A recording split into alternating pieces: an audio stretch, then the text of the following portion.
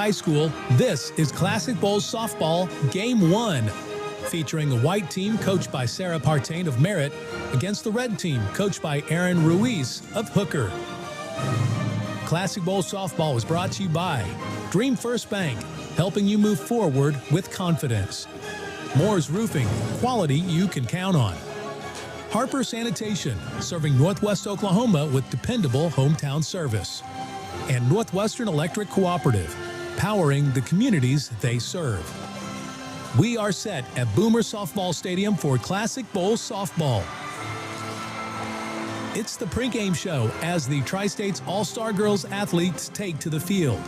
Here with all of the action is K101's Michael Barnes, alongside with color commentary is sports director for radio stations K101 and Z92, Tyler Riggs.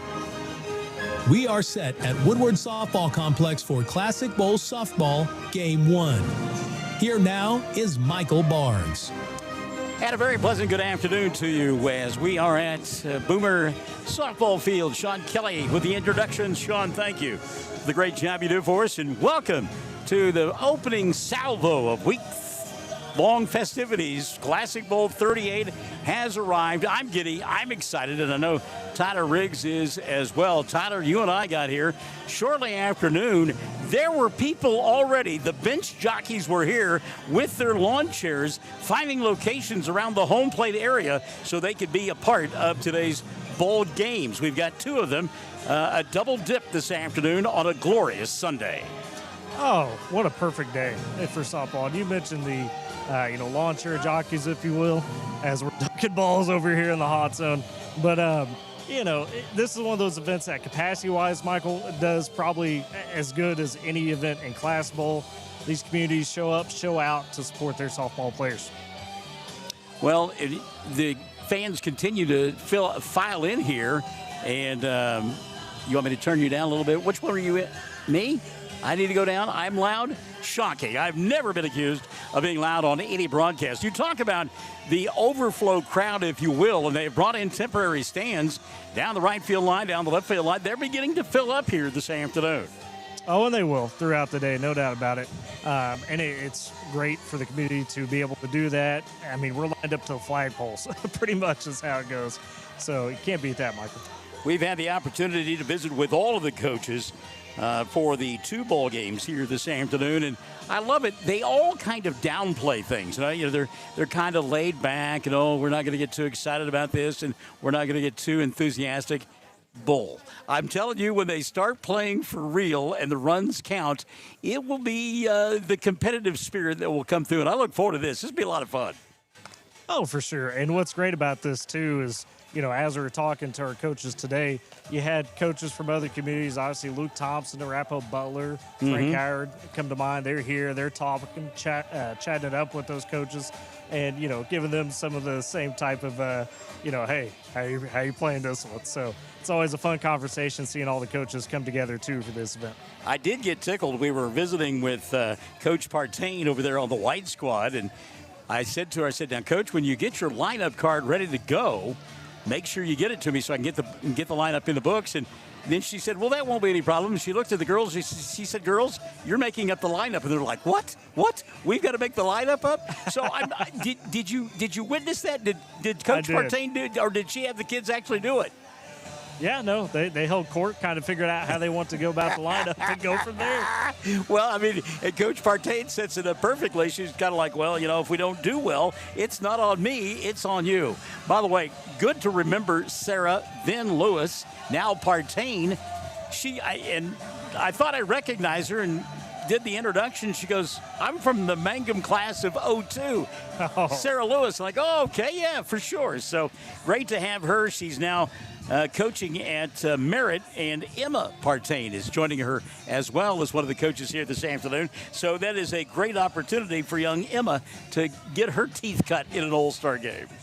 Yeah, and she's out there helping out, getting it done. And, boy, Michael, you talk about these players. One of the neat things Class Bowl as well is not only bringing all these communities together, But we had these instances where you had kind of, I won't want to say bitter rivals, but you had Oh, I think bitter is kids. okay. Yeah, I think you're okay saying that. They played against each other. Sometimes they're now on the same team. You have teammates split up. It creates, an atmosphere where these kids have known each other throughout their careers now get to compete either with each other or have to go against their teammates, right? So it makes it a lot of fun. Well, and you look through the lineup cards for both squads, and I was noticing, for instance, there's we've got Marley Mung playing, and we got Carly Easter playing. There have been, as long as I can remember, Mungs that have played at down at Merritt, and there have been Easters that have played at Sayre. I don't remember a time where I ever did a ball game involving either one of those schools that there was not an Easter or a Mung in the lineup for them. Oh, and you could go down the list from the different communities. You think the Metcalfs and Hooker come to mind, the Bullards and Shattuck. I mean, you go down the list. We are at the point now, Michael, where we've had, parents play, their kids play, and we're getting really close to that third generation where you're going to have a kid of a grandparent that play. I mean, that's outstanding.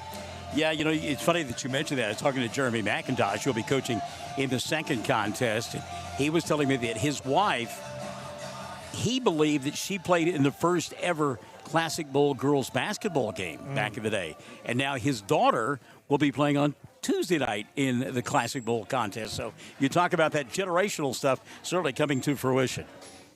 Oh, it's outstanding. Of course, with the addition of, softball, golf, baseball over the last 5 years now, that tradition is going to roll into itself. So a lot of fun to look forward to with that. All right. Speaking of traditions, we're starting a new one this week with Classic Bowl Week 38. Obviously, the audio is on K101 over the air wherever you go and can hear the K101 signal. You can pick it up. Also, we've got, of course, you can go to K101online.com and listen to the broadcast there. But this year, we're also streaming.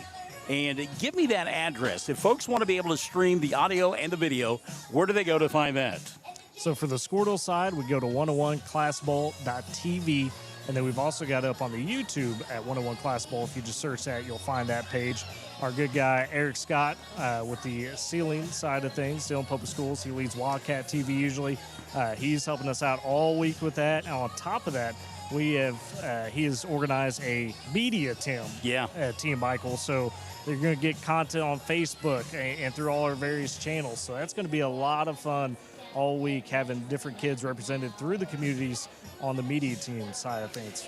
And since we've got you out there roaming, out and about, obviously talking to the players and coaches during the bowl game, that's one of the fun things about Classic Bowl is being able to be a part of it. And my first foray with Classic Bowl, I want to say it was either 89 or 90. I actually got in the huddle of the calls and knew what the call was going to be and stuff. I expect you to be out right front in the middle. If there's a heated argument about a call at first base, I want you right in the middle of that heated argument, Tyler Riggs.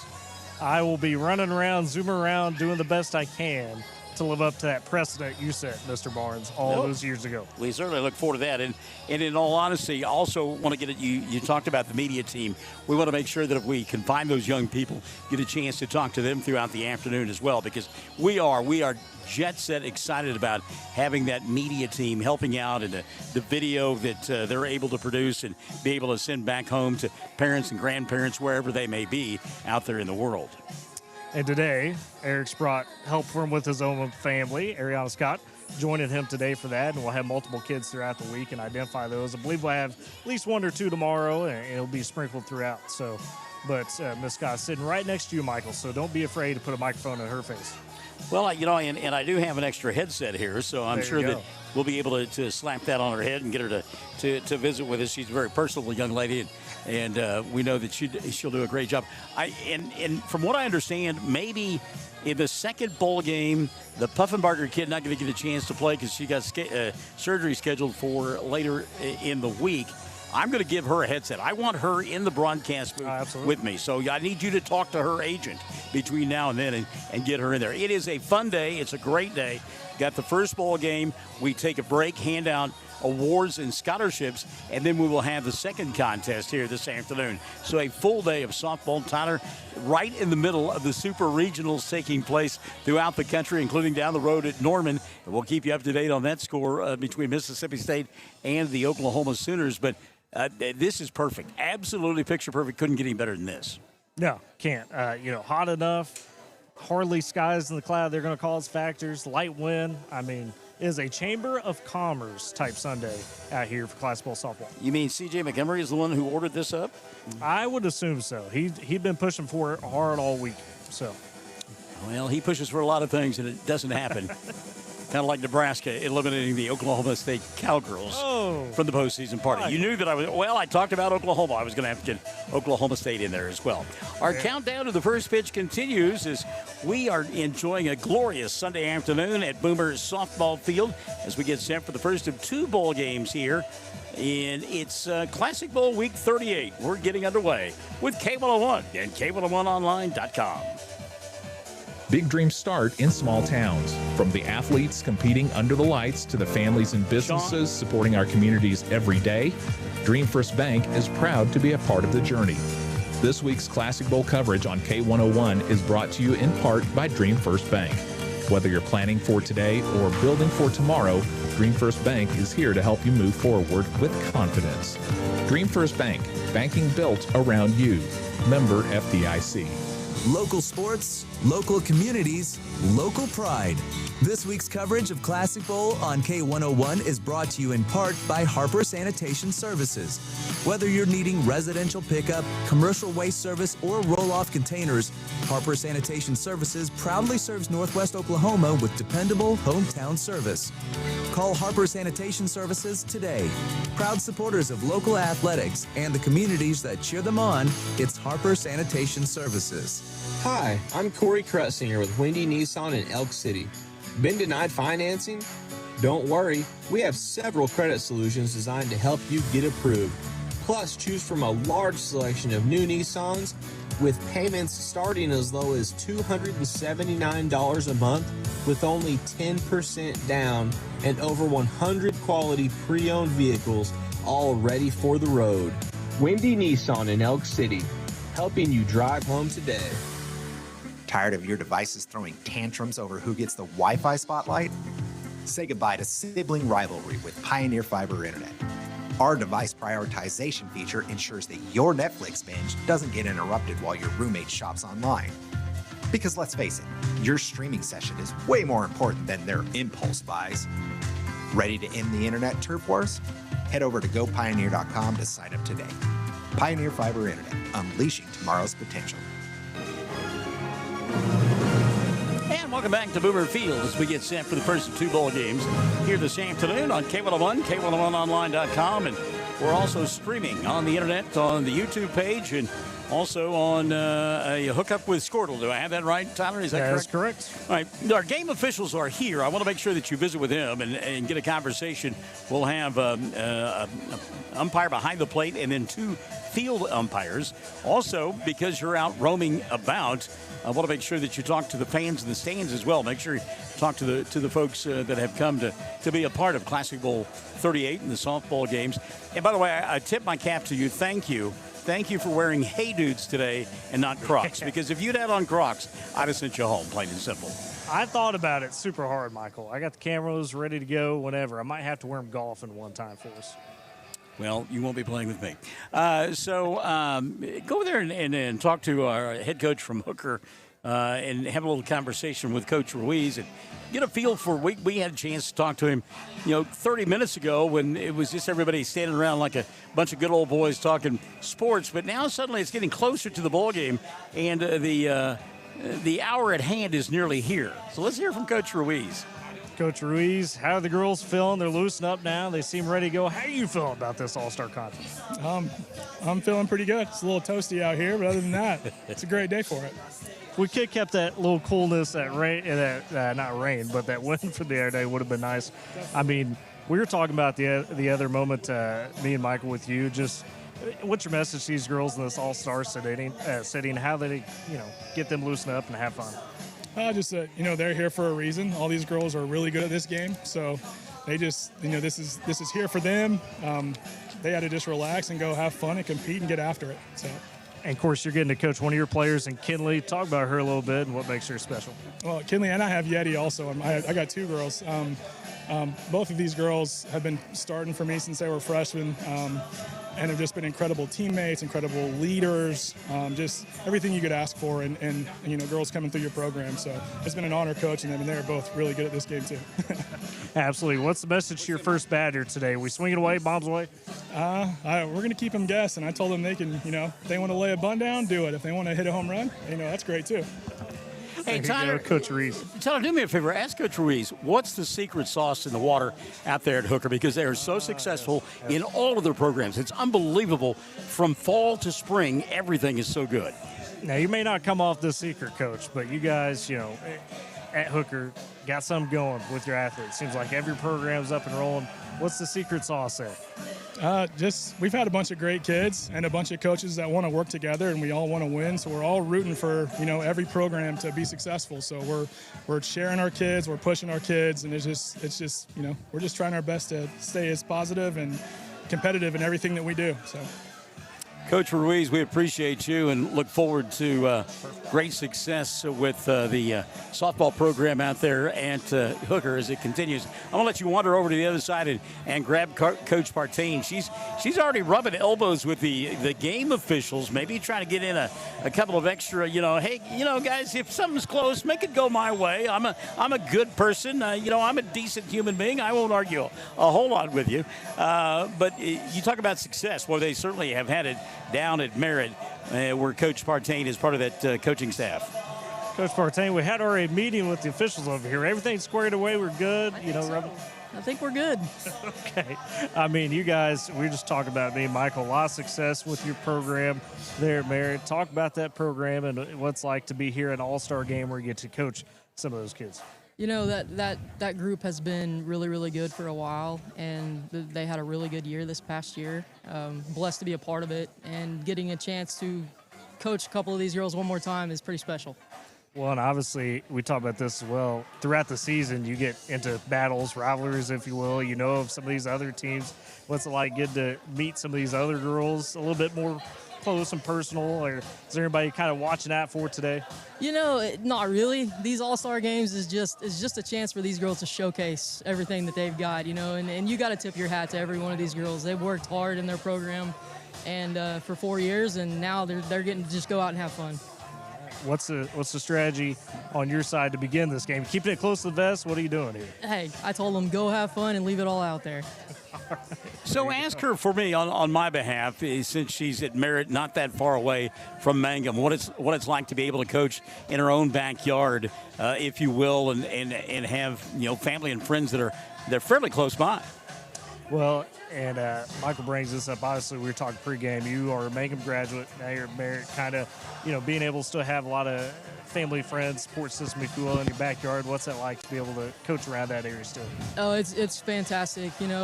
Being able to pull from all over Western and Southwest Oklahoma has been amazing. The support system has been great. How difficult is it? She talked about pulling. I mean, she's right in the backyard of Elk City and competing with, trying to find athletes and that sort of thing. What's that challenge like for her? Kind of a more modern day question. You get these other school districts around you, obviously with the way things have changed in high school athletics. Is it, I don't want to say a competition per se, but what's like to keep everybody invested with your guys' programs? Hey, just make sure that those girls know that you care. And you care about them as people, not just as ball players, and they're going to work for you no matter what. One last question, Tyler. I'm sorry I'm having to use you as an interpreter, but I know that she's got Emma there helping her coach here this afternoon. Yeah, they talk about having Emma here with us and, being able to help you. What's that experience like for her? It's been great. She's been able to be my right-hand man all year. She's just an 8th grader going into a freshman next year, so she's getting introduced to all of this stuff early. Of course, getting to look up to some of those kids. I mean, talk about the impact that we always talk about with these communities. These kids kind of are the catalyst for those younger generations to be able to follow.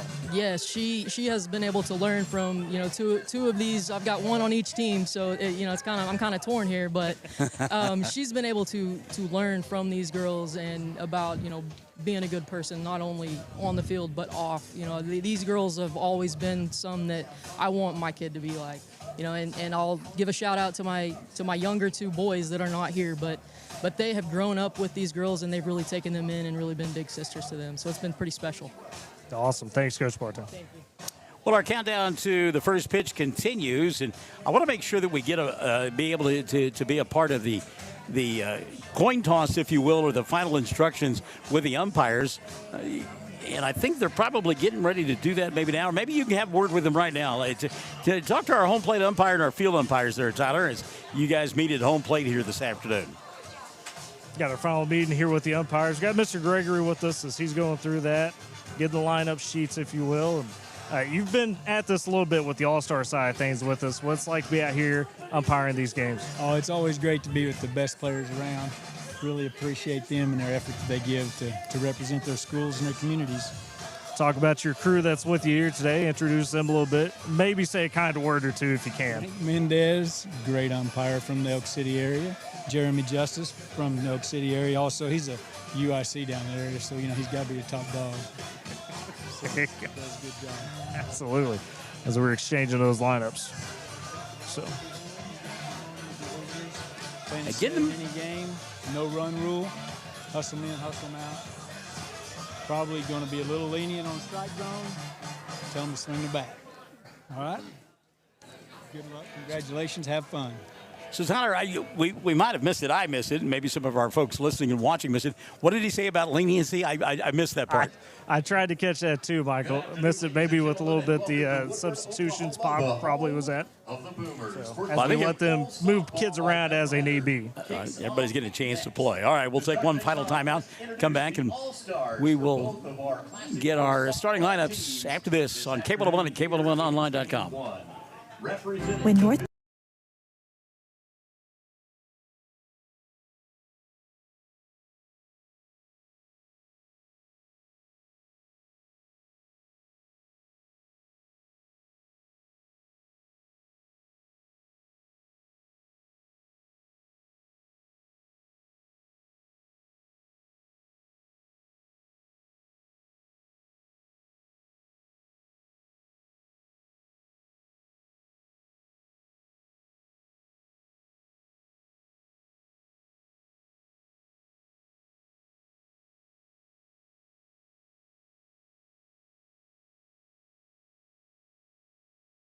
believes in doing the job right, treating customers fairly, and standing behind their work. This week's Classic Bowl coverage on K101 is brought to you in part by Moore's Roofing. Call 580-994-5417. Now at McDonald's, there's a meal deal with your name on it. And your name doesn't have to be meal or deal to get it. But it can be. With McValue, get a meal deal featuring a McDouble, 4-piece McNuggets, fries, and a small Coke, all for just $6. Or swap that McDouble for a hot and spicy or classic McChicken at just $5. Price and participation may vary. Promotion pricing may be lower than meal pricing. Ba-da-ba-ba-ba. Hi, I'm Taryn Hart, a certified physician assistant with Integris Health here in Woodward. I'm excited and honored to be caring for families in our community. I really enjoy getting to know my patients, making sure they feel heard and taken care of, whether it's preventative care, managing chronic conditions, or anything in between. I see patients of all ages, from infants to seniors. So if you need a checkup or something just doesn't feel right, come see me. Give us a call at 580-256-2457 or visit IntegrisHealth.org to schedule your visit today. Integris Health, right here, close to home.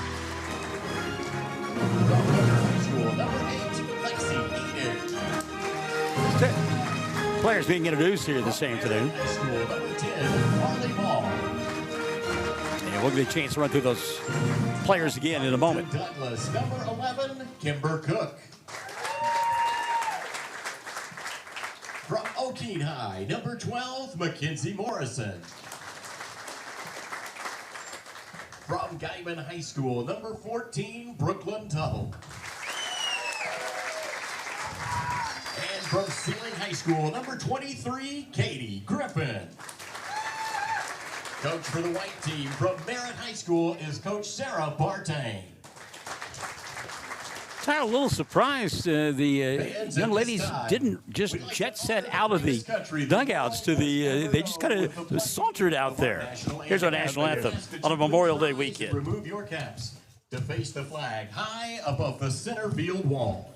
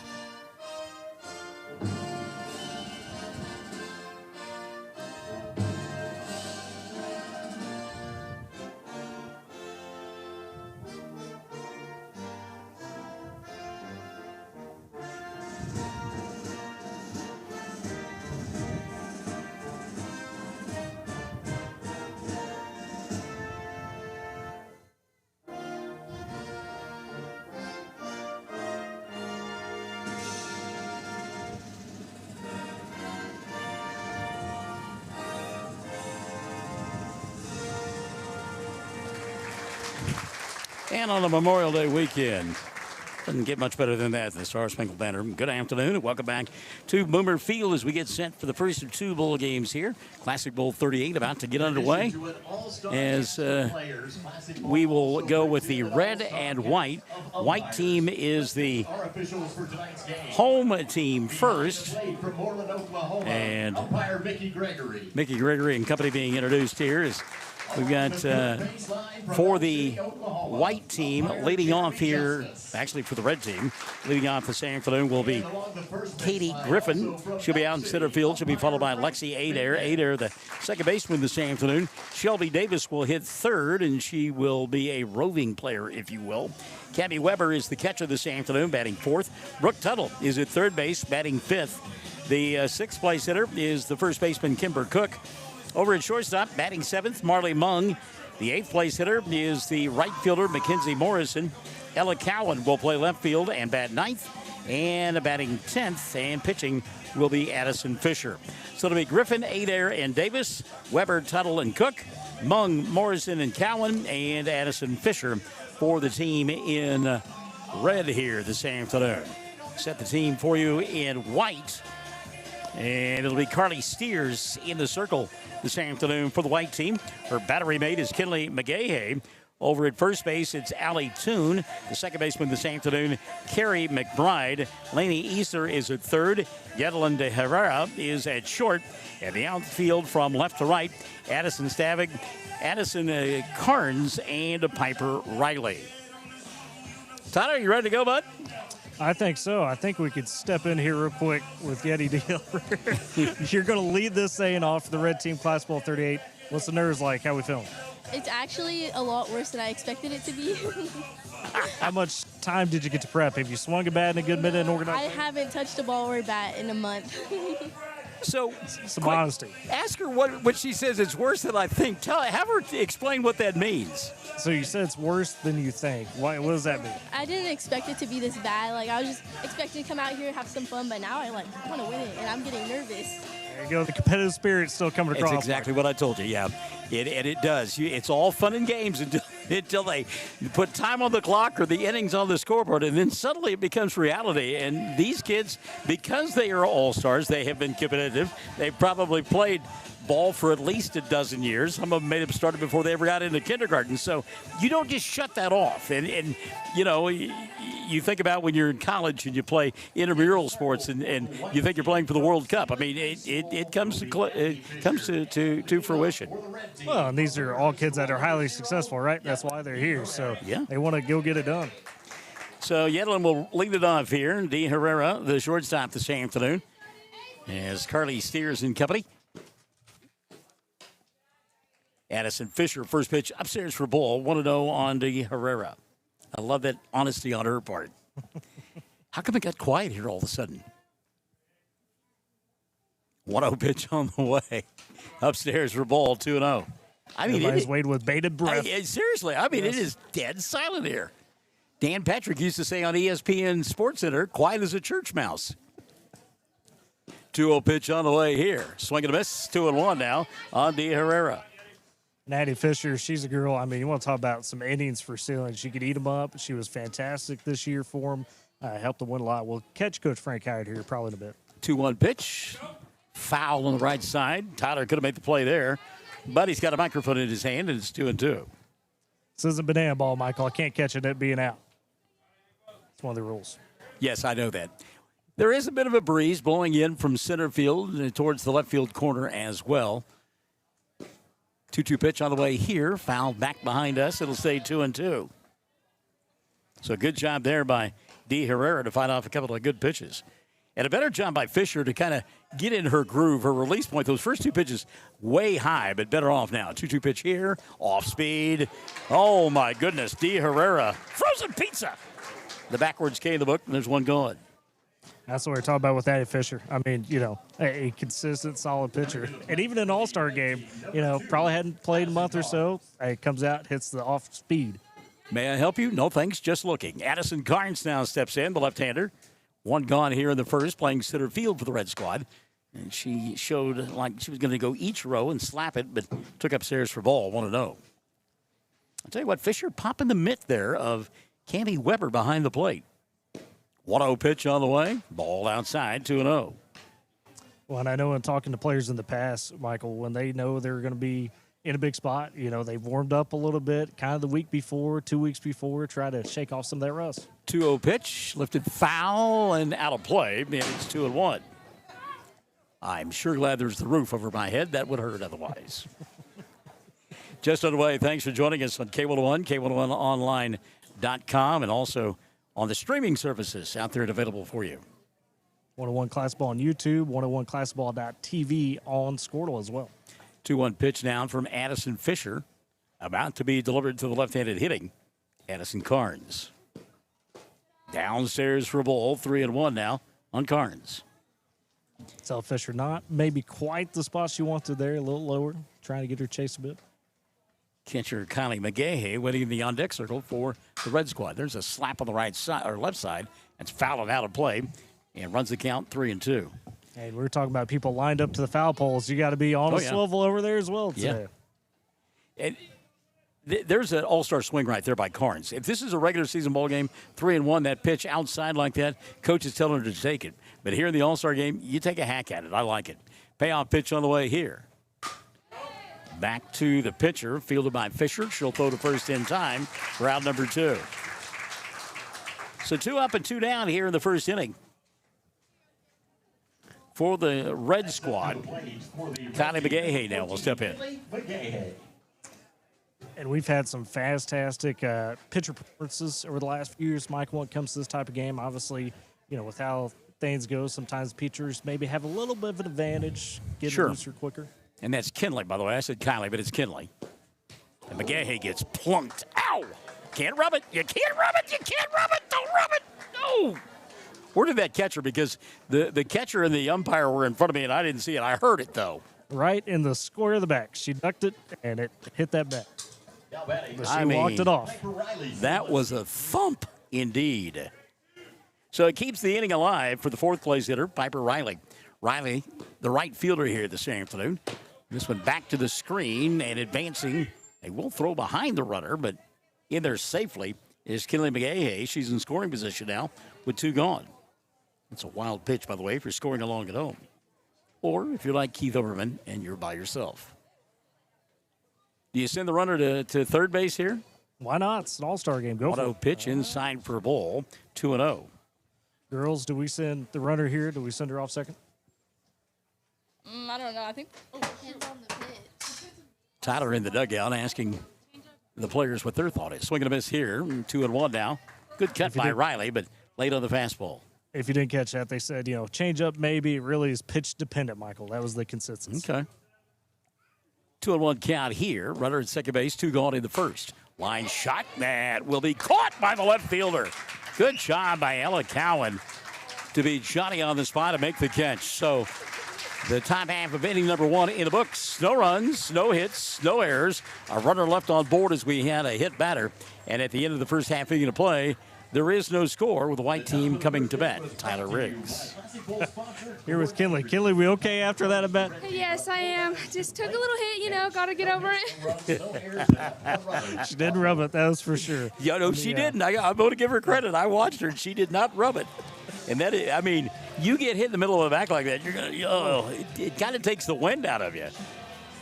It does. It does. They're tougher than me. I can give you that. Good job by Cowan out in left field because that ball was hit hard. And I talked about the wind and blowing in and towards that left field corner, and that one had a little gas on it.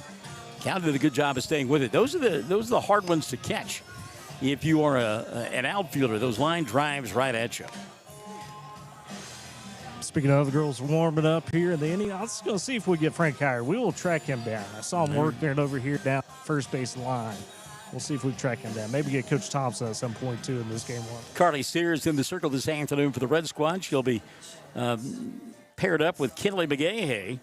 Kinley, the catcher, first base. Sally Toon. Carrie McBride is at second. Laney Easter at third. Yedlin D. Herrera. The shortstop, Addison Stavig in left. Addison Carnes in center. And Piper Riley will play right field this afternoon. Leading it off for the squad in white will be Katie Griffin. She'll be followed by Lexi Adair and then Shelby Davis. Cammie Weber, and Brooke Tuttle, and Kimber Cook, numbers 4, 5, and 6 in the lineup. And in the bottom third, Marley Mung, Mackenzie Morrison, and Ella Cowan. Anybody gets on base, the 10th place hitter will be Addison Fisher. A little bit of cloud cover, which will help out a little bit because you're using that brightly adorned bowl. Oh, come on, show you. Get up there. Get her. Grab her. Grab Katie Griffin. Let's just try and time it up, Michael. Just don't get hit with a bat on the way in. Griffin set to go to work against Carly Sears. Katie, how we feeling leading off? Dee Herrera a moment ago was nervous. How you feeling? I'm feeling good. I'm ready to go. Has she ever faced Carly Sears? Have you gotten to face Miss Steers before? Nope, never faced her.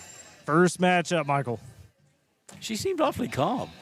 Yeah, weirdly. I think there was a little bit of nerves. Katie lied to us. You got some nerves? I got a little bit. I've never batted off leadoff before. Oh, that's where it comes from. Okay. She made out the lineup, so she's batting first. I mean, the players made the lineup. This was a player-decide lineup, correct? That's what we were told. That's what I saw. I wasn't even in the dugout yet, and they decided it. They nominated you? Oh, no. Oh, truly, if you are not there, then you get to be on the committee. Nobody wants to lead off, and so Katie wasn't in the dugout. She gets the honors. Katie Griffin leading it off. Yeah. Griffin, of course, out of Sealing. You said you were looking for Frank Howard, right? Yes, sir. First pitch on the way here. Cold strike, and it's 0-1 on Griffin. Good job by Steers to start off with a fast pitch and a strike. 0-1 pitch on the way now here. A little bit low for a ball, 1-1. There was a famous baseball player named Frank Howard. Did you know that? Michael, come on now. I may be young, but I'm not uncultured. 1-1 pitch. The big hurt. A little bit low. That's Frank Thomas. I'm kidding. Yes, Frank Howard played for then the Washington Senators. Calm down. 2-1 pitch all the way here from Steers. Swing and a miss. Scout level now at 2-2. What? Carly she's getting it and fired it. I mean, she's a little bit of a groove already. 2-2 offering on the way here. Inside for a ball. That'll run the count full. Boy, she wanted that one big time. I was going to say, Carly, now those like Addie Fisher, her opposite today, eats up a lot of innings for her team this senior season. Payoff pitch in the dirt, ball 4. So the leadoff runner aboard here in inning number 1 for the White Squad. And that'll bring Lexi Adair to the plate. Lexi, one of those out of hooker that Coach told you about. He's a little bit torn. He's got one on each side. Cold strike, and it's 0-1 on Adair. Lexi, the second baseman this afternoon, for the squad in white. 1-1 pitch on the way here. Cold strike. And that'll run it to 0-2. I think it said 1-1, but it's 0-2 now. Runner at first, nobody out. We play the bottom of the first, no score. A little ground ball out in front of home plate. Going to be fielded by Steers. She'll throw to first, and not in time, safe. And headed towards third. The throw not in time there. It actually hits Griffin in the back. And good job there by Adair to take second base on the throw. So a couple of runners in scoring position early on for the squad in white. Katie, how long has it been since you went full sprint like that? It's been a while. It's been a good minute. Good slide, though, right? Got the third. Yep, got here. Oh, you can tell she's a little gassed, though. Shelby Davis now will step in with runners at second and third. Ball back to the screen, but it comes right back to McGahey. And, now we've got a pickle going on. A little bit of a rundown and getting a chance to run a little bit more and safe. Sliding into the third base will be Griffin. Now check her pulse rate after that little pickle run there. She's been over. She gassed a touch. Well, what happened there is Lexi Adair thought and that Griffin in front of her was going to go home on the passed ball, but that wasn't the case. And so scrambling back to second was Adair, and Griffin back into third. There's a shot into the gap in left center field. Going to be hauled in by the left fielder, Addison. Stavig will throw to home and safe on the sacrifice fly. And Katie's like, nobody told me I was going to have to run this much in an all-star game. Come on. I'll let her catch her breath for a second before we ask her. That is some good stuff. Give the sacrifice fly the RBI, by the way, to Shelby Davis. And the white team is on the board 1-0. Cold strike here on Cammie Weber. Coach Partain, what happened with the call? Got out of it, but what happened? Well, we'll get you a second here.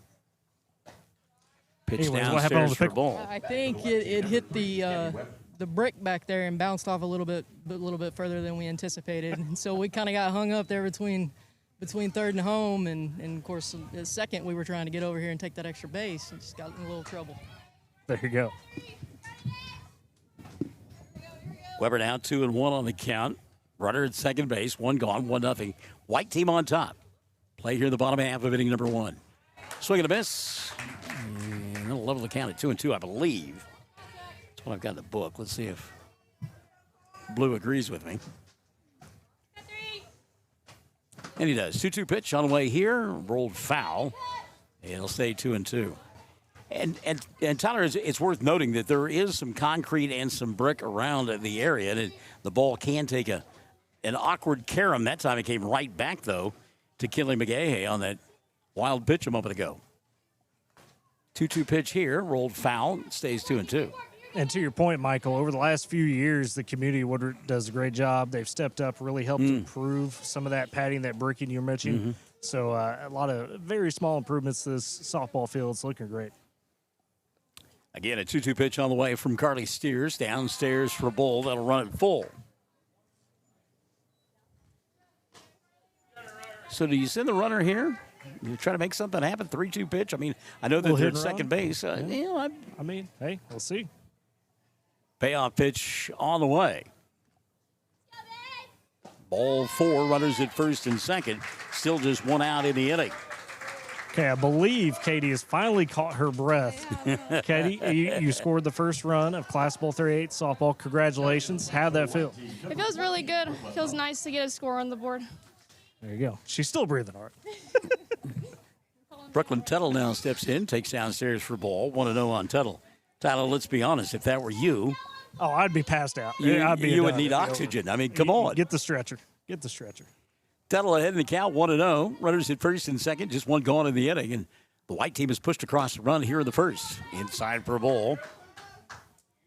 2-0 on Tuttle. So Brooklyn an opportunity.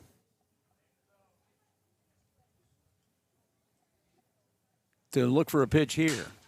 Lifts it foul and on the right side, and that will slice away. Good effort down the line by Piper Riley.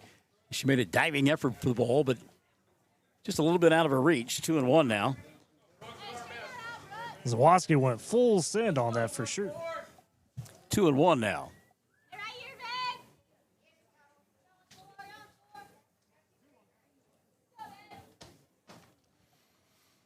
Out of Guyman, Brooklyn Tuttle. Leans away from the pitch inside, 3-1 now. Girls, what was the hidden strategy coming into today? We'll ask Emma real quick here. I don't know. 3-1 pitch on the way here. Ball four, bases loaded. Got Addie Fisher real quick. You went through that first inning pretty solid, essentially 1, 2, 3. How'd that feel good out? It felt like it actually worked. Were you a little surprised at the rhythm you were in? Yes, very. Kimber Cook had a notion laid off it. It's 1-0 on the first baseman. Tuttle's at first, Weber at second, Adair at third, one gone in the inning and one across. Inside for a ball, 2-0 now on Kimber. And again, ahead in the count. Cook can look for something here to drive. Got to be careful of that double play, though. 2-0 pitch, cold strike, right down Broadway. 2-1 now on Cook. White team looking aggressive on the base pass right now, Michael. They're all leaning, all ready to twitch and go. Well, if you're Carly Steers, you're looking for that pitcher's best friend, the 6-4-3 double play.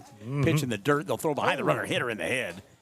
And I think that caught mostly helmet. Tyler, you're right there. Yeah, a little bit of helmet, some shoulder. She's working out a little bit on that shoulder blade. That's tough. She popped up. She's good. She got a smile. Down at third base. Lexi Adair down at third base getting hit with a throw down by the catcher, Kenna McGahey. And she put it right there. It just got it got the runner instead of the glove. 3-1 pitch, called strike. That runs the count full, 3-2. Bases loaded, one gone in the inning. One across, and the payoff pitch on the way from Steers. Swing and a miss, 2 gone. Good piece pitching there by Carly. Big strikeout there. She needed it. Kimber Cook, the second out of the inning. Yeah, big moment for Steers there. Solidify herself a little bit, right? Try out this jam. So Marley Mung now will hit with the bases loaded and 2 gone. Yeah, I mean, if you're Carly, you get out of the inning with only 1 run, you got to feel pretty good about it. Line shot foul. And it's 0-1 on Marley, and I laugh. That's why they have netting around, to keep the spectators safe, because that would have eaten somebody's lunch if that net had not been there. Oh, yes. They've invested that netting, too, and improved it over the last few years as well. I mean, that ball got on the net in a hurry. 0-1 pitch on the way to Mung. Off speed, cold strike, 0-2 now. So Steers trying to settle in now and leave the bases full here in the first. 0-2 pitch, ground ball, hits the runner, and that'll be the inning. And just an unfortunate bounce that time as Brooke Tuttle tried to get out of the way of the softball but couldn't get it done. So a run across in the inning for the white team. They came up with 1 run on 1 hit. There was a couple of walks, a sacrifice fly, and a hit by runner. At the end of 1, it's the white team 1, red team nothing. This is Classic Bowl 38. We're Cable of 1 and cableof1online.com. In Northwest Oklahoma, reputation means everything. That's why homeowners across the area continue to trust Moore's Roofing for quality roofing and dependable service. Locally owned and operated for over 45 years, Moore's Roofing believes in doing the job right, treating customers fairly, and standing behind their work. This week's Classic Bowl coverage on K101 is brought to you in part by Moore's Roofing. Call 580-994-5417. Local sports, local communities, local pride. This week's coverage of Classic Bowl on K101 is brought to you in part by Harper Sanitation Services. Whether you're needing residential pickup, commercial waste service, or roll-off containers, Harper Sanitation Services proudly serves Northwest Oklahoma with dependable hometown service. Call Harper Sanitation Services today. Proud supporters of local athletics and the communities that cheer them on, it's Harper Sanitation Services. Welcome back to Boomer Field as we go to the top half of inning number 2. White team pushing across to run there in the bottom half with the frame. They lead it 1-0. Tyler Riggs, you've got somebody down the line there. Yeah, I got Coach Luke Thompson, Larapo Butler here. Oh, my goodness, Coach, you guys coming off a highly successful year. You got a couple athletes this week participating, including today. What's it like to see these girls get to be part of this all-star game? It's kind of like icing on the cake. Like you said, we've had a great year. And so to get recognized and get to play in these postseason activities, it just, like I said, icing on the cake. And it's special for these kids. Addison Stavick will check in now. At home plate for the red team, down 1-0. She'll take a strike, get it 2-1 on Addison. I wanted to ask you about Piper Ally-Zawoski. Not only is she a great athlete, but she's got her own fashion line. Is that do you have to kind of keep her focused on sports at that point? She is an impressive young lady. I'll start with that.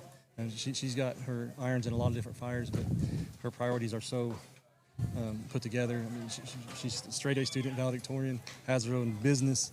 Not only was a two-sport all-stater, fast pitch and slow pitch, two-time state champion, she also qualified for the state track meet. So how she does it all in a 24-hour period, I have no idea. But she's an incredible young lady. Time called here. Cal 1-1 on the leadoff hitter in inning number 2, Addison Stavey. Addison, the left fielder this afternoon, takes a strike. It is 1-2. I know I asked Coach Reeves about this earlier with Hooker, but we got to ask you, what was the secret sauce for Apple Butler this year, man? You talk about succeeding in a lot of sports. You guys are getting it done over there. It's a simple recipe. It maybe sounds too simple, but we have great kids who are great competitors and great families, and they work really hard. I mean, it's as simple as that. And when you have all those ingredients, you have a recipe for a lot of success. Stabbing a little looping line drive to the third baseman, and Brooke Tuttle there to make the play for out number 1. So one gone here in the second for the Red. Carly Steers now, chance to help her own cause. The pitcher for the Red team this afternoon. First pitch inside for ball, 1-0. By the way, tip of the cap to Eric Scott and the video that they are putting on. I'm getting reports that it is absolutely outstanding. So we are grateful for that. Little ground ball to third, and again an opportunity throwing on the run high. Tuttle threw it down the right field line, safe at first base. Steers on the E5. I think Carly, you've been working hard in the circle there. Now you get on base. What are you gonna do with it here? Hopefully score. Late number 10, Laney Easter. I think Tuttle had a little more time to let go of that ball, and her footwork wasn't there. And again, that's somebody who hasn't played in a little while, probably on the softball diamond. And so the opportunity now for, as we mentioned, Steers help her own cause. Laney Easter takes upstairs for ball. 1-0 on Easter. 1-0 pitch. Cold strike. They'll throw down, and not venturing too far off the bag was Carly Steers. 1-1 now on Easter. Carly got a shot look over like, really? You're going to keep me tight? She's like, I'm not that far off the bag. You don't need to throw behind me. There's a ball lifted into left field, carrying quite well, and now it'll be at the base of the wall and safe on the high, deep fly to left center field off the bat of Laney Easter. That ball just kept carrying that time. Laney, did you think that one was going to land? No. It was really high. Alley 2. There you go. I mean, you see the flag limp now, and that ball carried. It's a hot afternoon, and the heat and humidity got it done. Alley 2 swinging a miss here. Alley out of our net. Down in the count 0-1. Runners at first and second. And the Red team trying to square things up here in inning number 2. Trailing 1-0. Off-speed pitch. Fisher trying to pull the string, and it's straight outside, 1-1. This is one of those matchups, Michael, where these two have seen each other. Yeah. Allie, multi-sport athlete. Addie also as well, so they've seen a lot of each other. Some familiarity for sure. 1-1 pitch on the way here. Line shot. Oh, my goodness. What a play by Tuttle. She'll throw behind the runner. The ball gets away. And safe at second base will be Carly Steers. And did that hit her? I think it did. Yeah, I think it did too. I think I did see exactly where there was some traffic there. And I mean, Allie Toon, you can't hit a ball any harder than Toon did. Brooke Tuttle, catch it or be killed. I mean, she didn't have any choice that time. 2 gone now, 2 on. Little pop-up into shallow left field. Going back and making the play is Marley Mung from her shortstop position. So a couple of balls hit hard in the inning by the Red team, but to no avail. They come up empty. No runs, a hit, an error, and 2 runners left on board. And at the end of an inning and a half, it's 1-0, the white team on top. Tyler Riggs. Got Allie Toon. Allie, that was a rocket over there at the third. How'd that not get through? She was right there. It was right at her face. I'm glad she caught it, actually. It just smoked her.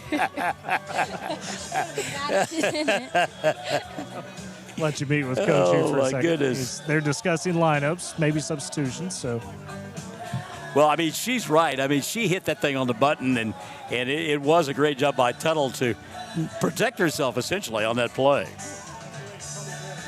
Get Coach Ruiz here. So what are we switching up, Coach? What's the plan? We're rotating the girl in. We're switching our catchers up so our catchers don't have to catch a whole bunch. Keep that fresh since it's a little hot out here today. But just kind of rotating around. Some girls are going to play out of position, but they're good enough to do it. So. Well, and you mentioned the heat. On top of that, obviously, a lot of these girls, maybe it's been, some weeks since they played, whether it's slow pitch or even further if it's been since fast pitch.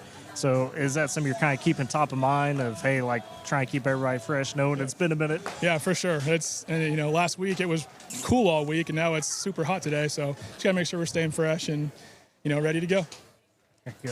Coach Ruiz, talk about some of those adjustments. And ask him who he did put at second base or behind the dish, because I can't see her number for her gear. Who we got a catcher now, Coach? You're not. That's a great question. Got him stuffed as well. I'll do it. I don't know all these girls. I know a lot of them. We'll get the number. Don't worry about it. We'll get it, Coach. Oh, that is so good. From Oakeen High School, number 12, Mackenzie Morrison. I love the Aussie event like this. I do too. That's some good stuff. Oakeen's Mackenzie Morrison will lead it off here in the second for the White squad. She is the right fielder this afternoon. For the White team, there's a called strike, and it's 0-1. Morrison to be followed by Ella Cowan and then Addison Fisher. 0-1 pitch on the way. Downstairs, that'll level the count at 1-1. That's some good stuff. I'm not sure who I put at catcher. Just told him grab the gear, go. 1-1 offering on the way. Cold strike. And it's 1-2. The red team did a better job swinging the bat in that second inning. It's like they're getting their timing down just a little bit. See if the White does the same thing. 1-2 pitch on the way here. Swing and a miss. And that's just smoke right there. Morrison goes down swinging for out number 1. Second strikeout of the ball game for Carly Sears. Well, probably big for her, Mike. You go back to that last inning. To get out of that big jam, you had the bases loaded, and you look up and you've only got 1 run scored on you. That feels better than giving up a ton. Ella Cowan, who made a nice play defensively, steps in now. She's the left fielder this afternoon. Takes her ball, 1-0.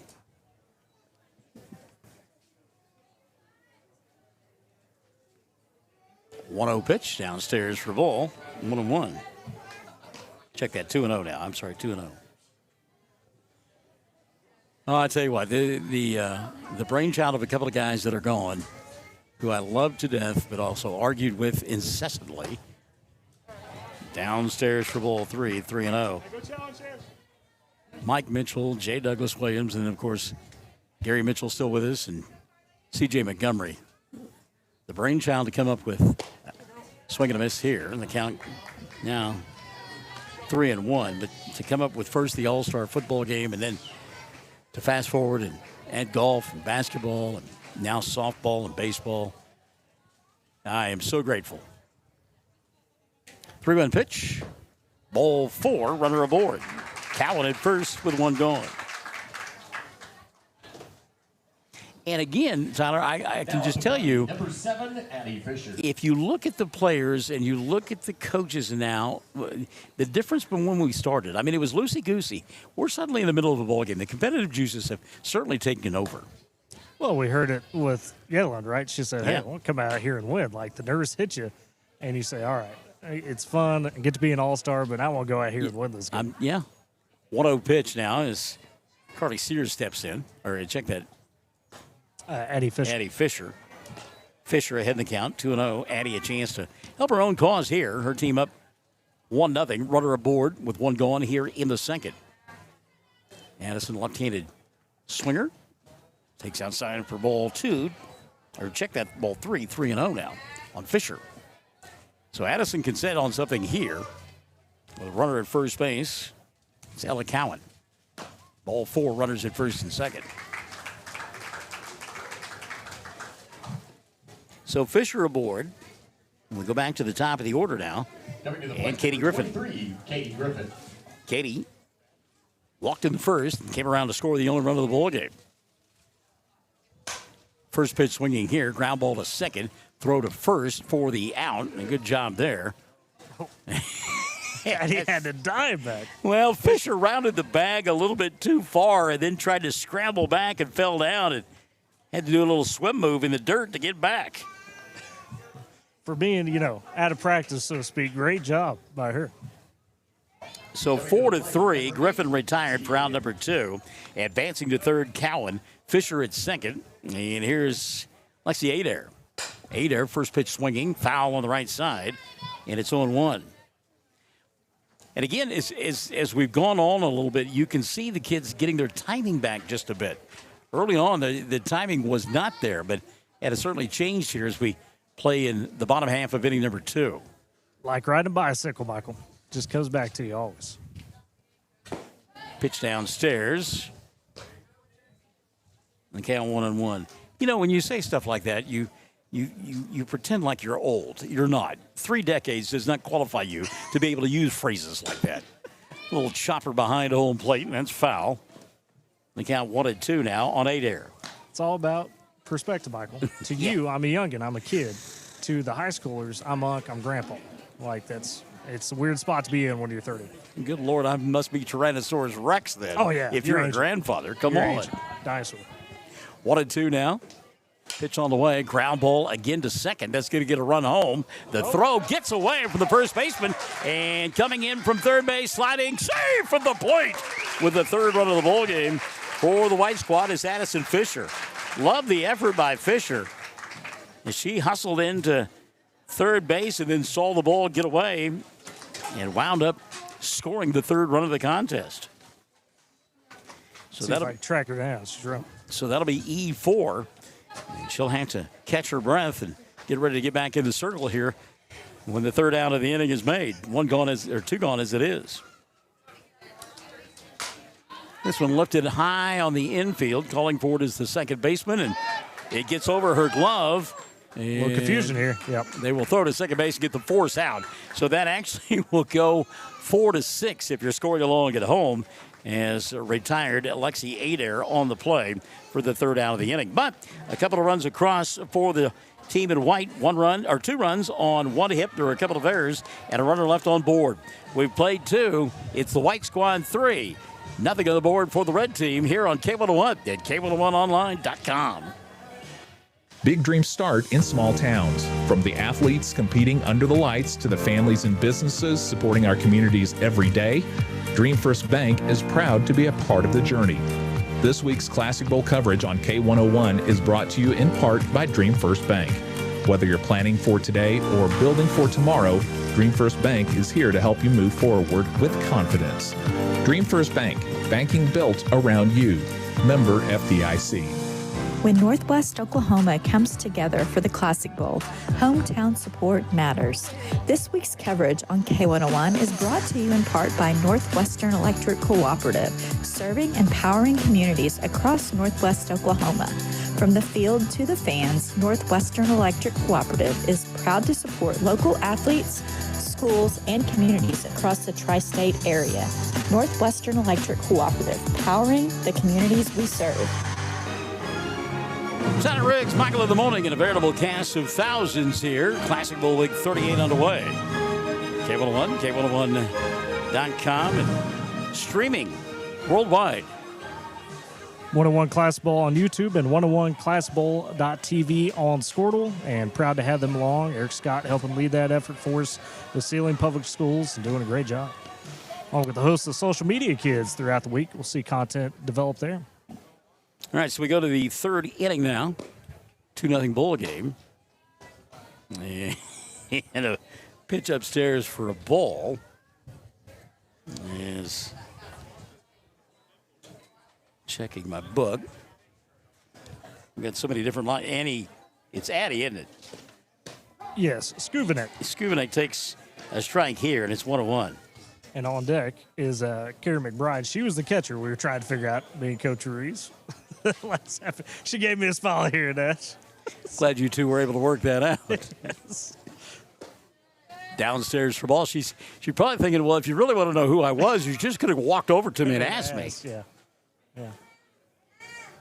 Skubenek ahead in the count here, 2-1. 2-1 offering on the way. One hopper knocked down by the second baseman, but Skubinak going to be safe at first base. Good job by her. She hit the ball hard. It went off the leg of Lexi Adair. Coming to the plate will be number 11. So McBride now will step in. Carrie McBride started at second. Now been behind the dish for an inning. Showing bunt early in the sequence. Pulls the bat back. Takes it for a ball. 1-0 on Carrie. Carrie, one of those that could do a little bit of everything. You mentioned, started infield, went catcher. She'd play outfield a little bit. So, utility player to a degree. Yetlin D. Herrera getting ready to bat a second time. Ask her if the nerves have gone away for her. Oh, I was getting to it. There's a called strike. 1-1 now on McBride. Yellen, are the nerves gone? Yeah, they are. I'm settled in now. You ready to win this, right? Yeah. There you go. 3-0 lead for the White as we play here in the top half of inning number 3. Upstairs for ball. 2-1. I want to remind folks that are listening or watching, there is still time to get by Crystal Beach Park to be a part of the big Pride of Texas Carnival going on. Swing and a miss here. And the count now 1-2. Pride of Texas Carnival through 6 this afternoon. Helping support the 101 Class Bowl Foundation. Yes. Proceeds Great going crowd to those last scholarships. night. We went by about 7:45, and that place was packed. So now we have a little jaw-jacking going behind, with the home plate umpire and the batter. Our first bit of controversy with the boys in blue. Yeah, I'll have to check there with with Mr. Gregory in a minute. Now when rolled out in front of home plate, it's foul ball. Yeah, foul ball. That went off the leg of McBride. It'll stay at 2-2. Now you need to find out what that was about. A little confrontation going on there. Looked like a discussion, I would say. I don't know about conversation. John Boy Media will be breaking that one down. 2-2 pitch on the way here. Off speed, and it fooled everybody, including the home plate umpire. That looked like a strike to me. Runs the count full 3-2. I will say, it went across her face. Looking at it from this angle, I got a nice, beautiful angle right from the red dugout. Oh, So. you're running for mayor again, aren't you? Payoff pitch on the way here. Swing and a miss. And a good job that time by Weber to hold on to the foul tip for out number 1. So one gone, and Yetlin will check back in. She struck out to begin the ball game, 0 for 1. But it's locked in now, as she told us. She's ready to go. Great kid. Love the excitement in her voice. Runner at first, one gone. Shows bunt, puts it down, and she's going to beat this one out, I think. And she's, they called her out at first base. Uh-oh. We better go to the replay. And I'm telling you, look at the body demeanor of the coach down there at first base. He is not liking that goal at all. Oh, man, he's not. No, he's not. He's not going to say anything, but he did not like that call. And that was a bang-bang play. So 2 gone of the inning, advancing to second on the play with Shumanek. She's there with 2 gone. A little slapper that will get into right field for a base hit. They're going to send the runner. Here comes the throw. Safe at home, and it's a 3-1 ball game. Excellent bunt there by Addison Carnes as she kind of rolled it into no man, not really a bunt, but more of a slap hit, put it into no man's land. Got the RBI and took second base on the throw home. So she's in scoring position with 2 outs. Not that you'd ever disagree with umpire, but what'd you see on that bang-bang play? Well, since it was one of the girls I coach, I wanted it to be safe, but I'll go with what he said today. See, there you go. 3-1 ball game now. Speed pitch a little bit high for a ball. Kylie McGahey ahead in the count 1-0. Kinley, I can call her Kylie. It's Kinley. Kinley McGahey hit by a pitcher first time around. Hits this one off the fist and going to be caught by the second baseman Lexi Adair for the final out of the inning. But the team in red cracked the scoring column as they come up with 1 run on a hit. There was an error and a runner left on board. We've played 2.5. It's 3-1. White team out in front of the red team with Tyler Riggs, Michael in the morning, and a veritable cast of thousands. Now, I got to ask you, Mr. Gregory, what was the conversation there between you and Miss McBride, number 11 for the red? What was going on? Well, I called the full count when it was 2-2. I told her, I said, we're still knocking the rust off. Knock the rust off a little bit and have a little fun. Went back to 2-2 and played ball. There you go, Michael. Well, I love it. The boys in blue can admit when they're mistaken as well. Well, and speaking of that, Mr. Greger, I mean, we talk about the athletes. It's been a month or so, whatever, since they've gotten to play maybe. I mean, you guys, you get an off-season as well, right? You got to kind of get back into it. It's been a long time since high school game was done, I guarantee you. It is slow pitch, but there is a little difference. A little difference. There you go. Big dreams start in small towns. Whether you're planning for today or building for tomorrow, Dream First Bank helps you move forward with confidence. Dream First Bank, member FDIC. And locally owned and operated for over 45 years, Moore's Roofing, they treat customers right, stand behind their work. Homeowners across the area trust Moore's Roofing, quality that you can count on. All right, Cammy, for your white team here, how do we get this going strong? You just got to get the bats going. You've been okay. You've been patient, it looks like, as a team. Is that something that was talked about? No, we're just kind of going with the flow. They're naturals, Michael. They're naturals. Yeah, we got that spark.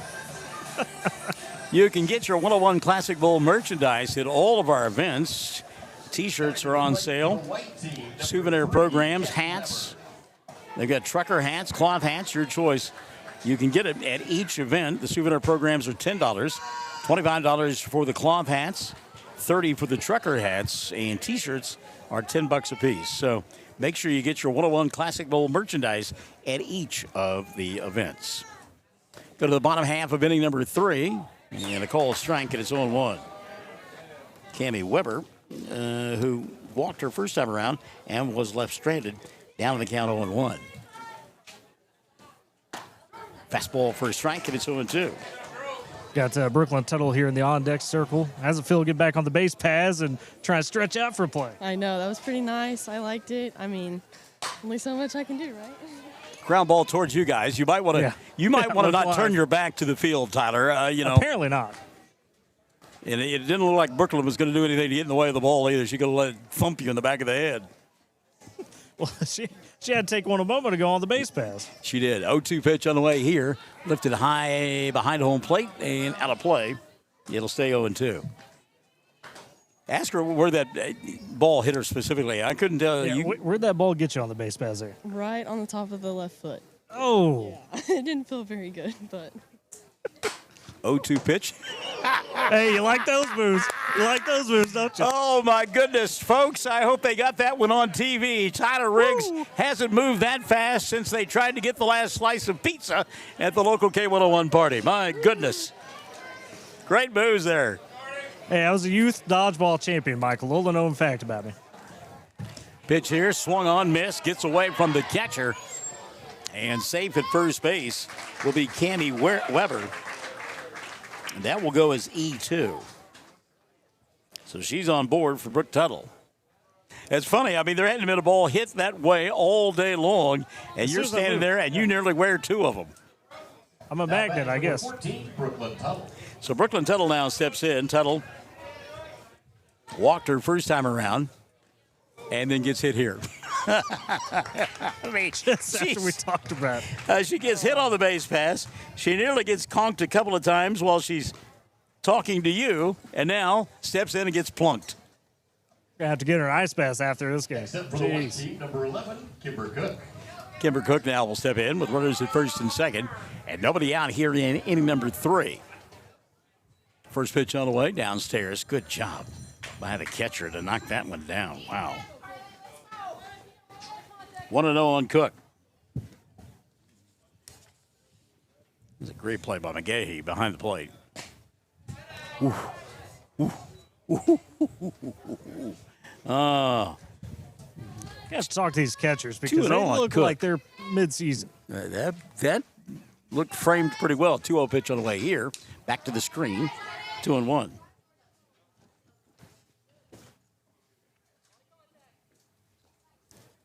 Kimber Cook struck out her first time around. She's 0 for 1.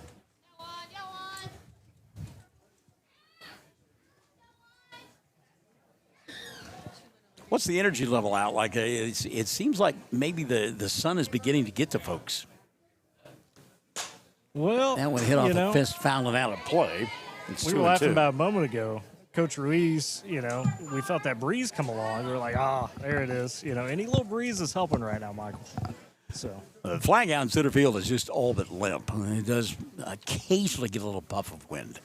2-2 pitch gets away from the catcher, and so the runners will advance. They'll throw down. Good job of keeping that ball in play by the third baseman, Easter. Runners at second and third, nobody out. Got Addie Fisher here. We were going to talk to her a moment ago, but my goodness, she had to catch her breath. You're working hard on those base paths. What was that? Just running, How long has it been since you ran like that? Payoff pitch in the dirt, bases pitch. loaded. Okay. A little fresher. Okay, not too bad.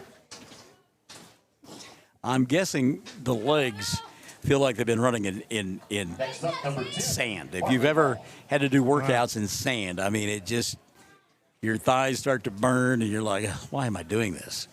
So the base is loaded now. Nobody out here in the third. And one that gets back to the screen, but it comes right back to McGahey, and the runners will stay put. Marley Mung steps in. Marley heading the count 1-0. Weber's at third, Tuttle at second, Cook at first. Nobody out in the inning. Pitch inside for ball, 2-0. And Marley, one of those multiple sport studs, so to speak. We're going to see her Tuesday night for basketball. Look forward to that. Heading the count here, 2-0. Hit that one hard, but foul off the fist. Marley a little bit late on that pitch, 2-1. And again, because of the heat, a little bit of humidity in the air, the ball really jumping off the bat this afternoon. So Mung trying to put one in play and get another run across for her club. They lead 3-1. White team at the plate. Here's a called strike. Good pitch. Good job by Steers she'd been in one bases loaded jam earlier in the ballgame, first inning, and only gave up a run. Trying to close it over here, but nobody out. Bases jacked. 2-2 pitch. Roll right back to her. She'll throw to first for one. Now they'll go home and scoring on the play. And it's just a case of forgetting where you are. Bases loaded. She could have gone home to get the first out of the inning, but Weber will score. Well, that's what I was about to get. Michael, Cammie Weber gave her a little juke move, so let's talk to Cammie about that to get that run. Cammie, where'd you come up with the little juke move right there? You froze her. Honestly, totally forgot their runners were loaded, bases were loaded. And so, yeah, basically fake it till you make it, yeah. A phrase that me and Michael Barnes have used a few times. Mackenzie Morrison now steps in. Swing and a miss. They count level at 1-1. Good pitch that time by Carly Steers.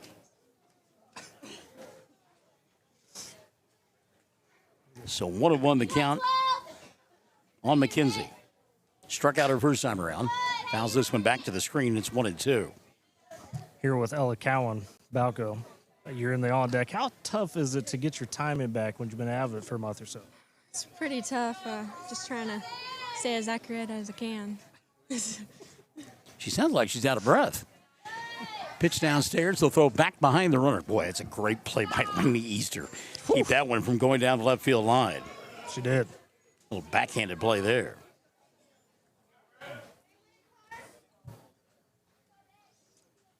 So one gone in the inning. Runners at second and third. Swing and a miss.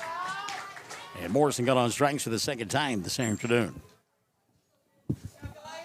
We talked to Ella Cowan a moment ago. Number 5, Ella Cowan. Admitted it was tough trying to get that timing down again. Ella bats here with 2 on and 2 out in the inning. Takes a strike here, and it's 0-1. Cowan, her first time around, walked and scored a run. Addison Fisher did not realize she's on deck. She's hustled. This is foul out of play on the right side, rather, and the count level at 1-1. Do what now? Addie Fisher did not realize she was on deck. She had to scramble, but she's ready to go now. Trying to cool off a little bit on a steamy Sunday afternoon. 4-1 score. A little bit low. Cowan ahead in the count 2-1. And we've heard a couple of derisive comments on some close calls. I love it. 2-1 pitch. rolled towards first and stepping on the bag in time for out number 3 will be Allie Toon. So the inning comes to an end, but not before the run retrieved by the squad in red. 1 run on 1 hit. There was an error and a couple of runners left on board. We've played 3. It's 4-1, the lead for the red over the white over the red here on K101 at K101online.com. Tired of your devices throwing tantrums over who gets the Wi-Fi spotlight? Say goodbye to sibling rivalry with Pioneer Fiber Internet. Our device prioritization feature ensures that your Netflix binge doesn't get interrupted while your roommate shops online. Because let's face it, your streaming session is way more important than their impulse buys. Ready to end the internet turf wars? Head over to gopioneer.com to sign up today. Pioneer Fiber Internet, unleashing tomorrow's potential. I'm Corey Krutzinger at Windy Nissan in Elk City, and our goal is simple: help you find a vehicle that actually fits your life, not just your payment. We stock the newest Nissan models, plus more than 100 pre-owned cars, trucks, and SUVs. And if financing has been a challenge before, we have credit solutions that may surprise you. We're easy to find at 114 Access Road in Elk City, and our service department works on all makes and models. Windy Nissan in Elk City. Real people, real help when you're ready. Top half of inning number 4 about to unfold here on K101 and K101online.com. Pitch taken upstairs for a ball. The count 1-0. Tyler, this is the first of 2 ball games. We've got awards and scholarships going to be handed out in between contests. Swing and a miss here. The count level of 1-1. That's right. We'll get a Player of the Year, Coach of the Year, and the CFI scholarship for softball. So Piper Riley, who lined to left her first time around, 0 for 1. Swing and a miss here. And 1-2 on Riley. Hit the ball hard, but right at the left fielder, Ella Cowan, her first time around. 1-2 pitch on the way. Off speed. Level the count at 2-2. Addison Fisher,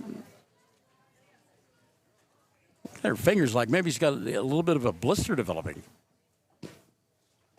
2-2 pitch. Upstairs for a ball. Well, I'll have to ask her about that because, you get into a game like this, it's no different than the conditioning. Your hands maybe aren't used to throwing a ton of pitches like that. 3-2 pitch on the way here. Lifted into shallow left field, and that'll drop for a base hit. Seeing eye single that time for the leadoff batter, Piper Riley, here in inning number 4. And that'll bring Addison to the plate. Stavik, rather. Coming to the plate, number 21. Addison, one of those Guyman products, another great multi-sport athlete, great golfer, Michael, as well as basketball player. So I believe she'll be participating Tuesday morning at Bowling Springs. Hit the ball on the button her first time around, but right at Brooke Tuttle for an out. Tries to bunt her way aboard here, but that one's foul and out of play. So one thing that as I look at the kids come to the plate is the helmets, the batting helmets. Do they bring their own batting helmets? Yeah, you're able to bring some of your own gear there with that. Okay. Your pants, your cleats, your helmets if you'd like. So 0-1 pitch, swung on a miss. It's 0-2 now on Addison. Basically, they get the Class Bowl jerseys, which are all donning, and then they can bring what they need to complete that outfit. That's why you get a mix of baseball pants, bats, and helmets. Runner at first, nobody out in the inning. 0-2 pitch, ticked foul. And a throw down to first. Did she not tip that ball? Apparently not. Yeah, I don't think she did. So the ball was swung on and missed, apparently, then got away from the catcher, but a throw down behind her for the first out of the inning. I thought the ball was foul tipped. I thought I heard a noise, but it must have gone off the catcher's mitt instead. So a runner in scoring position with one gone in the inning. Pitch upstairs for a ball. Carly Steers. Steers reached on an error her first time around and was left stranded and second base. Carly a chance to help her own cause. Takes a strike, and it's 1-1 now on Steers. Laney, did you think you were going to have to be that active over on the hot corner this early in the game? No. I don't know. It's kind of scary. I haven't played third base since I was like in 8th grade. It's been a long time. And Coach Reeves, remember, said, hey, they're going to be playing some different positions, and they're good enough to handle it. So Laney was on the hop there. Taking for a strike and wanted to, yeah. I mean, and, you know, usually the third baseman plays a little bit in, and she was kind of even with the bag when she took that hot shot. There's an off-speed pitch that is foul. And it'll stay 1-2. As we mentioned, awards and scholarship going to be handed out in between bowl games. And then we'll do the red-white thing again in game number 2 this afternoon. See if we could rope Blake Puffenbarger in to maybe the broadcast booth for that. She's in game 2, but as you mentioned earlier in the pregame, not going to be able to play. So yeah, get a chance to talk to her. I want to see if we can't get Blake in the broadcast booth. She's a hoot. I will tell you, she was delivering, it looked like a Sonic drink earlier to a friend here in the red dugout. 1-2 pitch, swung on a miss. Good piece of pitching there by Addison Fisher as she gets her second strikeout of the inning. Next up at the plate, number 10, 2 gone Laney Easter. for Laney Easter. Laney singled her first time around. Chance to drive and run here with 2 gone in the inning. Fast pitch upstairs for a ball. 1-0 on Easter.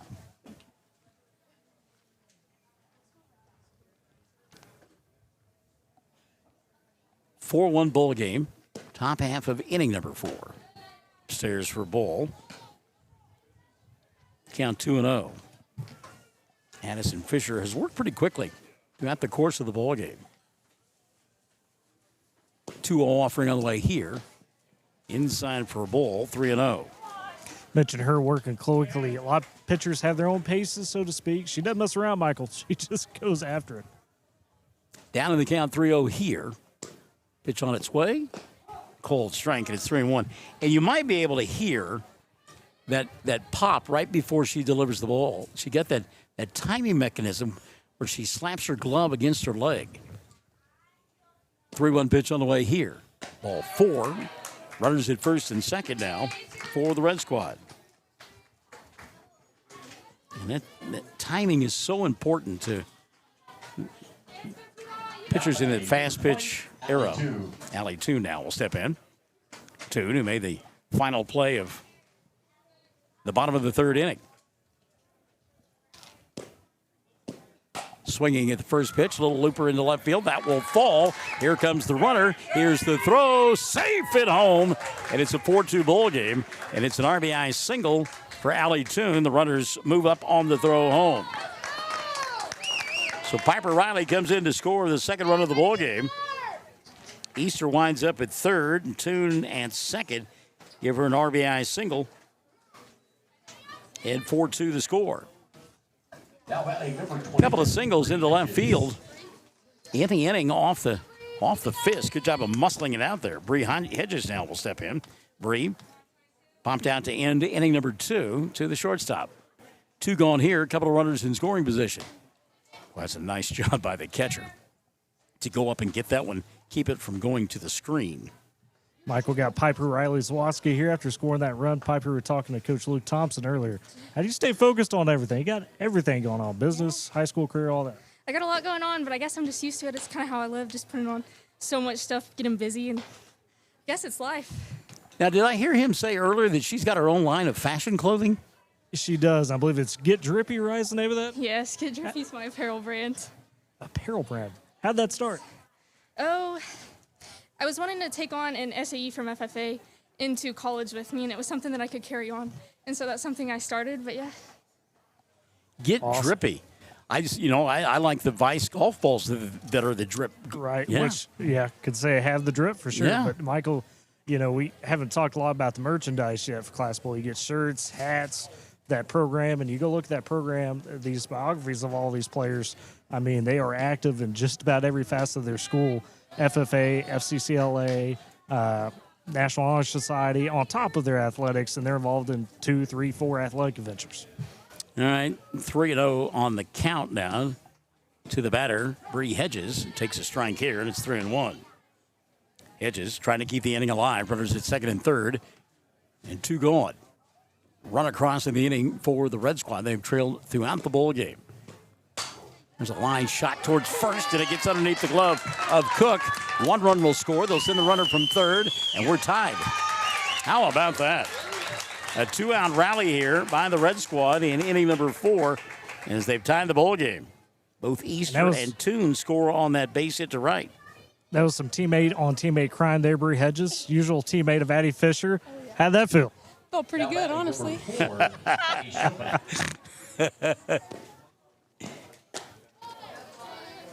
Shivnik takes a strike. Yeah. Take that out. I like rubbing it in her nose a little bit. Addie 0 for 1. She reached on an error and came around to score. Back in inning number 3. Got the first run of the ball game for the Red Squad, who have now fought their way back into this title and tied it at 4 in the top half of inning number 4. Good to see some offense rolling. You never know what you're going to get, Michael. The committee tries to balance up these teams. Sometimes you get pitcher duels. Rarely do you get kind of a slugfest going, but these teams both playing it pretty well early. Well, and they're aggressive on the base pass as well. That's what I like. Off-speed pitch. Weber tried to frame it. Not that far outside. Not going to get that one. 2-1 You can't now. blame her. You got to try to go all out in this situation. 2-1 now the count. Runner at first, 2 gone in the inning. Inside for ball 3, 3-1. Kerry McBride waiting in the on-deck circle. Got her catcher's gear on just in case.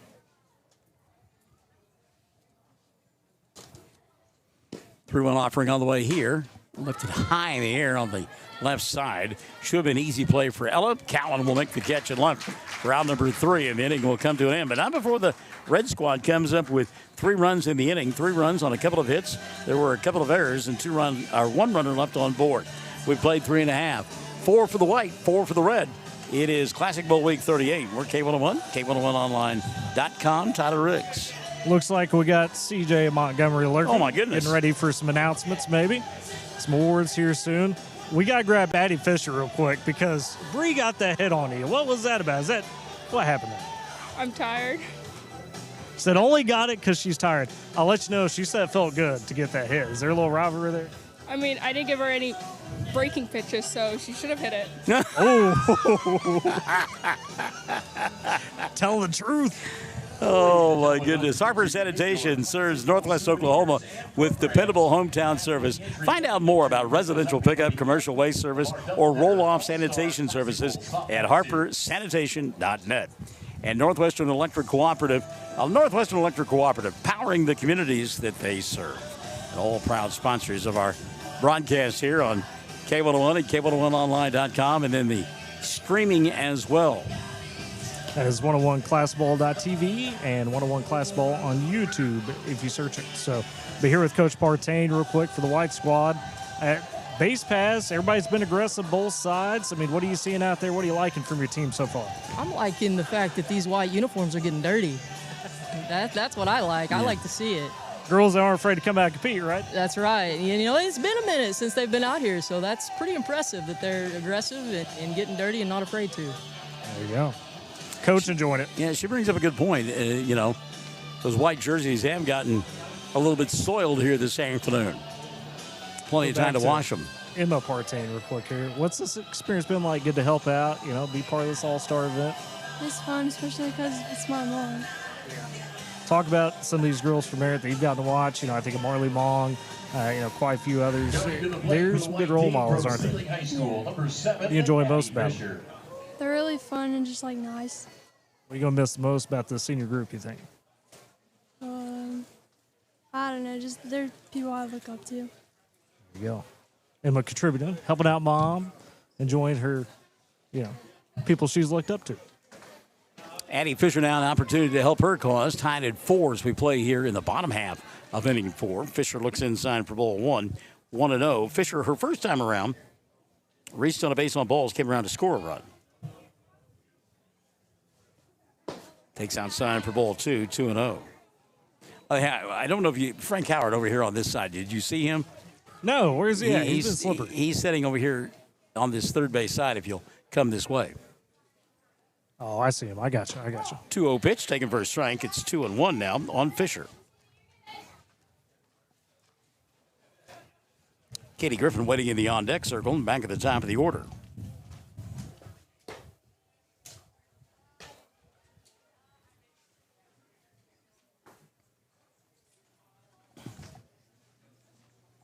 3-1 pitch on the way now here to Addison Fisher. Ground ball towards third, gobbled up there. Laney will throw in time for out number 1. Good job by Easter. And it's getting down the line quickly. Addison Fisher, out number 1 recorded. So 1 gone in the inning. Back to the top of the order. Katie Griffith now will step in. Katie walked her first time around, scored a run, and she is grounded out 0 for 1 on the afternoon. Takes downstairs for a ball. 1-0 on Katie. Play here in inning number 4. 1 in the first for the White Squad. 2 in the second. 1 more in the third. Red getting 1 in the third and 3 in the top half of this inning to tie it at 4. Heading the count here, Katie Griffin. 2-0 on Katie. Takes downstairs for ball 3, 3-0. Lexi Adair waiting in the on-deck circle. Tell you what, Coach Howard has kind of embedded himself in this crowd. I think I'm going to be able to work my way to He him. has. So. I've been watching you try to weave your way there. That's pretty good. Should be describing that. Inside for ball 4. Yes, Adair Griffin wasn't sure. Then she got the call. Yes, ball 4. So Katie aboard with 1 gun. Here's Adair. Coming to the plate, number 8, Lexi Adair. Lexi singled her first time around. And then rolled into a fielder's choice. Her last time, 1 for 2 rather. Takes a pitch for a ball, 1-0. Currently steers, working hard in the afternoon heat. Did we get a pitching change? And went back to the screen, gets away from the catcher. And Griffin will get all the way to second. Yeah, it's Piper Riley Zwoski in the circle now for Apple Butler. Or from Apple Butler, I should say. You know, you talked to Piper a moment ago and talked about all the things she does. Now she's pitching here this afternoon. A jack of all trades. Or Jill of all trades. Either way. Pitch inside for a ball. And it's 3-0 now on Lexi Adair. Lexi, I don't know if she was fooled by that pitch or what, but she was kind of had a wry smile on her face. There's a ground ball back to Piper. Good play. She'll fire to first for out number 2. So Adair, a little chopper back to the pitcher. Fielded nicely by Piper. After trying to hide from us, we do have Mr. Frank Howard here. Frank, you've been a part of this Class Bowl event. So a lot of kids here, multiple schools. Out enjoying. What do you look forward to? Oh, it's always fun to come out and watch the kids play and get one more chance to compete. It's always a high-level game, and doesn't matter the sport or the band or cheerleading. It's always exciting to come watch them all play. And what do you think about this group you've sent this year? Of course, you know a lot of these girls from the area.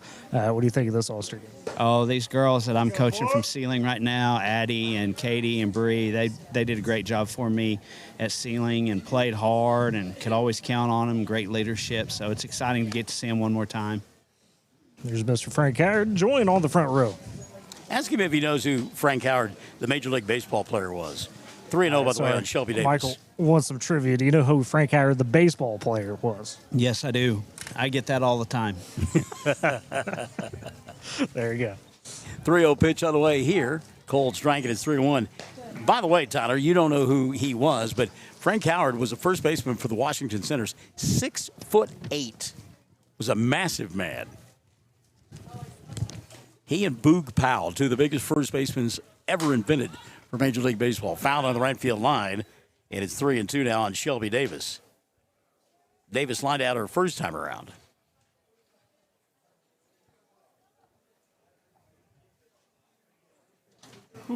Bottom half of inning number 4, tied at 4. Red and the white squad. 2 gone in the inning. Pitch inside for ball 4. So Davis keeps the inning alive for Cammie Weber. Weber. Pitch on the way. Leaned away from it, and it's 3-0 on Brooke and on Kimber. Back-to-back strikeouts to begin inning number 5. It's going to take a while to fall. Saw it coming down, so I'm going to push. Well, and put pressure on the defense as well. Katie Griffin had to come a long way to get the softball. And even if she fields that cleanly, I don't think she makes the play at second base. Because out of the box that time, Carnes had made up her mind. She was going to take two. So a runner in scoring position. This one's popped up on the infield in foul territory. And a nice play coming from her first base position to make the play. Kimber Cook for out number 3. Mackenzie Morrison hustling over there. Oh, is that, so they all right. So Morrison makes the play, moving in from right field to first base. Good job by McKenzie for the third out of the inning. No runs in the frame, no runs, a hit, no errors, and a runner left on board. And after 4.5, 5-4, White in front of the red, Tyler Riggs. Now the red team looking around, trying to figure out how they're going to put the, adjustments in, so to speak. Coach Reese talking. Let's see if we get him here.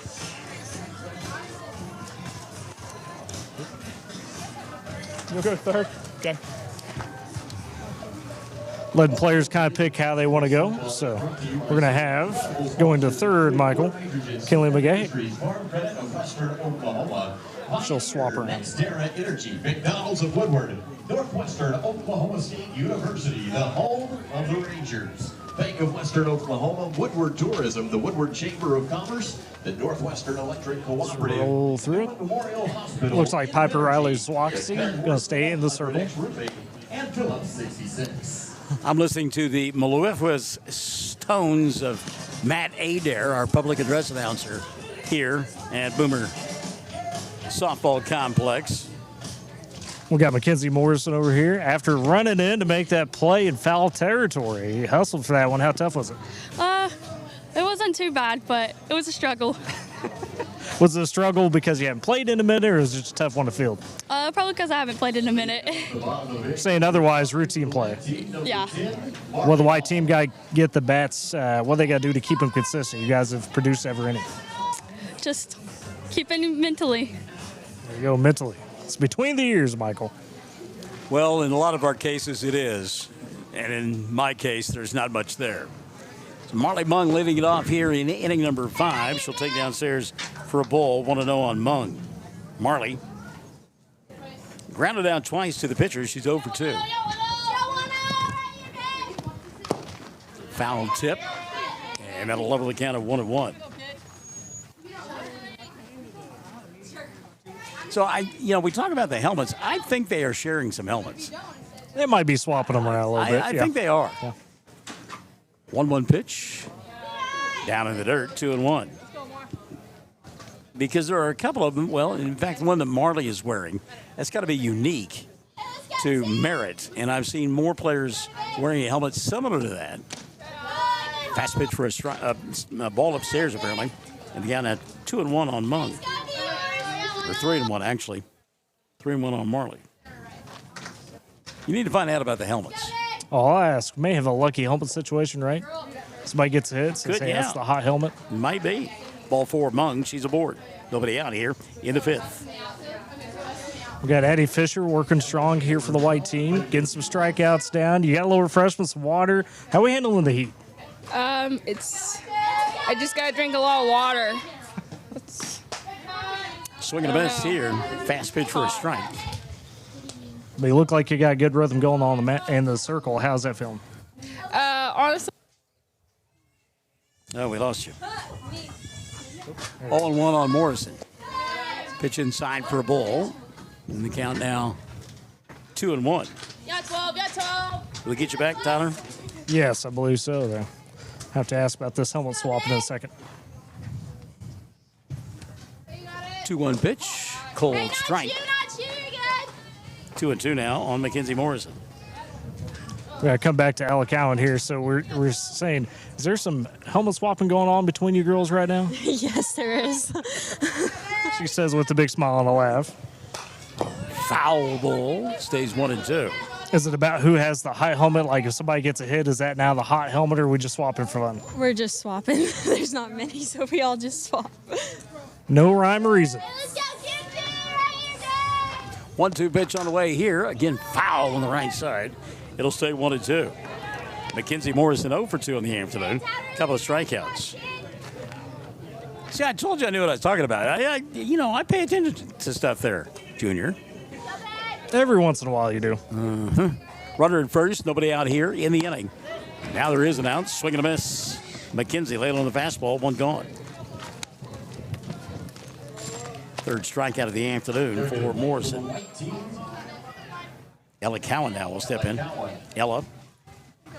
Walk scored her first time around, rolled down 3 unassisted. Back in inning number 3, she's 0 for 1 officially. Marley Mung at first. 1 out in the inning. Mung takes upstairs for a ball. 1-0 on Marley. Tyler's made his way down the left field line. Who you got? Wait for this pitch real quick, and we'll get to it. 1-0. Called strike, and it's 1-1. I got J.C. Dolphin with me. Her and Mark put a lot of work, your husband, put a lot of work into making sure that this field's nice. Right? Yes. 1-1 pitch lifted in the infield and looping line drive. Caught by the second baseman, Lexi Adair for out number 2. Good job by Lexi to make the catch. 2 gone now. And Addison Fisher will step in. Okay, now I think we're back with JC. Put a lot of work getting this field ready. Of course, we appreciate all you guys for. Fisher takes downstairs for Paul. Runner off with a pitch and sliding safely into second base. Now the ball gets away, headed for third. Mung, she's safe at third base. Good base running by Marley Mung. Give her the stolen base and in the air. And advances to third on the play. And on Fisher, the count 1-0. Trying to get Jason Dolphin there. She's playing smart, being way out there, Michael. Make sure we're out of range almost to get that in. She's Well, skittish. I wanted to ask you who was the better softball player between her and Mark. I think she'd probably tell you she was. There's a line shot down the left field line. That is a fair ball. And trotting in from home plate will be Marley Mung with the 6th run of the ball game for the White Squad. And Addison Fisher helping her own cause with a 2-out shot down the left field line, doubled in an RBI. And Michael, back to Coach Dolphin. She would tell you she's better because she owns some records there in this great state of Kansas, as well as Cali County Community College Hall of Famer. I mean, Mark was good on the slow pitch circuit, but when it comes to big time softball, my money's on her. Katie Griffin takes a strike, and it's 0-1. Katie scored a couple of runs in the bowl game. She has walked twice and scored each time and has grounded to second. 0 for 1 officially. Grounds this one to third, and the throw in time to end the inning. But not before the Red Squad comes up with another run in the bowl game. They've scored in each frame, and now we're on top as we head to the 6th. 6-4, Red trailing the White. Cable to 1, cable1online.com.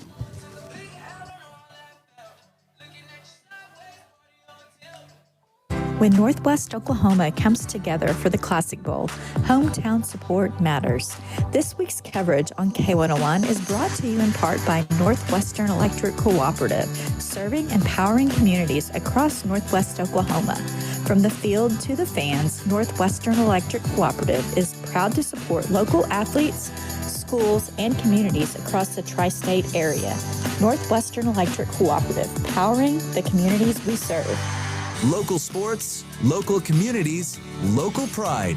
This week's coverage of Classic Bowl on K101 is brought to you in part by Harper Sanitation Services.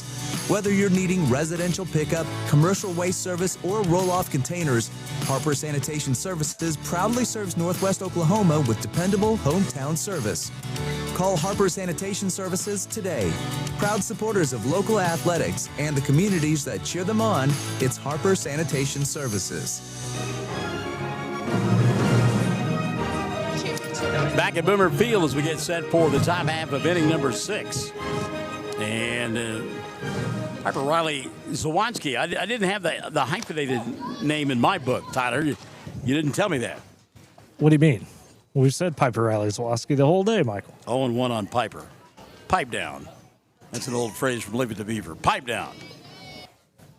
0-1 pitch all the way to Piper. Off the fist, rolled towards third, scooped by Easter, and she'll throw to first in time for round number 1. Who do you got down there? Now we've got J.C. Dolphin with us. They got her to a better spot.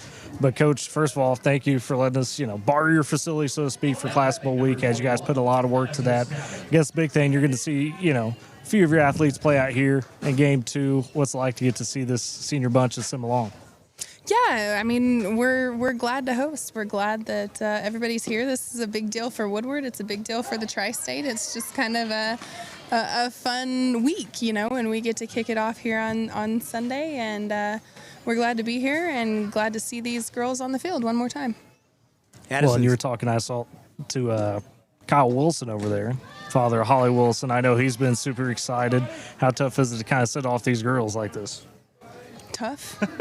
She said, get them out of here. No, it's not tough. It's not tough. This is what's supposed to happen. This is fun, They get to go do big things, and I'm excited to just see where they all go and how they do and what happens. So this is how it's supposed to go. It's good. It's fun.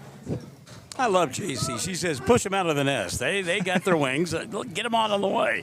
By the way, down in the county staff, we go 0-2, takes downstairs for a ball, and it's 1-2 now on Addison. And we just talked about this, myself and Michael. He posed, who's better, Mark or JC? And I said, come on, that's not even a question No, it's in terms not, of softball. At what? What are we talking about here? If we're having a foot race, Mark definitely wins. Oh, my goodness. 2-2 now the count. Ask her if she's still playing any slow pitch softball. 2-2 pitch on the way here. Inside for ball, count full. Are you still active in any slow pitch, fast pitch leagues, or did you hang it up for good right now? No, I can't hardly do it with kids. We played, I think maybe 1 or 2 years after Easton was born, and then, when they start doing stuff, you don't have time for that anymore.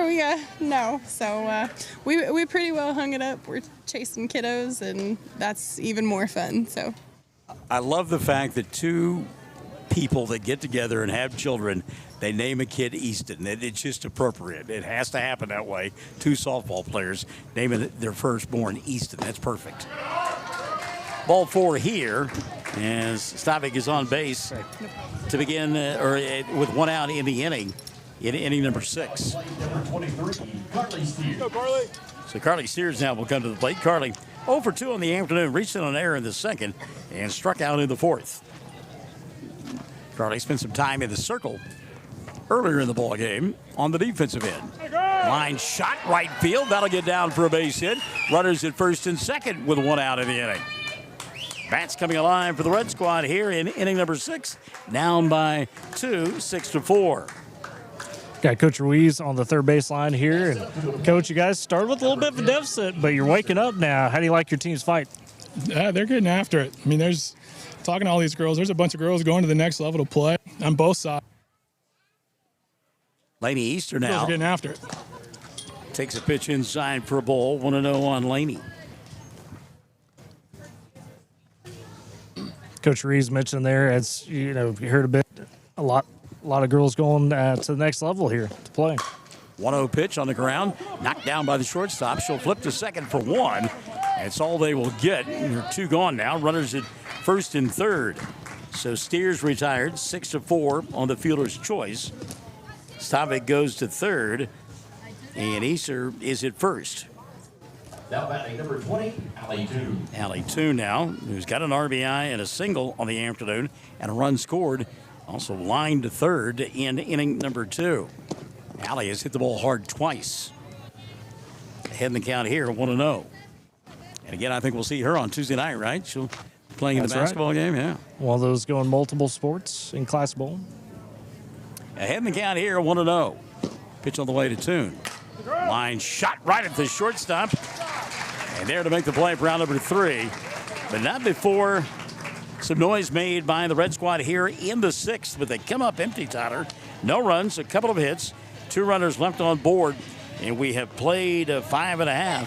It's a 6-4 ball game. White on top of the red as we head to the bottom half of inning number 6. Come down to a usual softball game, right? Who can capitalize on the opportunities? Mission Red not quite successful there, but Michael, getting back to talking about some of these athletes being in multiple sports, with the addition of softball, baseball, and golf, that was one of the things that the Class Bowl Foundation, the committee said, hey, we might need to open this up a little bit because you got so many of these kids, as we talked about, that, play baseball, play football, do track, play basketball, or on the girls' side, they're playing softball, they're doing basketball, maybe they're playing soccer, maybe they're in track in the spring.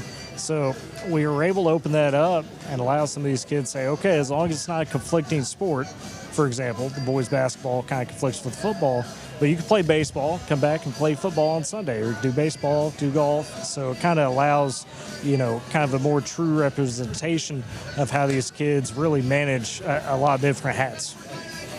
Well, Tyler, as we go to the bottom half of the 6th inning here in Woodward, we take you to the top of the 6th in Norman.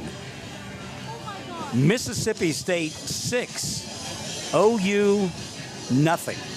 Woo. How about that? Well, the bugaboo for OU has kind of been the pitching all year compared to that high-powered offense. And when that higher-powered offense gets a little shut down, the pitching hadn't quite been there. So Mississippi State playing with a lot of momentum. Lexi Adair to lead it off here in inning number 6 for this group from the white side, and they lead it 6-4. Adair, her 4th plate appearance of the afternoon, first pitch swinging, ground ball to short, throw to first in time. Lexi diving into the first base bag to make sure that white Classic Bowl t-shirt gets good and soiled. And of course, Coach Partain with a big smile, opposite side, right? Shelby Davis now will step in. Davis lined out her first time around, grounded out, and has walked. 0 for 2 officially on the afternoon. 6-4, her club on top. Ground ball, first pitch swinging. Tough play there. Throw high and safe over at first base. So a runner in scoring position now, Shelby Davis. That may be a case of somebody playing a little bit out of their unaccustomed position. Yeah. Coach Riz said, hey, we're going to mix it up a little bit, let these kids, play some different spots. We heard Lainey Easter talk about first time she's played third base since the 8th grade. Yeah. Cammie Weber looks at a pitch inside for Bull. 1-0 on Weber. She has been on base a couple of times, in fact, all 3 times, and has scored twice. Takes downstairs for Bull. 2-0 on Weber. Red team trying to keep it close. Go to the 7th inning. Remember, in between bowl games, we will hand out that scholarship and also postseason awards.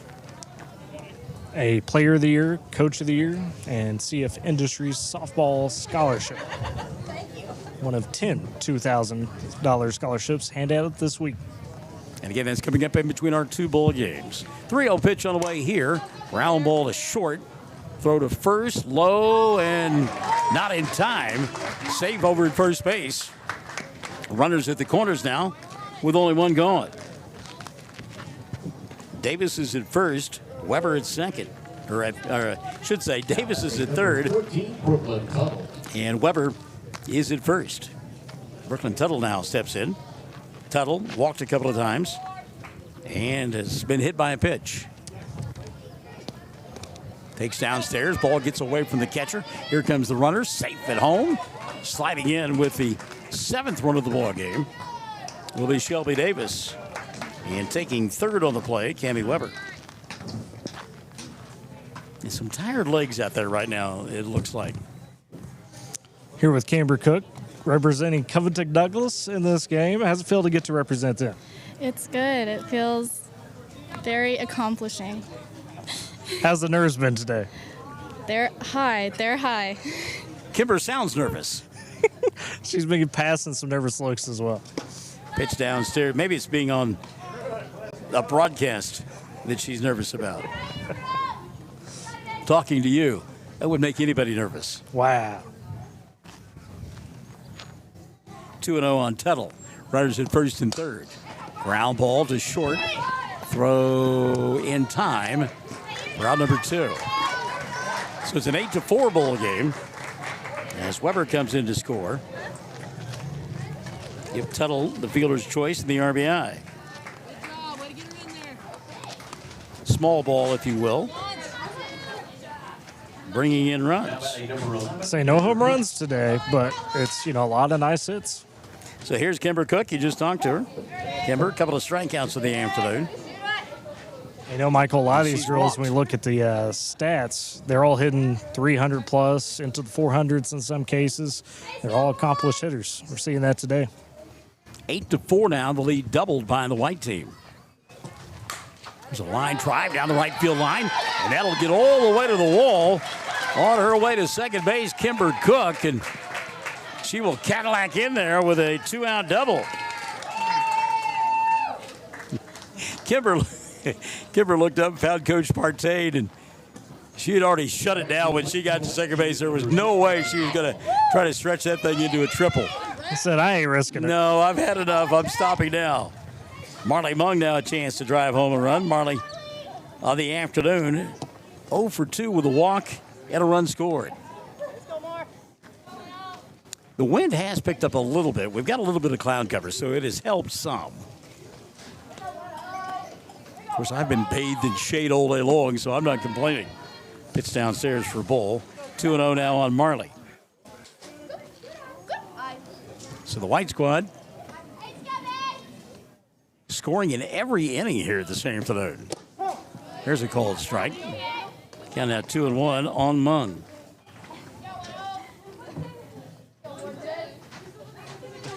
Calling Marley 110 is what I'm hearing. Why are they calling her 110? We'll find out here in a second. Dribbled this one towards third. Mung trying to beat it out, and she will. Runners at first and third. Marley running hard down the line. Kimber Cook takes third on the play. Marley at first on the infield single. So Marley Mong wearing number 10. Why are we now saying 110? Well, I messed up a little bit, but it's fun to say now. That would be Lexi Adair talking about that. Well, how did she mess up? That's the story. First pitch on the way here. Line down the right field side. That is foul. 0-1 on Mackenzie Morrison. So how'd you mess up? How'd that come about? What do you mean you messed up? I like to center my words a lot, so it just kind of came out like that. Okay. The essence of youth. Mackenzie got the whippet socks on. And powder blue, we love that color. It's a great color. Off the fist foul, and again on the right side. 0-2 on Mackenzie. So, Lexi, what's it like playing against some of your teammates and Coach Ruiz? Well, it's fun. I like it just because he knows what I'm going to do. But every time I make a play, he's always looking at me smiling, so it makes it fun. Little dribble around in front of home, fielded by Piper. She'll fire to first and safe. Will be the call. Now they'll throw behind the runner at third and safe there. A little bit of a collision. There's a tough slide in there by Mung at third base. So she's safe. Cook was safe at home. And Morrison safe at first base. Give her an RBI. And some last share there by Mong and Kelly McGahey after getting tied up. So no hard feelings. Ella Cowan now steps in. Ella walked and scored her first time around. Was retired at 3 unassisted. And then popped out. So 0 for 2 on the ball game. Runner at third with 2 gone. Her club on top 9-4. Runner at second base is Morrison. Takes inside for a ball. That'll level the count at 1-1.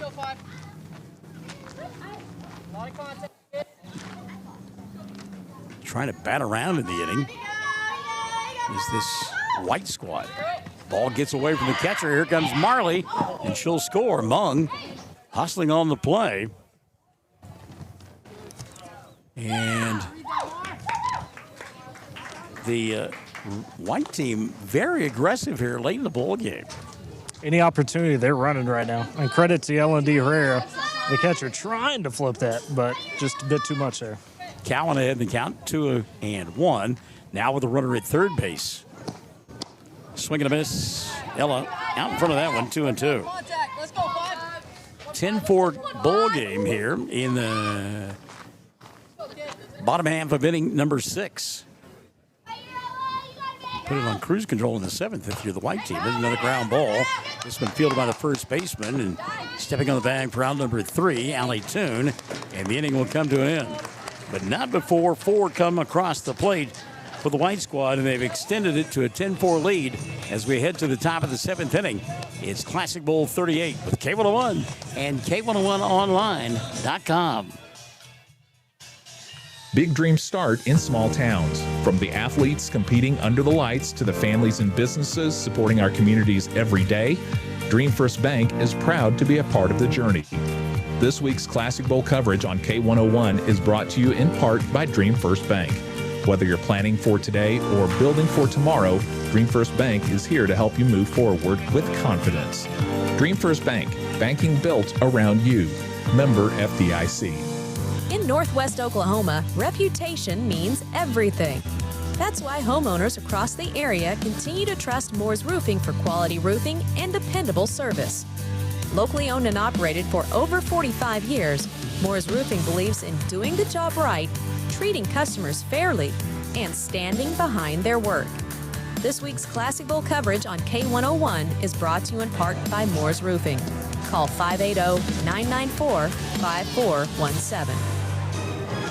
All right, we go to the top half of inning number 7. And the white team 3 outs away from the victory here this afternoon in game number 1. They lead 10-6, or 10-4. 10-4, good buddy. I'm sorry, 10-4. Here with Addie Skubinek. What do we got to do to get the red team rallying here in the top of the 7th? Start making hits, get them hits, I guess. Pretty simple game plan. Yeah. Nothing wrong with that. All right, we go to the top of the 7th now. Off-speed pitch towards the shortstop and played nicely there by the white team's Marley Mung for out number 1. So 1 pitch, 1 out here in the 7th. Next up, number 4, Addie Schoeneck. And Schoeneck, who just had a conversation, gave the scouting report to Tyler Riggs. See if she can come to fruition on that. Addie on the afternoon reached on an error, scored a run, and flied to right. 0 for 2 officially. Takes a cold strike, and it's 0-1. Kerry McBride waiting on the on-deck circle. But you don't want to be the last out of you don't want to be the last out of any ball game, and certainly don't want to be the last out of an All-Star game. Ground ball foul. 0-2 now on Skubinek. Tyler wearing I meant to mention this earlier. Why you chose to wear a black shirt today shocked me. Well, I'm not a smart man sometimes, Mr. Barnes. 0-2 pitch. Off speed. Did she go around? She did. Oh. And the strikeout there. Skubinek gone for out number 2. How about that off-speed pitch there? A good one from Hedges. Yeah. Or from Fisher. But I've got Blake Puffenbarger over here. All right. You were running drinks I saw earlier to somebody. What we were doing? Delivery service? Yes, Allie needed a drink, so we had to deliver her. And that'd be Allie Toon. She was delivering drinks too. Foul ball, Kerry McBride. 0-1 on McBride. McBride 0 for 2 in the ball game. Struck out a couple of times. And again, doesn't want to be the last out of the game. Have you talked to Puffenbarger about joining me in the broadcast booth here? I was getting ready to ask her that. We'll get to that in a second. Daisy Danielson chimed in and said, what happened after that drink delivery? She had 2-line drives. So you're saying the drink helped? Yeah, sweet tea. Needed it. Needed the sweet tea, did Allie too. 0-2 pitch on the way here. Fouled off the fist and back to the screen. Stays 0-2. Now, Blake, have you ever done radio before? No, I have not. Well, we're extending an opportunity for you to join Mr. Barnes for Game 2 since, you're going to be chilling a little bit, rooting on the red team. Oh, really? I would love to. There you go, Michael. We got you a color commentator. We've got her a microphone. We're going to have to find her a chair, but we've got her a microphone. Yeah. We'll get one. Ball delivered here to McBride. She keeps the ball game alive, 1-2 on Kerry. Fisher trying to shut the door. 1-2 offering on the way. A little bit low for ball 2, 2-2. You know, if Puffenbarger's too good, may have to have her go sit in the dugout. 2-2 pitch. I don't want her stealing my show. Upstairs for ball 3, 3-2. Now, how did he lose his mask on that play? What happened there? That one, with the way the catcher popped up, that one kind of was a little bit of a collision. She popped up right under his chin almost. So he took one underneath the chin, did he? I wouldn't say quite, but enough to catch the face mask. He's fine. That'd be Mickey Gregory. You say he's fine. You didn't want to take the helmet off the head. I mean, come on. Payoff pitch on the way here. 3-2, top of the 7th. Pop up on the infield, calling for it, making the play. Brooke Tuttle, the ball game is over. As retired in order in the top half of inning number 7 was this Red squad. They go 1, 2, 3. And this one is in the books, 10-4. The victory goes to the squad in white as they score in each and every inning. And again, they win it by a final score of 10-4. We'll return to Boomer Field after this. K101, K101online.com. When Northwest Oklahoma comes together for the Classic Bowl, hometown support matters. This week's coverage on K101 is brought to you in part by Northwestern Electric Cooperative, serving and powering communities across Northwest Oklahoma. From the field to the fans, Northwestern Electric Cooperative is proud to support local athletes, schools, and communities across the tri-state area. Northwestern Electric Cooperative, powering the communities we serve. Local sports, local communities, local pride. This week's coverage of Classic Bowl on K101 is brought to you in part by Harper Sanitation Services. Whether you're needing residential pickup, commercial waste service, or roll-off containers, Harper Sanitation Services proudly serves Northwest Oklahoma with dependable hometown service. Call Harper Sanitation Services today. Proud supporters of local athletics and the communities that cheer them on, it's Harper Sanitation Services. I love a parade, the beat of a drum. You always go into a song. Well, I have something to sing about. Oh, yeah? What's that? This is Classic Bowl Week. Athletes, honor band members, cheerleaders, football, basketball, fireworks, and I love a parade. There, you did it again. I know, but I'm excited. On Saturday, May 30th at 1:30 downtown Woodward, it's the Classic Bowl 38 Parade. This is where we need help. We need riding clubs and organizations to take part in the Classic Bowl Parade. Plus, the Classic Bowl 38 Parade will feature the banner contest. Oh, and that's where you make a banner with your school name and Classic Bowl 38 on it and march in the parade. Your school could win. Right, and the winning banners are worth prizes, so enter your banner or just be part of the Classic Bowl Parade by picking up an entry form at the Woodward Chamber of Commerce or K101 Studios, or you can call 580-256-4101. Be a part of the Classic Bowl 38 Parade. Call today and you'll sing, I love a parade.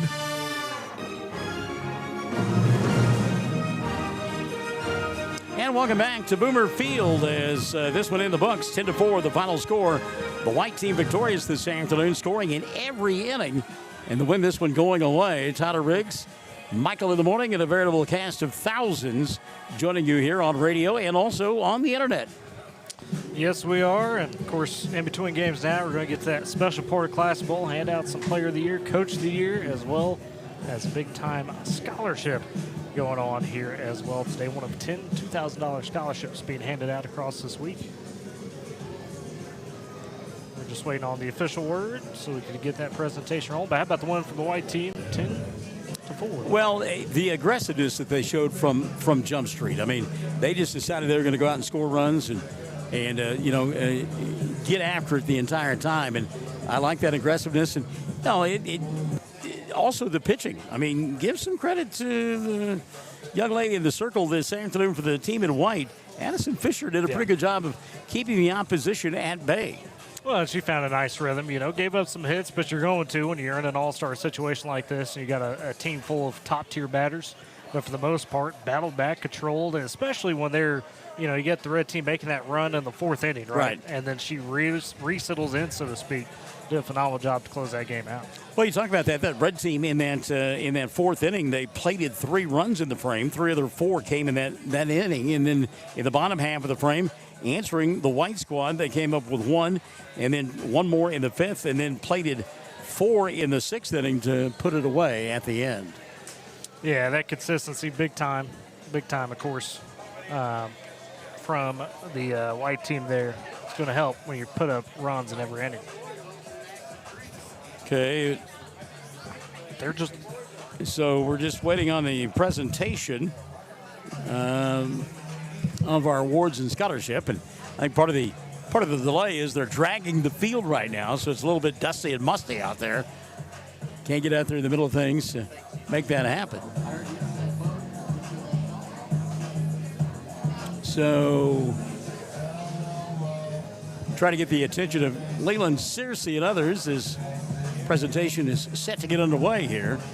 And again, a $2,000 scholarship going to be handed out. Player of the Year handed out. And Coach of the Year handed out as well in between our two bowl games. And then we'll have our second half of the doubleheader as we get set for red and white round number 2. Again, want to remind you that you can drop by and still take in the Pride of Texas Carnival for the next couple of hours. It's taking place out at Crystal Beach Park, out by the Thunder Court, just north of there. Great crowds all week long. And again, they will run through 6 o'clock this afternoon. And then we'll have game number 2 coming up here. And then we will have for you tomorrow more action on the diamond as we've got baseball coming up tomorrow night beginning at 4 o'clock in the afternoon. And I think we can now go to our public. On behalf of the 101 Classic Bowl Foundation, thank you so much for being here this afternoon. The simple purchase of a ticket helps the Classic Bowl Foundation do what they've been doing for nearly 4 decades overall, and now 5 years in softball, baseball, and boys and girls golf. Here again, let's meet some special young people, and one not quite so young, with our awards here between games. Your Classic Bowl 38 Softball Coach of the Year has built a reputation for not only developing talent, but instilling confidence in their players to help them achieve their biggest dreams. Their players will tell you going through this coach's program not only makes you a better player, but gives you the tools to succeed in life when they hang up the gloves. The coach helped lead their team and program to new heights as their squad captured their first ever fall and spring softball state championship this season. Ladies and gentlemen, your Classic Bowl 38 Coach of the Year from Arapahoe Butler, Luke Thompson.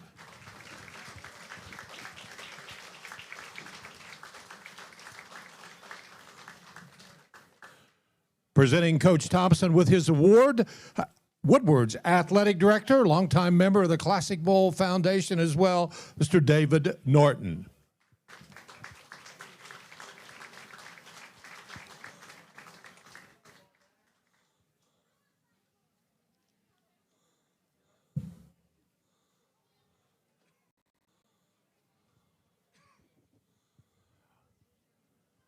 Ladies and gentlemen, your Classic Bowl 38 Softball Player of the Year exemplifies toughness, grit, determination, what it means to be a true leader. As her teammates will tell you, the team followed her lead. This player dominated all areas of the game, batting average over 300, 27 wins, 227 strikeouts, 1.36 ERA, senior year in the circle, earned her all-state honors both the fall and the spring. In doing so, she also helped lead her team to a state championship in the fall and spring. My friends, your Classic Bowl 38 Softball Player of the Year, Elite Lady Bison, Blake Puffenbarger.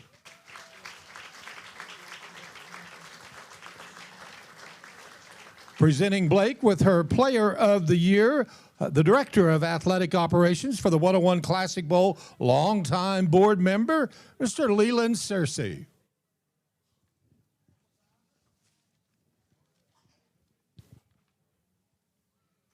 Our softball winner, scholarship-wise for softball, as you might expect, super stout in the classroom to list all of those academic and athletic accomplishments. We'd be here for a while, but let's start with a perfect 4.0, a dandy player, all-stater, softball, basketball too, described as a dedicated, driven, and highly motivated young lady, all while setting a high standard of character in addition to being a tremendous role model to the younger kids. She'll begin furthering her career at Texas Tech University. Our 5th CF Industries Classic Bowl scholarship winner from Leedy, Daisy Danielson. Presenting Daisy with her award, Mr. Brian Flanagan, member of the 101 Classic Bowl Board of Directors, representing CF Industries. CF, a long-time, big-time supporter of the 101 Classic Bowl. Before it's all said and done, come Saturday evening, 10 $2,000 scholarships will be awarded as part of Classic Bowl 38. Here again, thank you. Thank you so much for being here. We invite you back for all the events culminating with the granddaddy of them all, Classic Bowl 38, just to the south at Boomer Field, come Saturday evening at 7 o'clock. Thanks again for being here. And again, congratulations to our winners of the Classic Bowl Foundation activities, if you will, the Player of the Year, the Coach of the Year, Scholarship Winner of the Year. Run that list down for us, folks just tuning in. Well, for our Coach of the Year, went to Luke Thompson of Arapahoe Butler. Outstanding season for them, winning the fall and spring titles there in fast pitch and slow pitch. Our Player of the Year won Blake Puffenbarger, who we secured, sounded like, for a color rolling game 2 here. Blake unable to play due to injury. And then our scholarship winner went to another Lady Bison, Daisy Danielson, phenomenal athlete there, Adelaide. Congratulations to them. And as CJ said, and he was doing introductions there, and our winners, we will have all throughout the week Players of the Year and Scholarship Winners of the Year throughout the week. And we look forward to handing those out, and they will all be recognized again at halftime of the football game coming up on Saturday night. So that is a definite treat for everybody. And I think you talked about it a couple of times here this afternoon. A total of $20,000 in scholarships handed out by the end of the week. Well, and that's, of course, thanks to a lot of great community partners, individuals, businesses that make that happen. This year, even adding a new $2,000 scholarship with the Johnny McMahon Memorial Scholarship. Right. And that one really neat, kind of special, Michael, in the sense that obviously not only honors the great Johnny McMahon and his memory, but it's a multimedia scholarship. Typically with these scholarships, it's for kids in their individual sports. This one is open to any kid that participates in Classic Bowl, and it's for those that are wanting to pursue a career in media. Obviously nowadays, that's an ever-evolving thing, so that's why I go with multimedia with that. But excellent addition to the 101 Classic Bowl Foundation and its offering of scholarships, these great young players and kids. All right, game number 2 coming up. If you're just tuning in, the White Squad winning 10-4 in the first bowl game. They scored in each frame. They were the home team, and they were able to win 10-4. Second game coming up, and it'll be a couple of guys that have, well, one that used to matriculate at Hammond and one that currently is matriculating at Hammond, coaching the White Squad and the Red Squad here this afternoon. Should be a lot of fun. Yeah, Coach Jeremy McIntosh out of Shattuck, of course, leading that's White Squad, and then White Crossland out of Hammond, getting to coach some of his Lady Warriors. So it should be a fantastic matchup in that. And got some key athletes. Mentioned Daisy Danielson. She's going to be in this game. Got a plethora of Woodward athletes like Smindle, great one there. Emma Crapshaw, a Hammond Lady Warrior. A lot of those Shattuck Lady Indians you're going to see in this one. So they all headline what is another star-studded lineup for both teams. Well, the Coach of the Year, Arapahoe Butler, they win a state championship not that long ago for the slow pitch softball season. Jeremy McIntosh wins the state championship for Shattuck a couple of weeks ago for the slow pitch title. So, I mean, some great athletes. And the Lady Bison, they happen to do kind of pretty good at the state finals as well in slow pitch softball, didn't they? Oh, yeah. Yeah. I mean, we had, 3 winners, so to speak, out of the area in that sense. With those 3 programs, phenomenal, and they've got it up and rolling. Coach McIntosh, we talked to him, before game 1. He's just getting to be out here to see these athletes compete one more time. His players, a lot of ones he's competed against really hard over the last year plus, so he's excited. I believe he's getting ready to hand deliver you that starting lineup. All right, Mac, thank you. We appreciate it, buddy, and wish you the best of luck. Did you He's trying to steal a Parker pass. Well, I mean, he thinks that he is entitled to one, and I guess he probably would be at this point. I don't know. I guess. Listen to him. We'll talk about the packages there, but don't worry about it. So game number 2 is coming up, and Jeremy McIntosh, we've known him for quite some time. He was down at Blair when I was at Altus, and that's how we got a chance to know him. And, of course, friends with our good friend Greg Tangney and Perry Thomas. And so had the opportunity to know him for a while, and we know that he will have a lot of fun here today. And, again, we have seen that already where the coaches said, well, we're going to have fun, we're going to enjoy ourselves. But there was some coaching that went on. I don't care what anybody says during that first ball game, and we will see it here in the second contest. Oh, you're absolutely going to see it because, even more so in this game, too, you've got a whole host of state champions, right? So they know what it takes to win, Michael. They're not used to losing. They don't like losing. They'll tell you that. So game number 2 is coming up. We will step aside and continue with our pregame coverage as we get set for the second contest, the red and white. It is girls softball beginning not week number 38, but the 38th annual edition of Classic Bowl Week with K101 and K101online.com. This is Matthew Mitchell with Van Tyler Group in Woodward, Oklahoma. We're more than a dealership. We are part of this great community. Our employees live here. Our kids go to school with yours. We work, ranch, and our kids show right here in Northwest Oklahoma. We proudly give back by supporting local schools and local youth programs across the area, something the big city dealers don't do. We're here, and we stand behind what we sell. We've got a great selection, and if I don't have what you want, I'll get it for you. We want to earn your business. At Van Chevrolet, GMC, Chrysler, Dodge, Jeep, and Ram, the more we sell, the more we can give back. Because when you buy local, we all win. Tired of your devices throwing tantrums over who gets the Wi-Fi spotlight? Say goodbye to sibling rivalry with Pioneer Fiber Internet.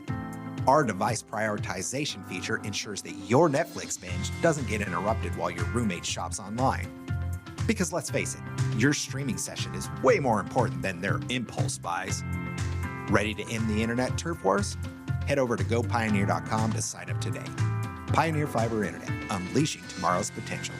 At Newman Memorial Hospital, care isn't what we do, it's who we are. A legacy of care, a legacy of compassion, a legacy of excellence. Located in Shattuck, Newman Memorial Hospital is a 25-bed critical access hospital, providing emergency care, inpatient services, surgical services, and specialty care close to home. We continue to invest in advanced technology, expanded services, and skilled caring professionals, so you can receive exceptional health care without leaving your community. Newman Memorial Hospital. Learn more at NewmanMemorialHospital.org. Lone Star Ag is here to help you turn dream projects into reality. You love your land and you have plans for it. During Kubota Orange Days, you'll love the great deals on our versatile, reliable lineup. Visit us today for the best deals of the year, now through June 30th. 0% financing available or save up to $5,500 on select compact tractors. Sale ends soon. Go to LoneStarAg.com for more information. From Boomer Softball Field on the campus of Woodward High School, this is Classic Bowl Softball Game 2. Featuring the white team coached by Jeremy McIntosh of Shattuck and Cody Hooper of Drummond against the red team coached by Wyatt Crossland of Hammond. We are set at Woodward Softball Complex for Classic Bowl Softball Game 2. Here now is Michael Barnes. And good afternoon. Welcome to game number 2 here on K101, K101online.com, and on the internet. And Tyler, give me those internet sites again. You could go to 101classbowl.tv for the Squirtle feed of that game. And then, of course, it's also up on the YouTube, 101 Class Bowl. Search YouTube there, and you'll find it. So thanks to Eric Scott for putting all that together, working with Squirtle. Eric does a great job out there at Sealing, leading their media and helping us out for Class Bowl week. We've got a media team, if you will, coming all week to you, a mix of kids from around area schools. So we look forward to highlighting them a bit and introducing you to them. Well, we've gotten one starting lineup. You're going to have to work on getting that from the red squad over there. As McIntosh brought his starting lineup to us and then wanted a parking pass for his efforts. I don't think it works that way, Coach, but, you know, we'll see how it goes throughout the course of the afternoon. Through the power of technology, Michael, I'll get you that starting lineup here in just a second for the red team. The power of technology? Is that what you said? Yes, sir. Okay. It'll be interesting. We mentioned McIntosh. We gave him a hard time because we've known Mac for quite some time, but going to get the opportunity to coach his daughter one more time. And we didn't really talk to him earlier this afternoon about that kind of sentimental thing, but I would guess that at some point it may dawn on him that, hey, this is the last time I get to coach my kid, and she is the second and the last of the McIntosh softball playing kiddos, and so it'll be interesting to see how he responds to that. So, Well, and we've seen that throughout the years. We've had Michael, you come to the football side, we've had the Flowers, where we've had grandpa coach, dad coach and play, and then grandson play. So, those type of moments are not lost in an event like this. And, those communities really rally behind those moments. The atmosphere out on the field. I mean, one game's in the books. How does it translate into the second game? Because these kids have been standing around this afternoon watching the activity going on out there. I think they're ready to go. We were talking to Daisy Daniels a moment ago before she got the scholarship win, and she seemed ready. She seemed fired up. I know the Woodward girls have been here kind of watching, observing, the Carly Kidd, Camber Clarks, Holly Wilson, Lexi Mendels of the world. So they're ready to put on a show. You got to fill a little bit of time so I can fill out my book here as you send me a photograph of the starting lineup. I said through the palette technology. Oh, Lord almighty. Let me get with Piper Riley-Zawoski while we got a chance. She's going to pull some double duty. So Piper just got done with that first game. Didn't get the result. Maybe you looking for revenge here in game 2. Yep, we kind of got it broken. I got to pitch a little bit in the first game, and so we're going to start this one. And let's hope that I can get all the way through it and help them through it since they don't have a pitcher this game. Oh, goodness. Well, and we're at the mercy sometimes of, positions get split up a little bit, and that's how it goes. So good to see Piper step into the circle there. And Daisy Danielson. Dog. Piper's being a dog by pitching for us. Yeah. That's Daisy Danielson here from. Hey, you're a scholarship winner. How's that feel? It feels good. I'm really happy I won that. I mean, I'm really appreciative of all of it. Grateful. And of course, your teammate, Blake Puffenbarger, Player of the Year. Talk about that. Yeah, I mean, Blake deserves it. She literally broke her foot pitching us to a state championship, so I'd say that she's the most deserving person. Goodness. Ask her Tough bunch. Ask her what she's going to do at Texas Tech. I want to know what kind of career she's looking at. Well, okay. There we go. I thought they were going to fill a little bit. We got curious for you. What's going on at Texas Tech there? What do you want to do at Texas Tech? I'm not sure. I was kind of set on nursing, but just this last week I've been debating. I might just go. I'm debating pre-med and just majoring in business or finance, something like that. And ask her as well. Figure it out, I guess. Tyler, I'll take gen eds for the first year, so I guess I have a little bit of time. Ask her as well about the decision to go to Texas Tech. Was it due in large part to the scholarship that she received, or had she designs going there anyhow? What was the decision like choosing Texas Tech?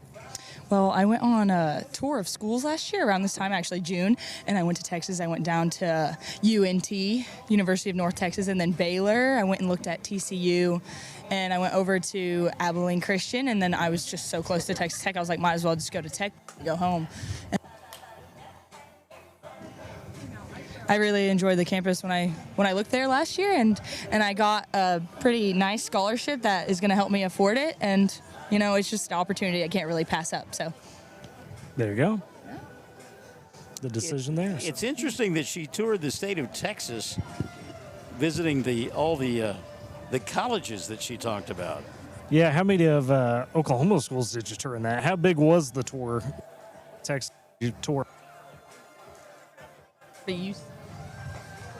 I went on a tour to UCO, and I really enjoyed that campus. I applied for a scholarship there, and I got it, but really it didn't really compare to the Texas Tech one. So if I wasn't going to go to Texas Tech, I would probably be going to UCO or SWASU. So, all right. Yeah. So had a wide range of options, did Miss Danielson. Well, she's a fun young lady, no doubt about it. And hard to think that it was, golly, almost 3 months ago that we were watching them play basketball, and now here they are on the softball diamond. Yeah, what a change of events. We'll see if I can pull Holly Wilson here, second, a Woodward girl, going to Cali County Community College to play next level.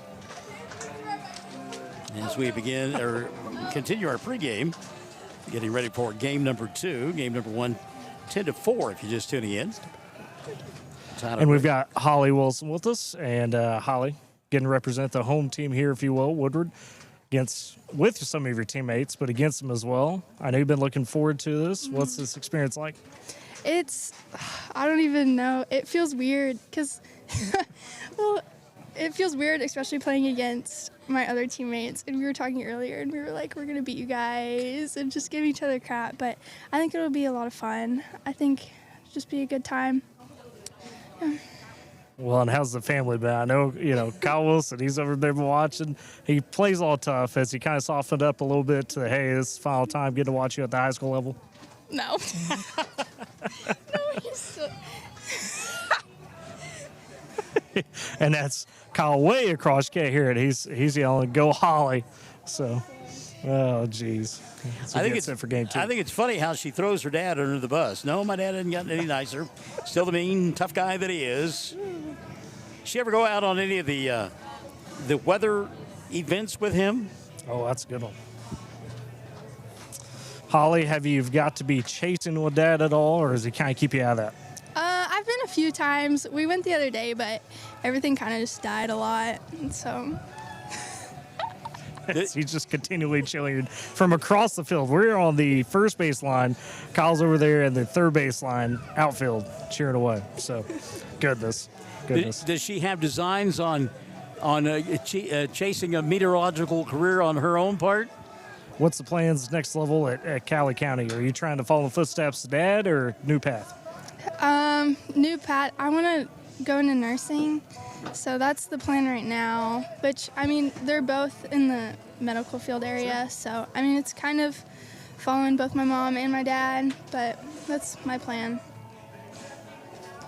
Well, as I get older, I'm glad to hear that all these young people are going to go into nursing, so that at some point they'll be able to push me around in the wheelchair and change out my bedpan for me. So, because I ain't doing it. Yeah. Oh, geez. See what else we got here. I believe on the Woodward side, we do have Miss Carly Kidd. She said, what? Carly, we were talking to Holly about it, but what's it like playing against your kids? Very weird. I'm not going to like it because I'm used to playing with them, so it's going to be really weird. Hopefully But we beat them. I'm about to say, you still want to win, right? Yeah, still want to beat them. Okay. How's the nerves? We talked to a couple of the Game 1 players. They're a little nervous going in. You okay? I'm very nervous. I haven't touched a ball since fast pitch, so wow, it'll be interesting, that's for sure. Did you try getting any warm-up in over the last couple weeks? A little bit. Not a lot. Too busy with senior year, graduation and stuff, so it'll be interesting, I guess. Let everybody know about your next plans, what you plan for the future. I'm going to cosmetology school in the city. I'm going to do men's and women's hair, and I'm going to come back to Woodward and work at a salon and hopefully own my own salon. What attracted you to that opportunity to, be a hairstylist? I've always just enjoyed styling and cutting hair, and it's just something I've always wanted to do, so I'm really excited for it. Have any of your teammates ever let you cut their hair? I don't know if my teammates have. My whole family has. Oh, okay. Wow. Okay. All right. Yep. So good grades, I assume, from the family on that. Yes. Okay. So, Tyler, while you're making your way over to the white dugout, I want to remind everybody that at all of the events, including this one, you can get a souvenir program. The 2026 edition of the K101 or the 101 Classic Bowl program is only $10. And again, they're available at all the venues, all the events, including baseball tomorrow night over there at Fuller Park and actually tomorrow afternoon. Also, T-shirts will be on sale throughout the course of the week. They're only $20 a piece, and they're great-looking T-shirts. We'll have those available for you. And then caps, we've got cloth hats with the standard adjustable design for $25. And then trucker hats have made a comeback. Trucker hats were popular when I was in high school. Now they are back, and trucker hats, these are good-looking hats. And there was a bunch of orange ones that came in, and I think CJ bought all the orange ones for himself. But they do have trucker hats on sale. These are mesh back, snapback trucker hats, and they are $30 a piece. And again, K101 gear, or 101 Classic Bowl gear available at all the events, including here at the softball games. Well, we got Coach McIntosh ready to go with the white team. You've had time to think about it. You were giving us some secrets to the strategy earlier. What was the final message to the team here? We're just out here to have fun. This is some of these girls will be the last softball game they play. So, we want them playing loose, having fun. We're going to swing the bat. We're going to be aggressive on the bases and just kind of leave it on the field and, enjoy. Anytime you're in an all-star game, it's supposed to be fun. So let's enjoy the moment and go have a good time. Have you had time to reflect on the fact that, you and Paige getting another go at it one last time here? Yeah, I've thought about that, and it's kind of sad from the time you're going to T-ball games to, I'm glad it ended. I'm glad it's ending in an all-star game, but it's been a great time for me. I don't know about her, but it's been a great time for me, and one I'll look back on and really think fondly of, and hopefully she will too someday. Well, and talk about this bunch, the senior bunch that's not only coaching a little bit here today, but playing against us as well. It's strange looking over there and seeing them in the dugout. We've got 4 Shattuck girls represented, and Taisley Bullard, Mia Trenfield are on the other team. So I'll be cheering them on. So if you hear cheering from our dugout to their dugout, it's me, hoping they do well. They're great kids. And then over here, we've got Tristan Burgess and then Paige McIntosh. So 4 pretty good players, and they'll be truly missed next year. Not just from being good players, but just good all-around people and the kind of people you want involved in the program. Tyler, people you want as the face or the leadership of your program. Tyler, do me a favor. Ask Mac about bringing home a state championship on the softball field because of all the tradition that is at Shattuck with the state championships that essentially have become on the football field. What's that like to contribute to the trophy case? Michael was talking about the tradition there at Shattuck in terms of sports, being able to bring, trophies home, especially football, kind of highlights that. Mm-hmm. What's it like to help lead the school by adding to that trophy case with the softball program? Well, it's really special. It's a chance for, especially me as a student there, growing up in Shattuck, to return and have an awesome team, have awesome girls, and for us to get the job done really is rewarding. And like I said, I couldn't imagine doing it with a better bunch of girls. They're great, drama-free, easy to work with, and really exceptional people. Ask Mac what year he graduated, because I don't remember. Michael, he's getting a little older. He forgot what year he graduated. I graduated, I don't know if I want to tell, because Barnes is going to be giving me crud about this, 94, a long time ago. Well, no, it wasn't that bad. I just wondered if he remembered the football team that won the first state championship back in 91. They played 11-man football back then. I don't know if you knew that, Tyler. Yeah, no, I knew that, Michael. I know the history a little bit. But, no, he's asking about, remember that first football team that won the first. That was a special team for Shattuck and something people will always remember, and just a special moment for the school, for the community. And I think that day kind of catapulted the rest of the Shattuck tradition. And I think there were good teams before that, but that was the team that was able to get the job done and kind of catapulted the tradition of the school and the tradition of athletics. Absolutely. I'm going to work my way down here a little bit on some of these players as we get our umpires coming out. We're going to talk to Hannah Nance because we got to a little bit. Got to pull her out. Hannah, goodness, it seemed like just yesterday we were seeing you, put up a fire performance on the basketball court there for Visci, trying to keep the season alive, and now we're here. What a game. You graduated, and you're getting a last chance here on the softball side. You'll be with us basketball as well. What's it like to be part of this All-Star Week? It's a lot of fun. I get to meet new people and hang out with past friends, and just it's a blessing to have the opportunity to still be able to play the sport and have one last run at basketball and softball both. Just looking to go out today and have a bunch of fun and get some hits and make some plays. Are you nervous today? We talked to a few other players. They seem nervous. You ready for this moment or what? Yeah, I'm not really nervous. This is it's like a fun thing. Like, I'm competitive at heart, but I'm not gonna be a Grinch and just make a mess. I'm going to go out there and have fun and do what I know I can do and get it done. No surprise, Hannah Nance not scare of the moment. No, and I was going to say, that performance that she put on in that, and you'll have to excuse me, I'm getting choked up because that was unbelievable. I mean, I know they lost the game, but she took her team and put them on her back. Yeah. I mean, that was phenomenal. Talk a little bit with us about that final basketball game. I know, me and Michael know us. I'm not trying to get you choked up, but I mean, the emotions after, that was heavy. Talk about that moment and, doing all you can there for Visci in the last moments. Yeah, so it was really rough. going out and playing Beaver on our home court regionals. I think it was regionals. Regionals. And I mean, I dropped my career high and dropped, I think, 23 or 24 in the full game. And, you know, I really didn't want to be the reason that my team couldn't go on. And so I gave my full effort that I could. And then my coach having to go out was not a fun time. We're about to get started. So all right, let's go to Matt Adair, our public address announcer, as he introduces both squads here this afternoon for game number 2. Our timing a little bit better on game number 2, Tyler. We're getting better at it as we go along. Representing Chisholm High School, number 0, Addie Duncan. From Hammond High School, number 5, Emma Crapjaw. From Shattuck, number 9, Mia Trinfield. From Leedy, number 10, Blake Puffenbarger. From Woodward High School, number 11, Carly Kidd. Representing Leedy High School, number 13, Daisy Danielson. From right here in Woodward, Oklahoma, number 14, Holly Wilson.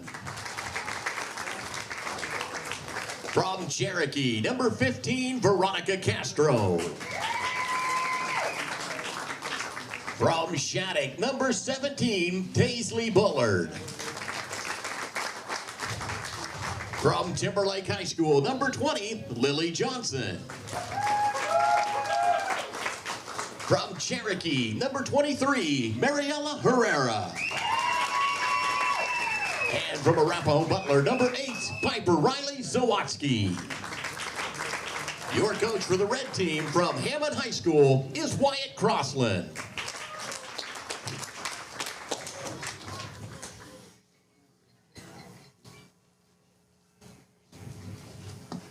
And now for your white team all-stars from Shattuck, number 1, Paige McIntosh.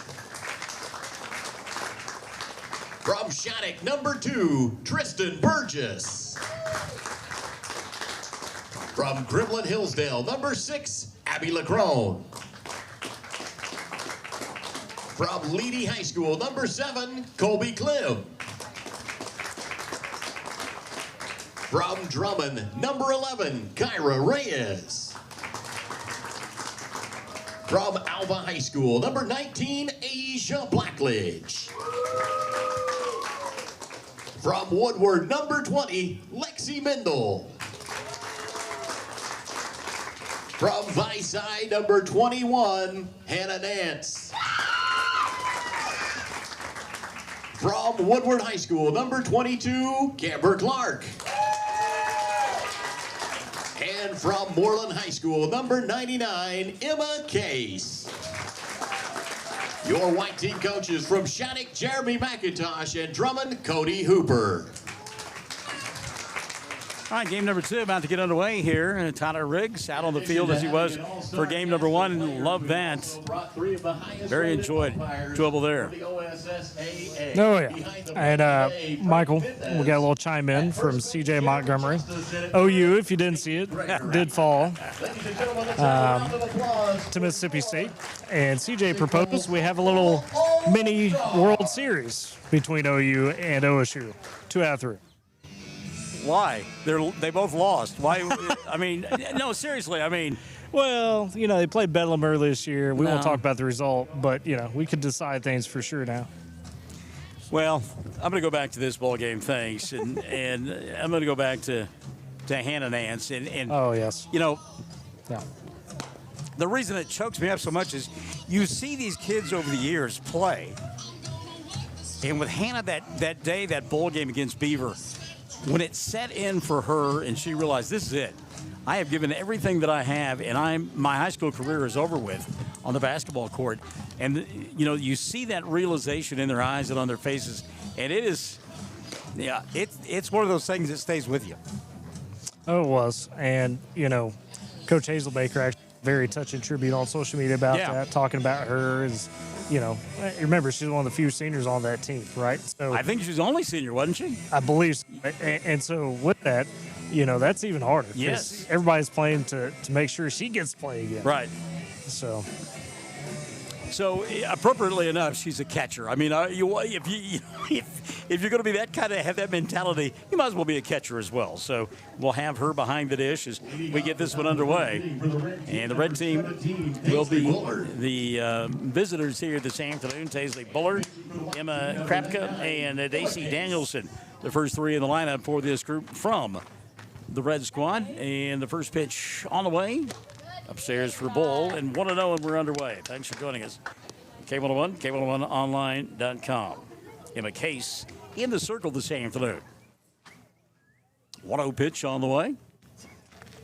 Inside for Bull, 2-0. Asia Blackledge is over at first. Paige McIntosh at second. Lexi Mendel at third, and Colby Clem is the shortstop for the white team. 2-0 pitch on the way here. Lifted on the infield, calling forth the second baseman and making the play for out number one is Paige McIntosh. One up and one down here in inning number one. The outfield, by the way, Kyra Reyes, Tristan Burgess, and Camber Clark from left to right in the outfield for the white squad. Number 5, Emma Krapcha. Emma Krapcha now will step in. Emma, the third baseman this afternoon for the red team. Takes inside for a ball, 1-0. Emma, one of those players that, whether it's basketball, softball, really came on strong these last couple of years, kind of had to develop, grow a little bit, and has been a big-time contributor for Hammond. Foul tip and a count 1-1. Yeah, and you heard Coach McIntosh talk about the fact that he'll be cheering for the kids on the other side. No doubt when he was at Hammond, he had a little bit of a hand in what Emma did, maturing as a player. Swing and a miss here. And the count 1-2. We talked to Coach Frank Howard about that earlier. Obviously, ties Right. now to Sealing, but was Moreland previously, and you got Emma Case in the circle from Moreland. Right. You can point to him with that help of development.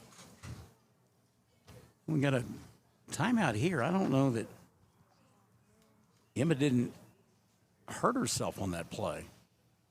Yeah, I don't know. I'm going to talk to Coach Crossland.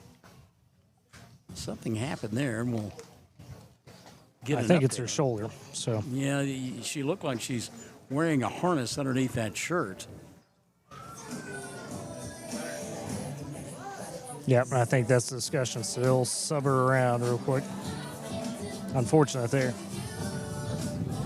I don't know that they're even going to be able to sub her. I think they just, because she's not able to continue, I saw the official hold up two fingers, and I think we got 2 outs now. Might be the case. Yep. So She's unable to continue. And again, I thought I noticed a harness underneath her shirt trying to hold that shoulder in place, and unfortunately it did not work. Swing and miss here, Daisy Danielson out of Leedy, down in the count 0-1. Daisy, the center fielder this afternoon for the red squad. 0-1 pitch on the way here. Inside, 1-1. I love Daisy. Got on the green socks and the green Leedy striped pants with that red. Got the Christmas tree look going on. That's good stuff. she does. 1-1 pitch on the ground towards second. McIntosh will flip the first, and the inning will come to an end. So 1, 2, 3, and again, Emma will check on her and check her status. But again, a shoulder issue. See if we can't find out what was going on there.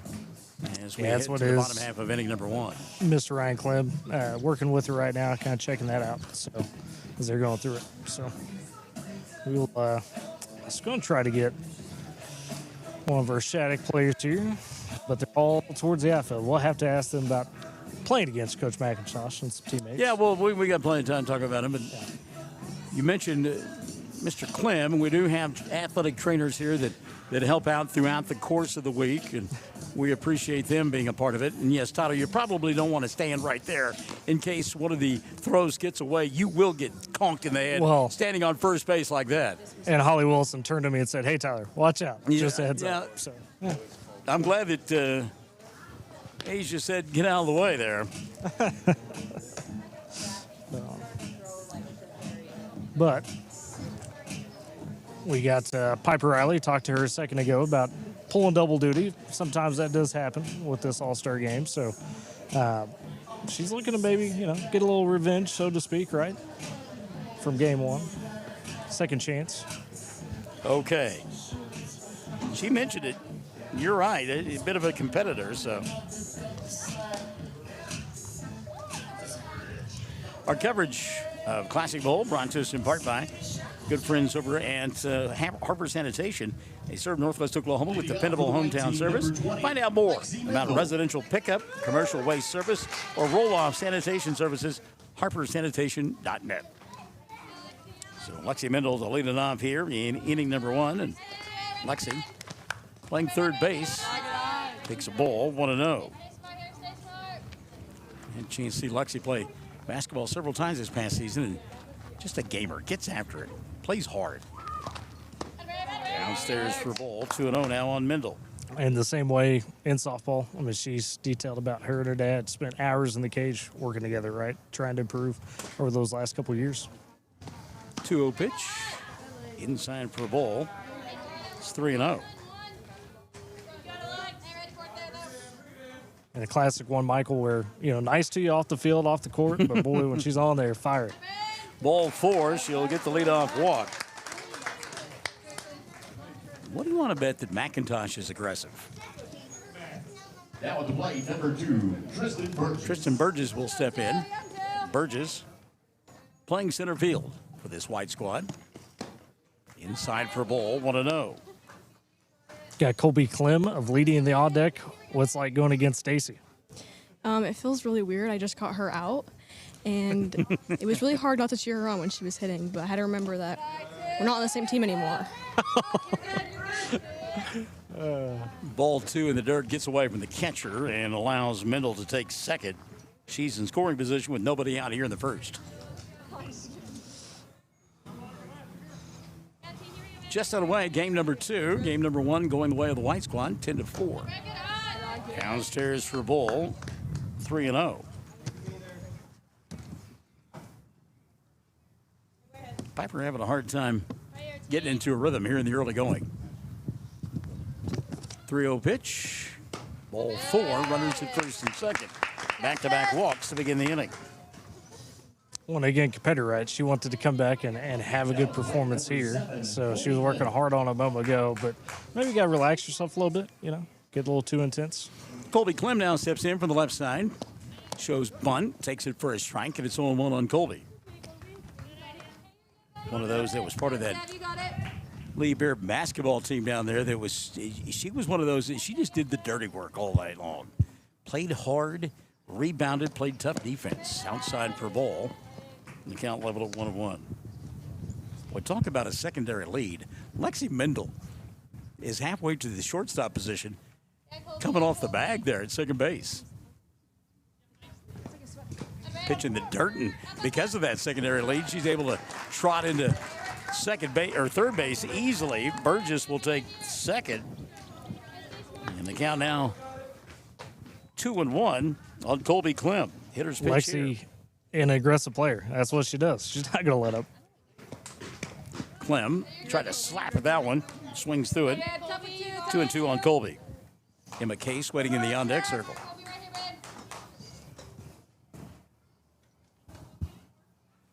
Two-two pitch on the way here. Swing and a miss, one gone. Ball got away from the catcher momentarily, but they'll flip down to first and get the strikeout. So one gone here for Emma Case. And I've always said that if you are a player and you wear 0, you wear 9, or you wear 99, I know that you're a confident human being, all right? If you want one of those 3 numbers, you are a confident player. See what Emma does here. First pitch swinging, back to the screen, 0-1. Yeah, I mean, she pitches confident too, right? We just saw that. And, yes. A player for the Lady Bearcats that was a rock, was a steady piece for him all season. I guess the other number you'd have to throw in there is 13. Probably those 4 numbers right there. There's a shot into the gap in right center field. That's going to get down. It'll drive in 2 runs. And Emma helping her own cause with a 1-out single to right center field. Couple of RBI. And the white team on top 2-0. Good piece of hitting there. Just went with it, drove it into the right center gap. Woodward's own Lexi Middle getting the first round of the game for game 2 for the white team. Lexi, what's it like playing in the All-Star game?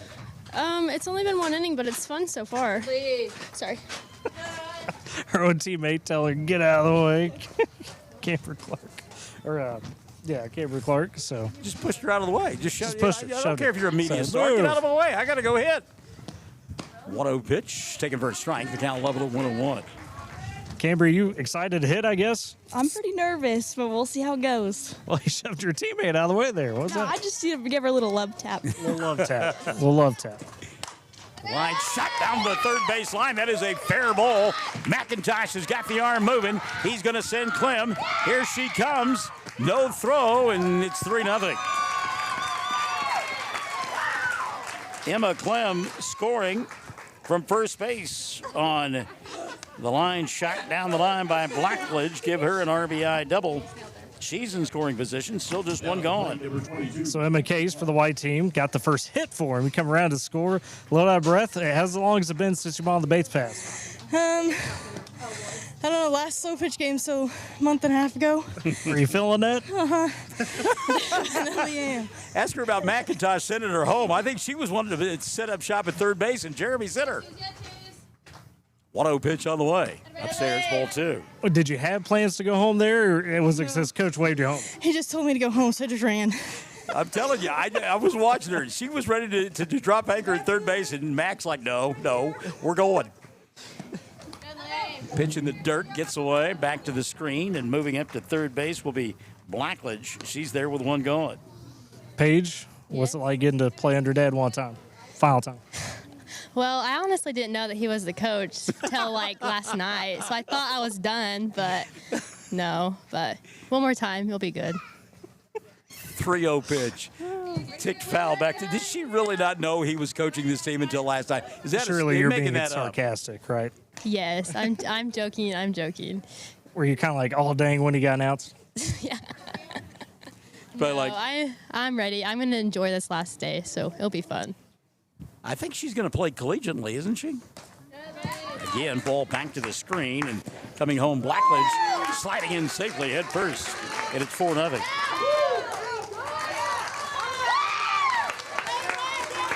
And taking second base, as that was ball 4. Great hustling effort there by Clark. She's in scoring position with one gone. And Paige is going to college, but not necessarily playing at the next level. So. Well, I thought she was going to Western Oklahoma State and announces her sister played there. So Paige McIntosh will step in, runner at second base. Still just one out, 4 across already in the inning for the white team. McIntosh ahead in the count, 1-0. Runner at second base, one gone. 1-0 count on Paige. McIntosh lets this one foul it out of play back behind us. And it's 1-1 on the second baseman. That sounds like something she would say. I didn't even know my dad was coaching until last night. Oh.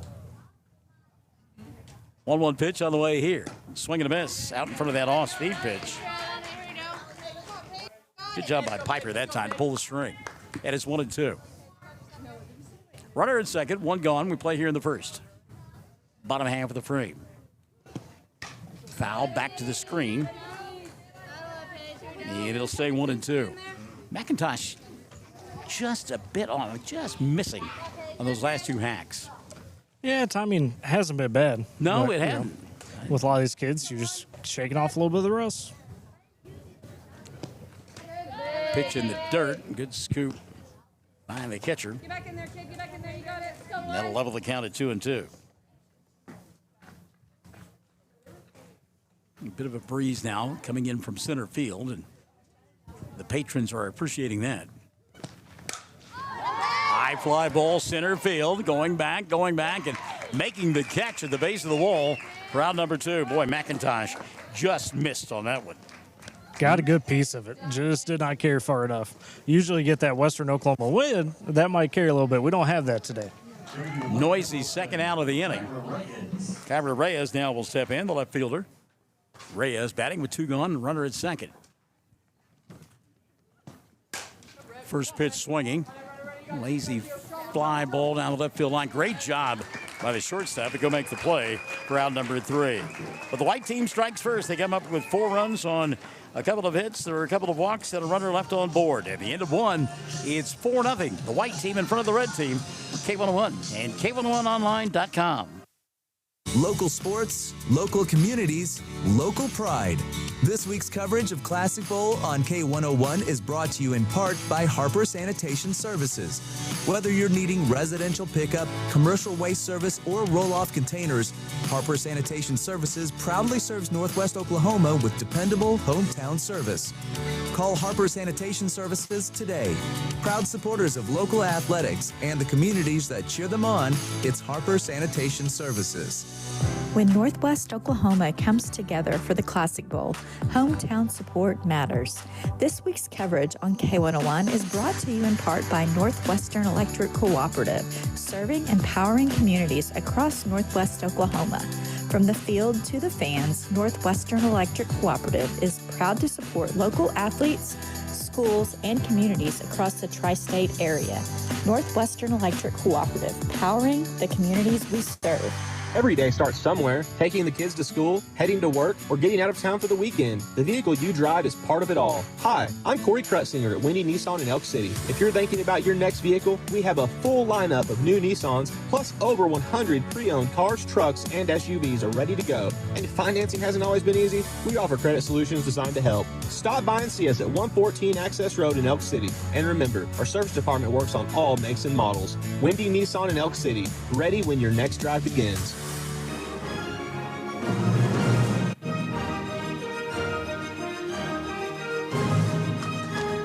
Tyler Riggs doing his field marshaling there, getting ready for the football game on Saturday night. First pitch right back to the pitcher. Nice play there by Emma Cage as Mia Trenfield hit it on a line, but knocked down by Emma and throws to first for out number 1. Mia jumped on that one hard. Just didn't get rewarded. Well, and she had made a nice job of ending number 1 with that catch down the left field line on the looping fly ball. Had to go a long way from her shortstop position to make the play. So here's Carly Kidd. Kidd, the second baseman this afternoon, with this squad in red as they trail 4-0. A little bit low for ball 2. I don't know, but I kind of like the lifestyle. Is it as quiet out there as it is here? A little bit. Both teams kind of subdued early. 2-0 pitch. Good lead. Now 3-0. I love Carly. She's looking back at the home plate umpire like, is that a ball? Please call that a ball. So she's ahead in the count 3-0. Runner, nobody on, and a run, or rather an out here in the inning. Ball 4. Runner aboard. Good job by Kidd. Patient at home plate, draws the base on balls with 1 gone. Andy Durkin now, the left fielder, will step in.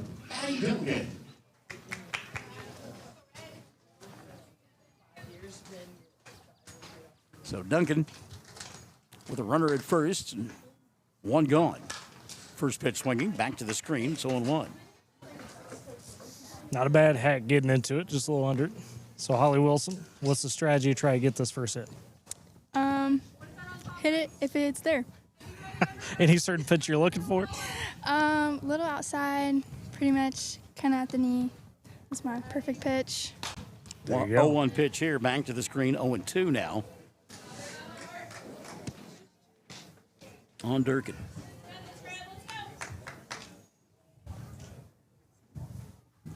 So she's got her perfect pitch lined up, what she wants. She's got to visualize. Will they put it on a tee for her? Boy, I tell you what, good job that time by Durkin. She had a notion, and it was just out of the zone, 1-2 now. Have you ever gotten to face Emma Case, Holly Wilson? Yeah, I think we play Moreland at least once every year, so I've gotten to hit against her. Swing and a miss, ball dropped. They'll throw down to first for 1, back behind the runner, and sliding in safely will be Carly Kidd. She's in scoring position with 2 gone. Durkin strikes out. Catcher dropped the ball. Threw around at second base, and now here's Holly Wilson. You just talked to Wilson, looking for her pitch. See if she could get it. Emma Case has been stout early on. She's playing a little coy about being out of shape. She's in the circle. Called strike here, and it's 0-1 on Wilson. I mean, she's been no nonsense early on. I realize it's just the second inning, but she's been impressive in the early going. Yeah, Holly. 0-1 pitch on the way. That one's a little bit inside, 1-1. She did say, a little inside at the knee is what she's told us? No, so I think high and outside. High and outside. Yes. Okay, my apologies. Work on that scouting report. 1-1 offering on the way here. Line drive, base hit, left field. Will they send the runner and throw off line, but the runner will stay at third, chasing the softball and finally tracking it down. Will be the third baseman who had to come all the way. And she's shaking her head. Look at her. Lexi Mendel's like, I had to chase that thing all the way around the backstop. Really surprised Redden could come home for third there. Yeah, Carly Kidd stays at third. Wilson, while the ball was being chased all over, took second base, give her a single. Runners at first or second and third for Herrera. 0-1 on her. Morella, starting out as an extra player, may go into the field of play before all is said and done. Late on that pitch, and it's 0-2 now. She's from Cherokee. The Speaker of the House, Jeffrey Hickman, knows something about that area of the country. 0-2 pitch on the way here, off speed, strike three. Wow, how about that? Boy, we talked about Clem, and she was impressive there. You're ripped. Pulling the string and getting the strikeout. And so the white squad will come up empty. No runs, a couple of hits, no errors, and a couple of runners left on base. We played an inning and a half. 4-0 white in front of the red here. K101, K101online.com, and Tyler Riggs. Emma Case dominated early. Let's see if we can get to her here. Just a second. So she has been impressive. Emma got a single, drove in a couple of runs, and now getting it done on the mound as well. Emma Case, you were talking about, a little out of breath, if you will, on the hits, but boy, you're getting it done in the circle. What's going on there? I don't know, just kind of second nature to me. I've been doing it ever since I was in second grade, so just being able to go back out and actually pitch one last time just felt great. So there was no real nerves maybe going into it, or was there? There's a little bit, but I think I'm over it now, so I think I'm good now. Ask her about getting the base hit, if that didn't help calm her down a little bit. Say, did the base help the confidence? Yes, it definitely did. Going from slow pitch to fast pitch, I'm so glad I was able to hit it and get on. I mean, obviously, it's still softball, but what's that transition like going from fast pitch to slow pitch? Then you come to an all-star game, it's like, got to play fast pitch again. It's definitely different, trying to just dictate, not getting, caught behind and just keeping up with the speed that the pitcher keeps pitching to you. Hannah Nance to lead it off here in the second inning. She'll be followed by Abby LaCroix, and then back to the top, and Lexi Mendel. Ball inside, 1-0 on Nance. You ready? Here we go. 1-0 pitch on the way to Hannah here in inning number 2. Called strike, and it's 1-1. By the way, the umpires switching positions in between ball games. 1-1 pitch on the way here. Line shot, right field, gets by, rolls to the wall. Durkin chases. Meantime, Hannah on her horse, rounding second, headed to third. Let's see if they wave her home. Jeremy's got the wave. Here's the throw. Out! Save! Drop the ball. Oh, Hannah Nance all the way. Bang, bang play. Great throw by Durkin to Kidd on the relay, who threw a strike to Veronica Case, but the hard slide at home. Hannah Nance jarred the ball loose, and she's safe for the 5th run of the contest. Oh, my goodness. We'll catch her in a second. Yeah, she's catching her breath. She's going to have to get some oxygen after that, because I'm telling you, the monkey climbed on her back when she was rounded third base. It was like, no! Go, Addie. Abby LaCroix steps in now. Yeah, Abby. 5-0 ball game. Swing and a miss here. Let's go, 6. Let's go, kid. I've been calling her. LeCron, one of those batters that could just tattoo the ball. High batting average. Consistent all season. Pops this one up behind us and out of play. Okay, I think Hannah's kind of caught her breath a little bit. Hannah, all the way around all 4 bases. What was it like coming home? I was questioning Coach McIntosh for a second, obviously, but he's a great coach, so I was trusting him. Then I get to home plate, and I was like, should have stayed. And then I was safe, and so I knew I should have kept going. Talk about that collision there. Were you kind of nervous going on the dive? Yeah, because I saw the ball like in her glove, and so I was really hoping either I got under it or I hit her so hard she dropped the ball, and that's what I did. 2-2 pitch rolled foul. It'll stay 2-2. LeCron working hard from that 10th place position in the lineup. I love Hannah questioning Jeremy as I got to third. He's waving the arm, sending me.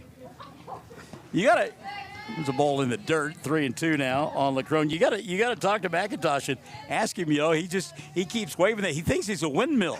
Ask him if he wants to be Don Quixote when he grows up. I mean, come on.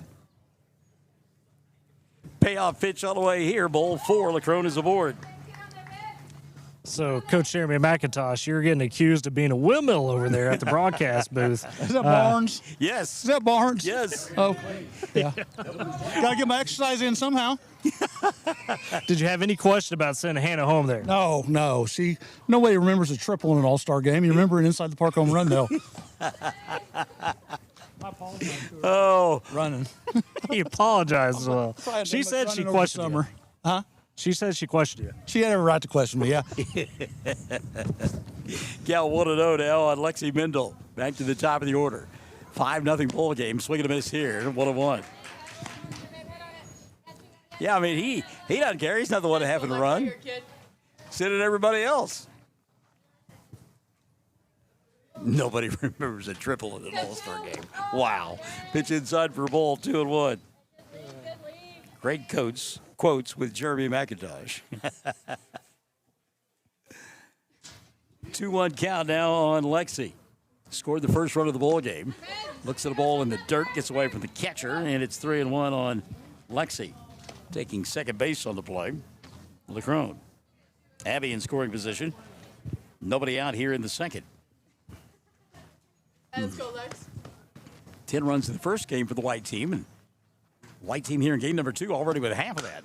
Line shot. Knocked down by the shortstop. Fires to first. Good play there by Mia Trenfield. That's 2 good defensive plays she's turned in already. Out number 1. That ball hit hard. Stayed right with it. And what I liked is she looked the runner back at second base as well. Yeah, Abby was kind of peeking. And she said, not happening. Tristan Burgess now will step in with 1 gone. Hits this one off the fist towards second base. And there to make the easy play, Carly Kidd for out number 2. So 2 quick outs here in the inning after a lot of noise to begin the frame. Colby Clem now will step in. Colby, swing, miss, 0-1 on Colby. Struck out her first time around.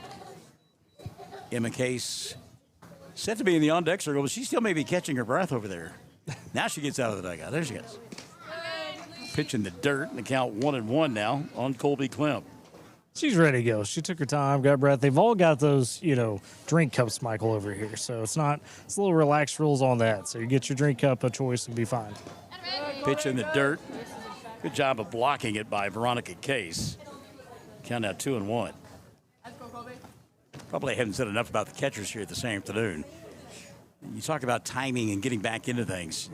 Well, you have that 2-1 pitch on the way here. Taken for a ball, 3-1. Veronica Castro, another Cherokee product, joined her teammate on the red team.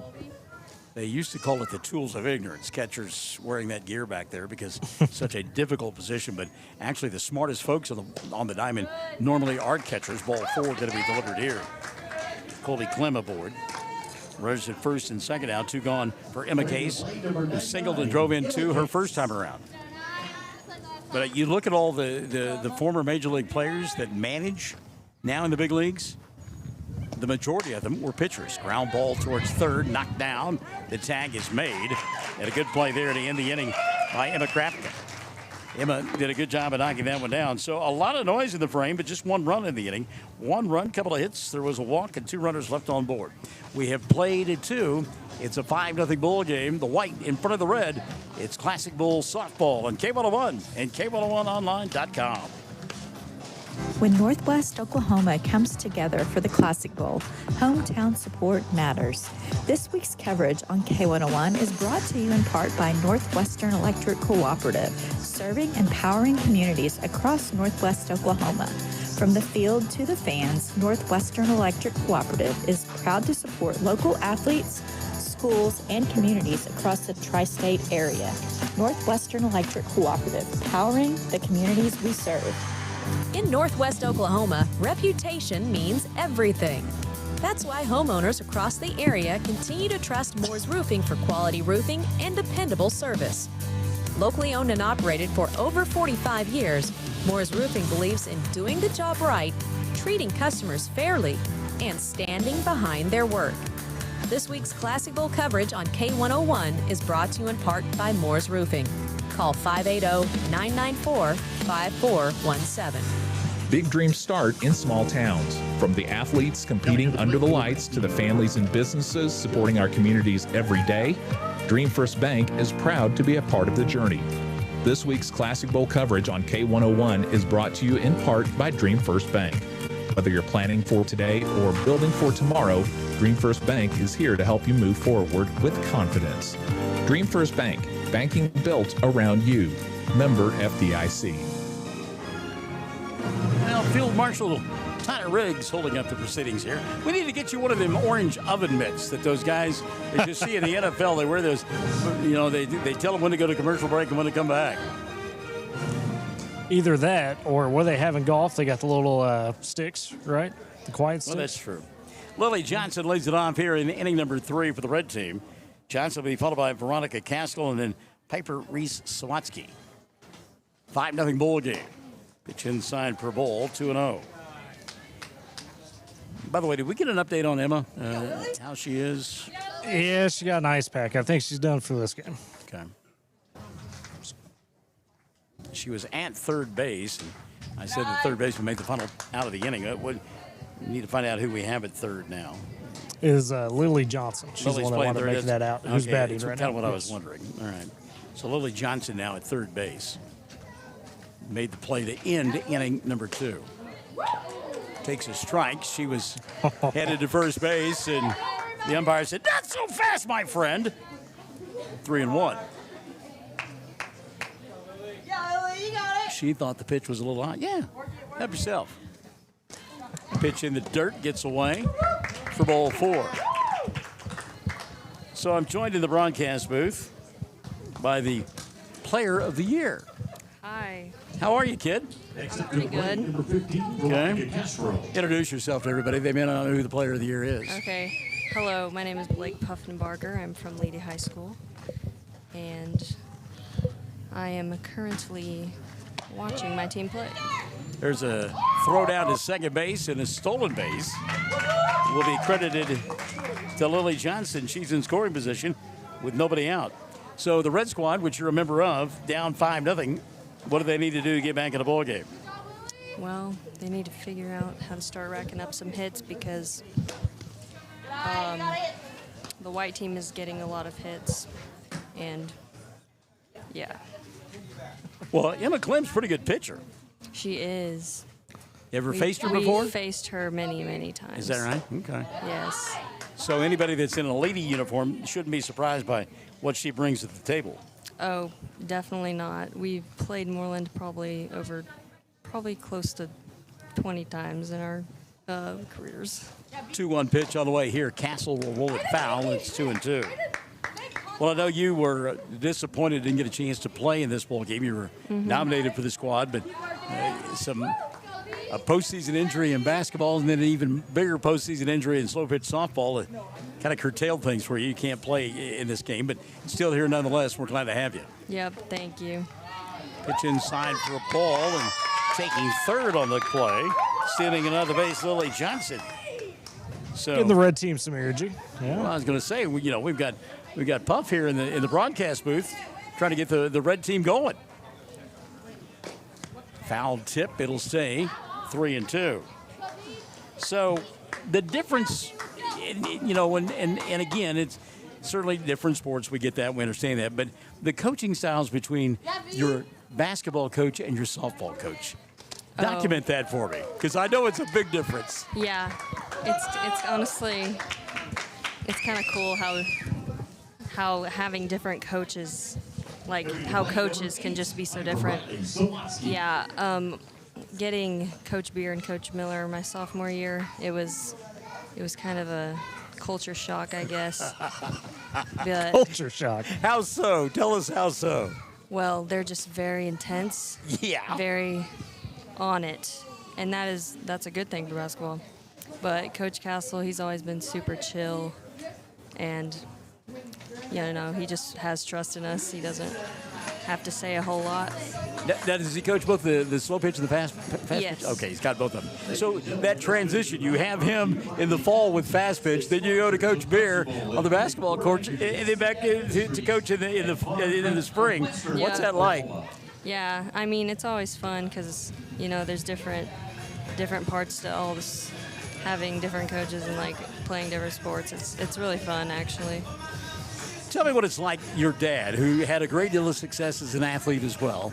Having him in the stands, does he coach you up a bunch after ball games, or you pretty much stay away from him? What's that dynamic like? Well, I honestly really like how my parents are to me. Okay. They give very good advice, and they don't, they're not, like, super hard on me, which I really like. Ground ball back to Clem, and she'll fire to first in time. Coming in to score the first one of the ball game for the red team, Carly Kidd. So an RBI out for Sawatsky, one gone. Good play by Clem. Yeah, Case was Johnny on the spot on, and then Lily Johnson, like mentioned, taking advantage of it, getting that run for the red team. But Case, boy, quick on it. She was talking about rust. I'm not seeing any, Michael. I said Clem. I'm sitting there with the lady kid thinking lady people. So we had a conference on the mound while we're here with Blake, and then we get a conference with the officials. Yeah, we'll have to talk about that from Coach McIntosh, figure it out. But we got Daisy Danielson in the on-deck circle with Blake on the headset. Oh, my. What was the messaging between you two and between your teammates that you're playing against today coming into this? What? The message? Well, while all that's going on, Castle takes on for third. Bad throw up the line. Veronica will come around to score the second run of the ball game for the red team. And we should have put the lady bunch in the booth beforehand to get the red team sparked. It's round and round, but I was trying to talk about the trash talk. Was there any trash talk before coming into this? Against the other team? Well, against your teammates that you're now playing against. Oh, yeah. I was like, come on, Piper. One more strike. It was Colby Clem, and I was like, let's go get her. 1-1 now on Bullard as Taisley steps in. 5-2 ball game. Red has come across with a couple of runs. Taisley lifts one into right field, calling for it and catching it in foul territory. For the second out of the inning will be Kimber Clark. 2 gone now for the Daisy Danielson. So are they just going to let him not take an automatic out here for Krapke's spot in the lineup? Yeah, I think there's a sub there, so you're fine. Okay. So Danielson will step in. Number 13, Daisy Danielson. grounded down to end inning number 1. She's 0 for 1. Swing and a miss here. Tell me about that swing. Dissect it for me, Puff. Well, that pitch seemed to be spinning downwards, and Daisy didn't seem to have a lot of confidence in herself today, but She's it hard on the ground here, fielded by the shortstop, and the throw by Colby Clem. In time, she throws out her teammate to end the inning. Tell me about that. Oh, yeah. Rooting against each other all day. We'll get with Coach McIntosh here in a second, figure out what the conversation was. Yeah, he called that timeout. He had a meeting with his kids in the center circle. He was telling us 3 hours ago, it's just an all-star game. I'm not going to coach that hard. Coach, we're calling timeouts. What was the conversation there in the circle? Oh, we just with no practice time or anything, what we were going to do in the first and third situation. We were going to cut it and see if we could steal an out somewhere. So didn't work out. They put the ball in play and we're out of position. So just we got an out of it. Not the one we wanted though. Was Barnes over there questioning that move? Oh, he is. Oh, yeah. He's nitpicking everything we do over here. McIntosh must have a guilty conscience worrying about what I'm doing. But not the one we were looking for. There you go. Worried about what I'm doing. All right. So, Blake, your plans now that high school is over with, what do we have to look forward to? I'm going to Oklahoma State. Okay.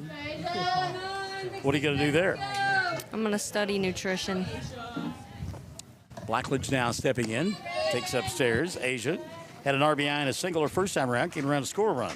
You going to study nutrition, you said? Yep. Okay. I want you to go back. Pitch on the way here upstairs for a ball. And the count now 2-0 on Blackledge. But you're talking about mom and dad, and you like the way that they handled it. Expand on that for me a little bit, if you would, please.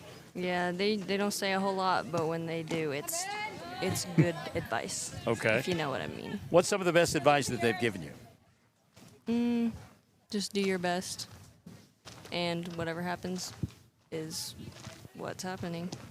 3-0 pitch, taken for a strike, and it's 3-1. So, 3-1 here, 5-2 ball game, bottom half of inning number 3. And boy, that got the umpire as it hit out in front of home plate. Blackledge is aboard to begin the third inning. Camper Clark now will step in. Clark walked her first time around. Colby, you threw out your teammate. What was that about? I had to I don't know. We're on different teams now, and I have to get her out whenever I need to. It's just the job, right? Not personal, just business? It's not personal. It's just what has to happen. Blake, how hard is it for you not to be out there playing when you know that you are named to the squad? Well, I know it'd be fun to play, but it's also nice wearing shorts right now because it's pretty hot out here. They're out there sweating, getting dirty, and I'm just going and getting drinks for everybody. But yeah, I would love to pitch. I like pitching. It's really fun. 0-1 pitch here. Cold strike 2 in the count 0-2 now on Clark. Runner at second base as that first pitch got away from the catcher. And taking second on the play was Blackledge. Swing and a miss here. And she has gone on strikes round number 1. So Paige McIntosh will step in. To the plate, number 1, Paige McIntosh. McIntosh flying out to center field her first time around. Hit the ball deep, but not deep enough, as Tristan Burgess had just enough room. Ground ball down to third. Backhanded stop. Long throw, not in time. Safe at first base will be Paige McIntosh. But what about the play, Puff, over there at third base?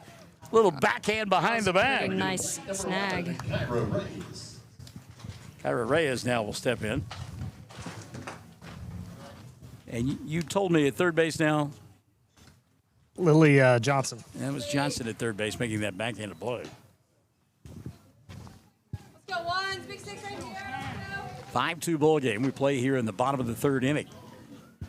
White team on top. Runners at first and second, and just one gone. Little bunt out in front of home plate. Boy, that's a good one. Nobody at first base to cover the bag. Now the ball gets away. One run will score. And it's a 6-1 ball game, or 6-2 ball game. How about that? Good job Asia by Blackledge, Reyes. no hesitation. No, Blackledge rounding third and headed for home. I mean, and a great bunt by Reyes out in front of home plate. She just deadened it beautifully. We got Woodward's Camber Clark with us. You said first of many we struck out. Why? Well, come on, no confidence today? Well, I don't know. It's a bit rough right now, but I'll get up there and I'll get better. I'll watch some more pitches and maybe I can get something. Runner off with a pitch. Ground ball back to Swatsky. She'll throw to first. Not in time. Safe on the infield single. Will be Hannah Nance. Bases loaded. I'm not hanging my head over it. Okay, Camber's still talking through the strikeout there. Next up, number So, Abby LaCrone. As Abby LaCrone will step in. Bases loaded now. One gone in the inning. LaCrone walked her first time around. Pitch upstairs for ball. Hannah Nance, somebody that I know that you know from Visai nearby, and we were there that regional basketball game that her high school basketball career came to an end in that regional game against Beaver when she laid it out on the line. There's a line shot down the line in left field. One run will score. They'll wave home another. And winding up at third base on the play will be Nance. As coming across McIntosh and Reyes. The second and third runs of the inning. LaCrone with a double and a couple of RBI. But she laid it out all on the line in that ball game, and it was not enough, and her career came to an end. That emotion that you feel as a player in that final ball game when you know that it's over. Here's a ground ball up the middle, base hit, and it'll drive in 2 more runs as the throw not in time, and winding up at second base is Lexi Mendel. Give her a couple of RBI. But Puff, what's that like, knowing that that's it, you're done? I mean, it's kind of sad, but it has to happen. I mean, this year for me, 2 of the seasons we won. Right. And those were pretty fun. And in basketball, I mean, it was a pretty early loss, and I had time to accept it. And ground ball to third, and another nice play, and a good job that time to get the runner in a rundown and get the second out of the inning. Lexi Mendel got caught in a rundown and was retired 5-4 for the second out of the inning. But yeah, I mean, you're right. I mean, two of your 3 seasons end in a championship, so it's not that dramatic. But that basketball game, because it was a game that was, as you said, over early, it wasn't that as impactful. Yeah, I mean, if it were, I feel like it would have been more emotional if it was a closer game. But Lomega was a really good team. Boy, they were, weren't they? Yeah. And I mean, if you're going to lose in a semifinal ball game, you're okay losing to somebody like that, aren't you? Yeah. Good try. 0-2 the count.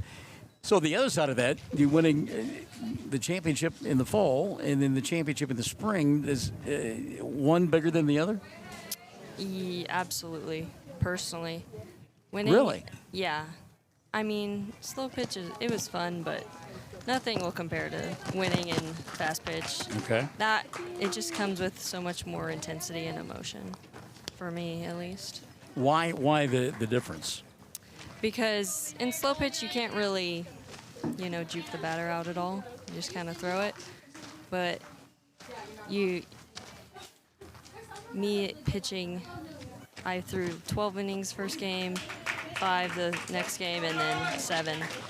And just knowing I have to show up every game is just, it's fun, and it's just a lot better in my opinion. 5 across in the inning for the White Squad as Colby Clem will strike out to end inning number 3. We've played 3, 10-2. It is an 8-run lead for the white team of the red team. K101, K101online.com.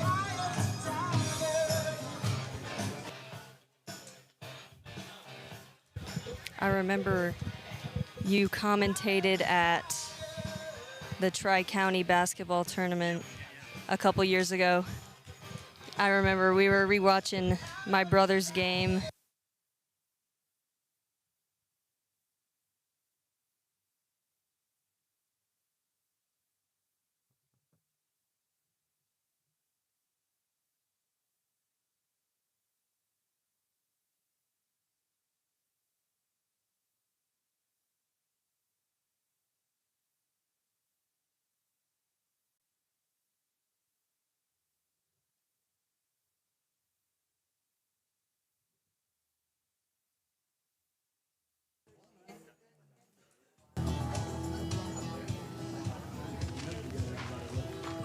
So we play here in the bottom half, or top half of inning number 4. It's a 10-2 ball game.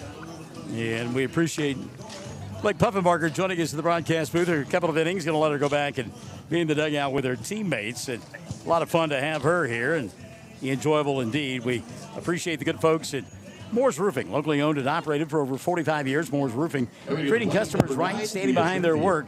Homeowners across the area trust Moore's Roofing, quality that you can count on. So we go to work here in inning number 4. Mia Trenfield will lead it off. Mia over 1, grounded back to the pitcher her first time around.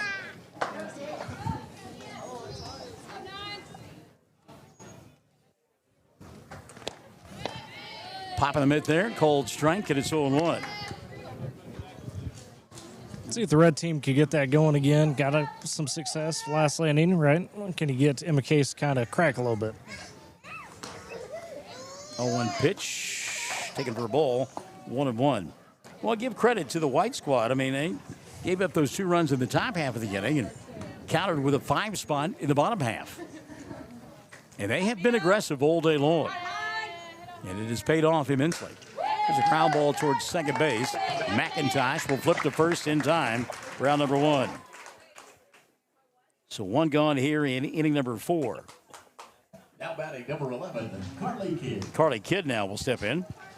Kidd walked and scored the first run of the ball game for the red squad back in inning number 2. Officially no at-bats in the ball game.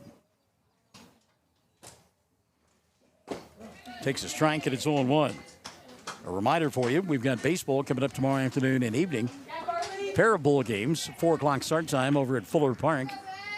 For game number 1, awards and scholarship handed out in between the first and second bowl game. We'll have it for you on K101, K101online.com. And Tyler, streaming as well. Yeah, it'll be on Squirtle, 101classball.tv, and at YouTube. Just search 101 Class Ball. We'll have that. Eric Scott doing a phenomenal job, and we'll have a media team throughout the week with a few kids from the area. They're going to be posting, not only on social media, but helping with the broadcast. Should be a lot of fun. Yeah, good stuff. 0-2 now on the batter, Carly Kidd. Yeah, Carly! 0-2 pitch on the way. Swinging, ball gets away from the catcher. Home plate umpire doing a little dance, trying to get away with the ball, and safe at first base will be Carly Kidd. Hustled one out. Yep. Did a great job. Addie Duncan will step in. Durkin.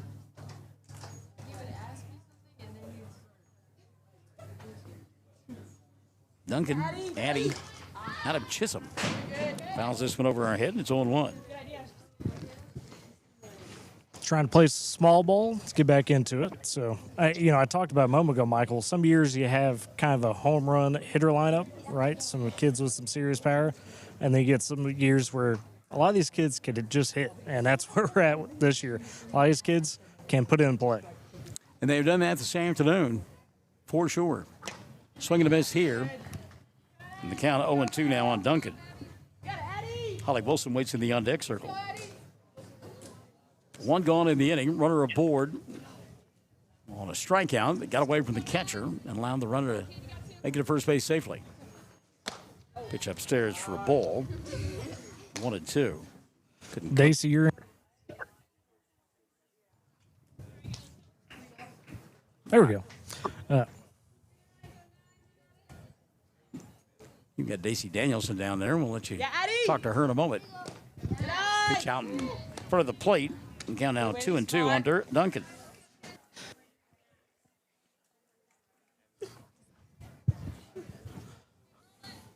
I have no idea. Carly, steal. That's what I was trying to talk about. Oh, get back, 2-2 pitch popped up on the infield, calling for it and making the play, the first baseman.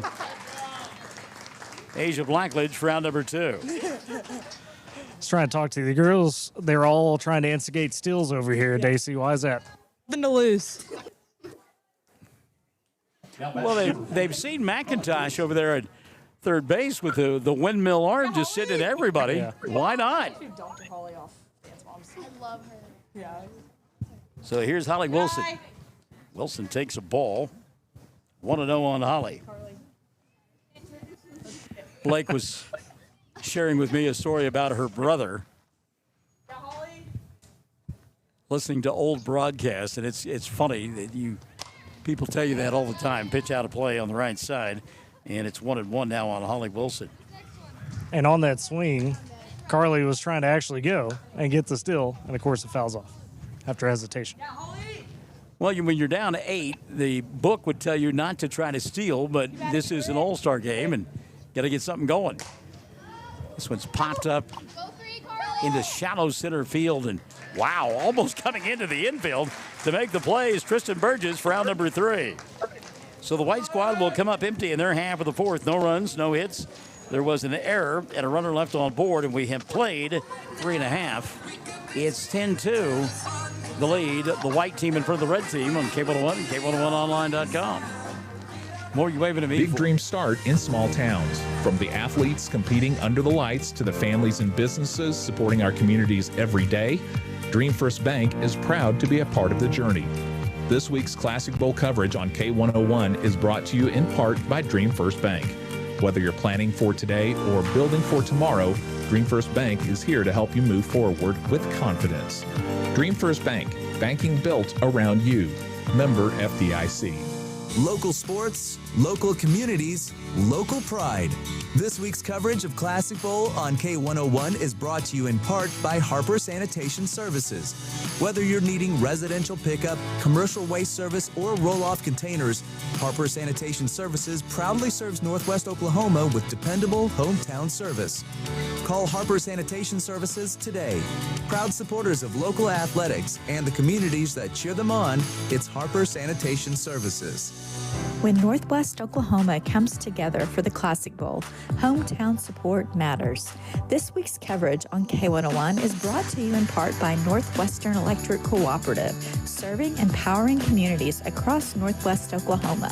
From the field to the fans, Northwestern Electric Cooperative is proud to support local athletes, schools, and communities across the tri-state area. Northwestern Electric Cooperative, powering the communities we serve.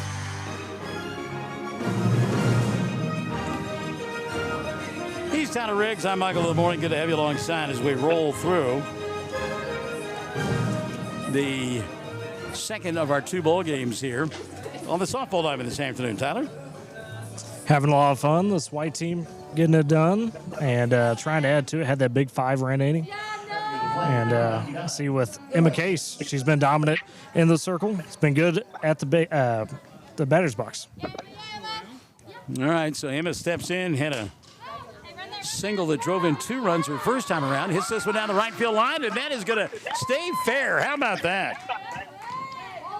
There was a Great guy. hit. There was a guy that used to play baseball named Rod Carew, one of the best baseball hitters of all time, and he said, "You hit them where they ain't," and Emma did that just now.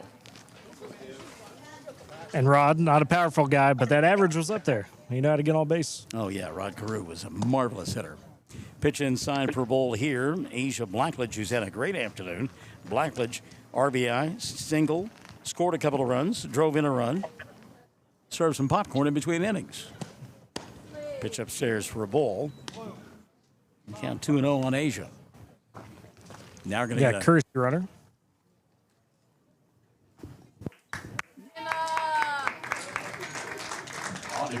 And Tristan Burgess, isn't it? Yeah. So Burgess on to run for Emma Case. Cold strike here. And the count 2-1 on Blackledge. Couple of ball games coming up tomorrow on the Diamond over at Fuller Park. 4 o'clock. First pitch. Pitch here, swing and a miss. And the count leveled at 2-2.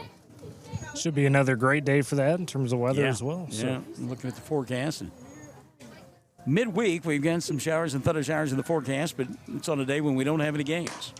There's a fly ball into left field. That's pretty well hit, and it is gone!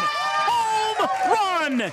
Ding dong! The pitch is dead.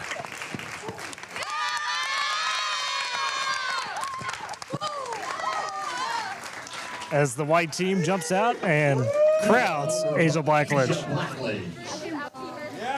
Asia, that was a confident swing. How about that home run? It was great. I can only thank my teammates. They're very big supporters of me. So Represent Alva here today. Yes, sir. So you're going to be joined by some teammates, I believe, Tuesday for the basketball game. You looking forward to that? I'm so looking forward to it. Yes, sir. Ace Blackledge with the home run. So Tyler Riggs telling us just scant moments ago it's been small ball all day long, and now a 2-run knock in inning number 4 to make it a 12-2 ball game. Blackledge goes deep. Clark takes inside per ball. The count 1-1. Nobody out here in inning number 4.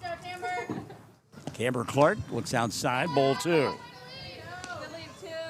That ball well hit, and it just continued to carry. And I thought maybe with that wind, it didn't have enough lift on it, but she got it over the left field wall for the home run. Foul tip here.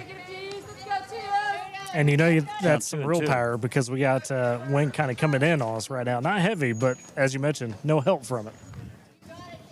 And at first, I think that Tinsley Bullard thought maybe she was going to have a play on that ball, and I did too, and it just kept sailing. Let's go, Camber. Pitching the dark dirt here, 3-2 now on Clark. Nobody out here in inning number 4. Swing and a miss. Clark got on strikes. Second time that Camber has struck out this afternoon. She is 0 for 2 in the ballgame, has walked. In addition to those 2 strikeouts, Paige McIntosh now will step in. McIntosh flying out to center field her first time around. Hits this one hard into left center field. That's going to get down for a base hit. Paige around first on her way to second. And she'll get in there with a stand-up double as the ball got away momentarily, but McIntosh will stay put.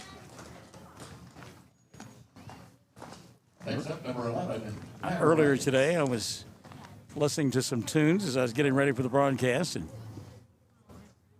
my boogie shoes came on by Casey and the Sunshine Band. The white team here in game number 2 has put on their hitting shoes. Who? What? They have played at 12 in this inning, or in this ball game, and we play in the 4th inning. Runner at second, nobody out. Check that one out. Casey and the Sunshine Band, look them up. You'll listen to the song, you'll find yourself dancing to it. I don't dance, Michael. You'll dance to this. 2-0 now on Reyes. Kyra, the left fielder, has popped out and singled and scored a run. Ball gets away from the catcher, and McIntosh will hustle into third base. 3-0 now on Reyes. We're going to have to talk to Blue. He's taking some pitches, that have gone past, bounced off of him. Yeah, He's standing tall. He's taking a beating here. You're right about that. 3-0 pitch on the way. Base hit, left field. That'll score McIntosh. And it's 13-2. As I mentioned that, Michael, about Blue taking a little bit of a beating, Hannah Nance looked back at me in the on-deck circle and said, well, that may have been partly my fault. Number 21, Hannah Nance. Why would it be her fault? Because she hasn't caught some of the balls there? That's that what she's saying? insinuating. Yeah. Hannah now digs in, shows bunt. Boy, that one came back and got the catcher. That's why you wear a mask. It's not for the faint of heart, that position. No, it is not. Look at Coach McIntosh up 13-2, and we're still over here coaching hard. Let's go, kiddo. I'd like to know what he told Nance there. I really would. You're going to find out. 0-1 on Hannah. That's my biggest fear.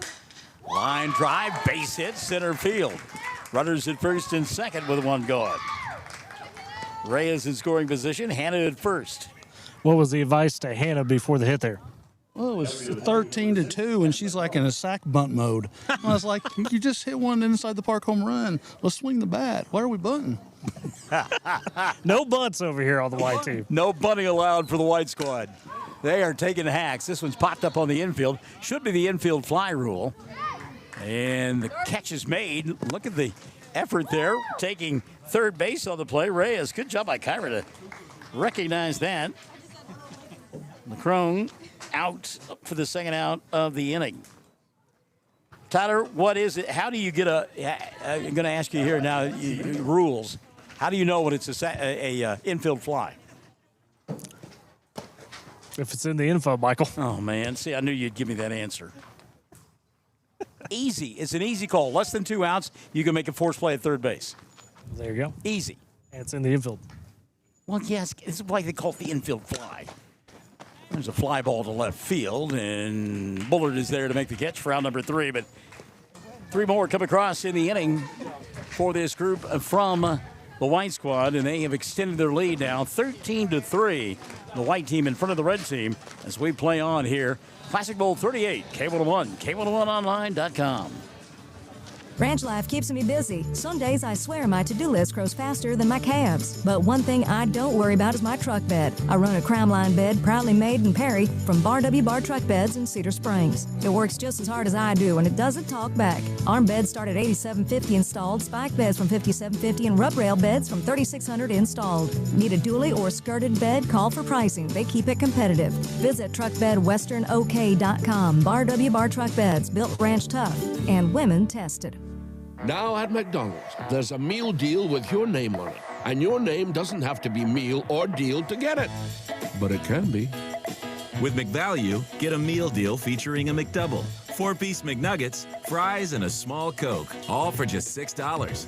Or swap that McDouble for a hot and spicy or classic McChicken at just $5. Price of participation may vary. Promotion pricing may be lower than meal pricing. Ba-da-ba-ba-ba. When Northwest Oklahoma comes together for the Classic Bowl, hometown support matters. This week's coverage on K101 is brought to you in part by Northwestern Electric Cooperative, serving and powering communities across Northwest Oklahoma. From the field to the fans, Northwestern Electric Cooperative is proud to support local athletes, schools, and communities across the tri-state area. Northwestern Electric Cooperative, powering the communities we serve. Tyler Riggs had a question from somebody wanted to know, do we do a run rule in this game, or we just play until we've got 7 in? We played till we got 7 in, as far as I can remember. Well, thank you for that astute reply there. 13-2. Our score as we go to the top half of inning number 5, and Morella Herrera steps in. Pitch outside per ball. That'll level the count at 1-1. Morella struck out her first time around. She's 0 for 1. Emma Case getting it done in the circle for the white team here this afternoon. Swing and a miss, and it's 1-2. Talk about the equipment, Michael. You know, with the helmets earlier, we got the Technicolor bat from Miss Herrera. That is a good-looking bat. I like that. 1-2 on the way to Herrera. Downstairs for ball. Levels things at 2-2. Lily Johnson, Veronica Castle due up in the inning for the Red Squad. 2-2 pitch on the way. Got a piece of it. I thought she got a piece of it. The umpire said safe, which means the ball got away from the catcher. She tagged her, though, for out number 1. Yeah, reached down, kind of touched her, made sure. So 1 gone now for Lily Johnson. Johnson has scored one of the runs here this afternoon, got a stolen base. Lily takes a ball. 1-0 on Johnson. She's a hard runner. I was going to say, we've seen her, take off on these base paths, and she's got kind of, I wouldn't say a brace, but a wrap on the leg. Had bother. Takes downstairs here for ball 2, 2-0. She's played hard all day long. I mean, you talked about in the first game, the white shirt's getting dirty. You know what? Her uniform shows a lot of play activity going on there. 2-0 pitch. Inside for ball 3, 3-0. Dirt from the shoes to the helmet. Yeah. Full force. I like Mac telling Nance, what are you butting for? It's an all-star game. Hack away. Ball 4. Good job by Johnson. Lily on board. Second time in the afternoon. Veronica Castle will step in. Veronica walked and scored in her only appearance this afternoon. 4 in the first, 1 in the second, 5 in the third, and 3 more in inning number 4 for the white team. 2 in the third for the red squad. Swing and a miss here, 0-1 on Veronica Castle. Hope that you're buying your 101 Classic Bowl gear. Ground ball That is a fair ball. Went over the bag, hit the bag, got away. Good job by Castle. And she is... Looks like they're going to say foul ball. That was right there, Michael. I'm glad I'm not in charge of that call because I couldn't tell you. That was tight. Okay. So, as Steely Dan one second, we'll go back, Jack, and do it again. 0-2 now on Castle. That looked fair to me. Thought it hit the bag. Pitch upstairs. Lily just kind of like, I dare you. I dare you. Throw me. Johnson's got the Macintosh view. I'm in an All-Star game. I'm gonna make some noise out here. I'm gonna push the envelope. I love it. Good stuff. 1-2 pitch on the way here. Popped up on the infield, and maybe a swinging bunt. Everybody gonna be safe. Great job by Veronica Castle to get out of the batter's box and beat the throw to first base. So Castle at first, Johnson takes second, and Piper Zawadzki can help her own cause right now. Been a long day for Piper. Yeah, it has. But hey, here with Veronica Castro, got on first, got a hit, right? Yes, sir.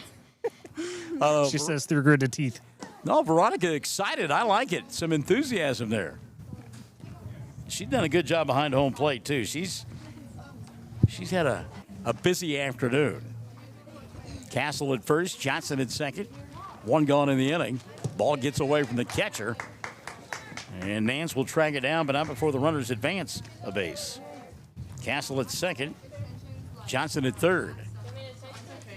We need to get Tyler to chase somebody around on one of these base hits. Have him interview them as they get to the bag. Check his windage. Oh, boy, I tell you what. Piper had a notion late off the pitch. It was called a strike, and it's 2-1. Michael, if we tried that, I would faceplant. I'm in, hey, dudes, these are not running shoes. 2-1 pitch on the way outside for a ball, 3-1. Be fun to watch, though.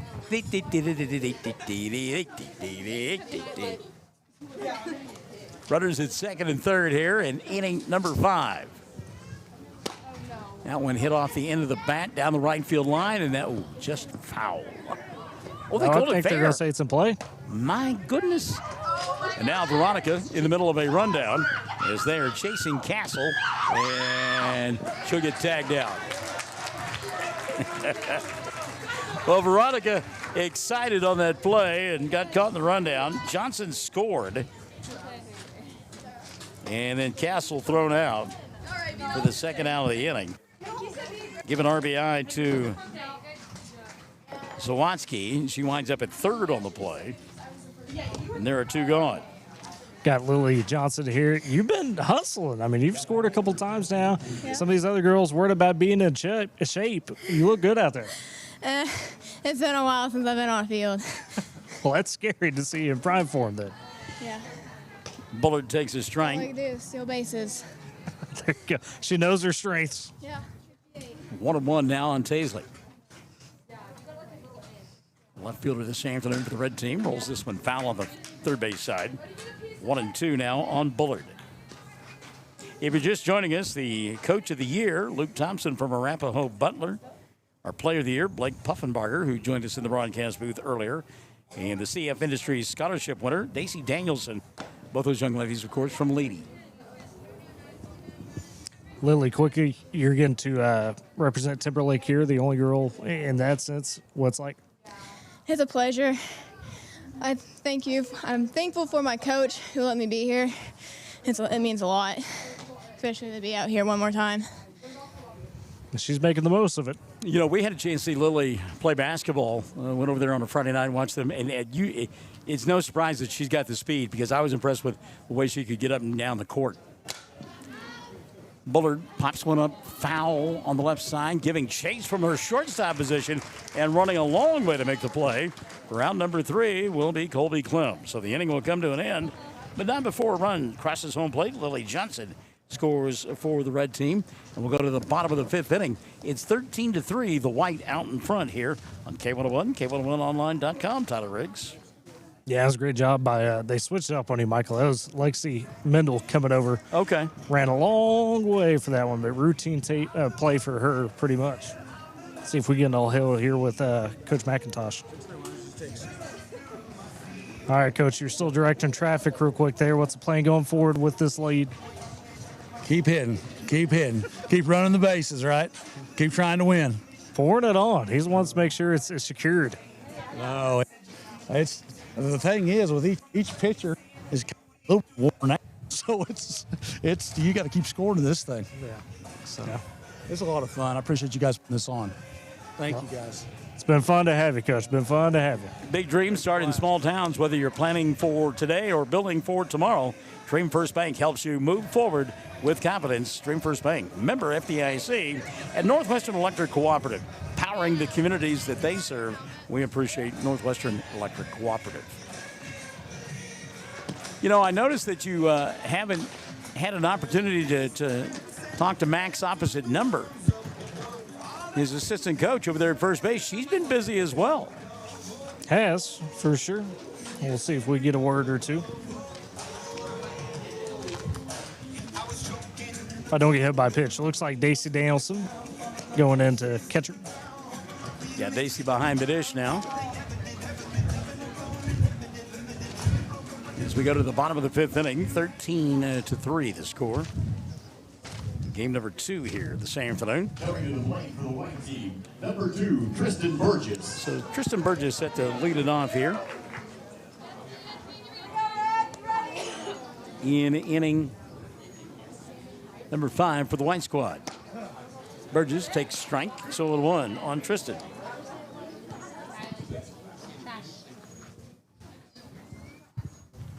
Oh, 1 pitch on the way to Burgess. Lifted in the air towards left field. Bullard drifting back, gets underneath it, makes the catch for out number 1. So Burgess retired on the fly out to left. 1 gone for her. Burgess had walked her first time around and scored. Lined out in the second and walked in the third. Now 0 for 2. Clem with a bunt attempt. It rolls foul. 0-1 on Colby.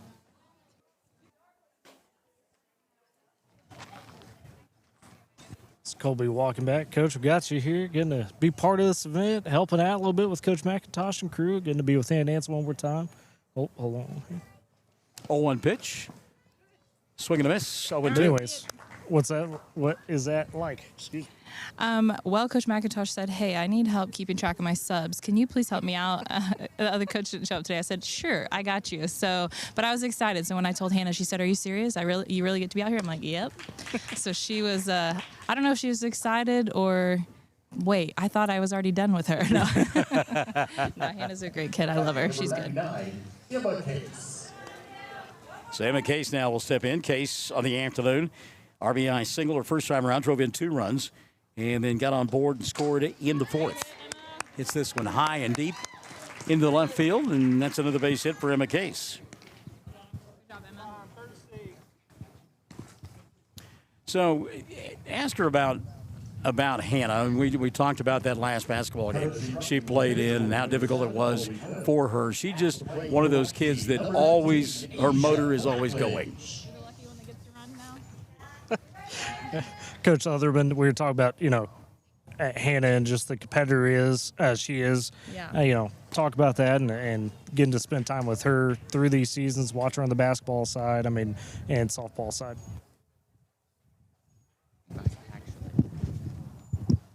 This is my first year coaching that actually, but she is such a competitor. I actually told her if I had 9 more of her, that would be, she doesn't give up on the field. She keeps going no matter.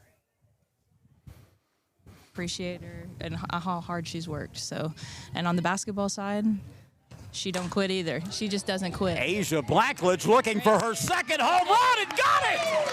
Ding dong, the pitch is dead again! Asia Blackledge is now 3 for 3 on the afternoon with a walk. She scored 4 times and has 2 knocks on the ball game. Home run number 2. Wow. Asia Blackledge is saying, I wish that announcer guy would have said nobody was hitting home runs before.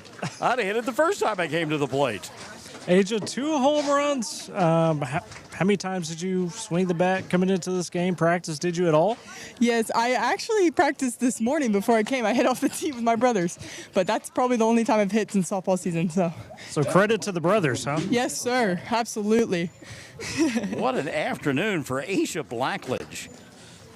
5 RBI, 4 runs scored. Couple of home runs. Swing and a miss here. Camber Clark. Count 1-1 on Camber. She has struck out twice and walked. Wow. Of course, our public address announcer, Matt Adair, Alva guy, very proud to watch Asia go do her thing here. Yeah, I like the walk-up song after the home run. Beverly Hills. Buddy Holly. What is that all about? It's a little Weezer. You old enough to remember Weezer there, Tyler? Swing and a miss. And with that, the inning will come to an end, but not before Asia Blackledge goes yard again, second time in the ball game. 2 more across in the inning for the Red Squad, or for the White Squad rather, and they now lead it by a dozen. 15-3 after 5. We're back to Boomer Field after this on K101, K101online.com. In Northwest Oklahoma, reputation means everything. That's why homeowners across the area continue to trust Moore's Roofing for quality roofing and dependable service. Locally owned and operated for over 45 years, Moore's Roofing believes in doing the job right, treating customers fairly, and standing behind their work. This week's Classic Bowl coverage on K101 is brought to you in part by Moore's Roofing. Call 580-994-5417. Big dreams start in small towns. From the athletes competing under the lights to the families and businesses supporting our communities every day, Dream First Bank is proud to be a part of the journey. This week's Classic Bowl coverage on K101 is brought to you in part by Dream First Bank. Whether you're planning for today or building for tomorrow, Dream First Bank is here to help you move forward with confidence. Dream First Bank, banking built around you. Member FDIC. Local sports, local communities, local pride. This week's coverage of Classic Bowl on K101 is brought to you in part by Harper Sanitation Services. Whether you're needing residential pickup, commercial waste service, or roll-off containers, Harper Sanitation Services proudly serves Northwest Oklahoma with dependable hometown service. Call Harper Sanitation Services today. Proud supporters of local athletics and the communities that cheer them on, it's Harper Sanitation Services. Tyler Riggs, Michael in the morning, and a veritable cast of thousands here. Tyler, get a chance to visit with Wyatt Crossland. He's the coach of the Red Squad here this afternoon. Visit with him a little bit. I mean, it's easy to talk to the folks that are on the front end of the 50. There's a ground ball base hit in the left field leading off the inning. For the red team is Daisy Danielson. She's aboard with nobody out.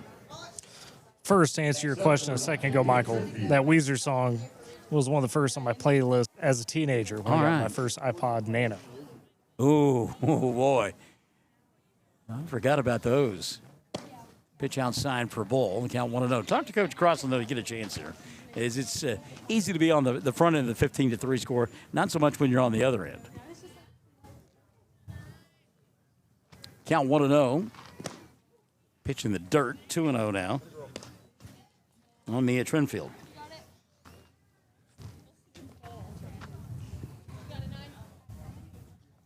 Go ahead, Tyler.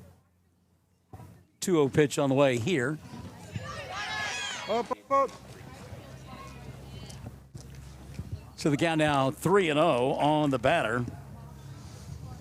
Mia Trinfield. Here with Coach Crossland. Of course, you know, your squad trailing right now, but still trying to battle, trying to wear out Miss Case, who's had a good day in the circle. Talk about your team battle. They're working hard. We've had an injury to start the game, and then another one that's not playing because she's hurt. So we're playing hard and we're having fun. Of course, unfortunately, as one of your players, Emma Crapshaw, who you've gotten to coach, great competitor is Emma. Up. There's a quick out. Yeah, she works extremely hard, and she all stayed in slow pitch, and she's had an extremely good career in softball. So super proud of her. Coming to the plate for the red team, number 11, Carly Kidd. Carly Kidd now will step in, and we've been told by the operations director for Classic Bowl, that if the red team does not score 3 runs, we will have a run rule here. Okay, there you go. So you got a runner at third base, 1 out. Over there at third is Stacy Danielson. And Carly Kidd looks at a pitch inside for a ball, but the red team will need 3 here in the 6th to continue the ball game as they trail 15-3. Swing and a miss, and the count is 1-1. And we have had games in the past that's shortened due to weather, obviously, with baseball, softball, but I believe might be the first with the run rule side. 1-1 pitch on the way. Ground ball out in front of home plate, fielded by the pitcher. Case will go to the catcher now in a rundown and tagged out at home. Oh, Danielson's safe. So they missed the tag. Daisy sneaking by. Emma Case thought she had the tag on the back, and you were down the line. What's your call? From my perspective, tough to tell. I mean, there was a tag attempt made, but I couldn't see if there's clear contact. Boy, so we got to go with the umpire. That is a cop-out if I ever heard one. Man, what? Way to set the fence. So Kidd aboard with the RBI infield single.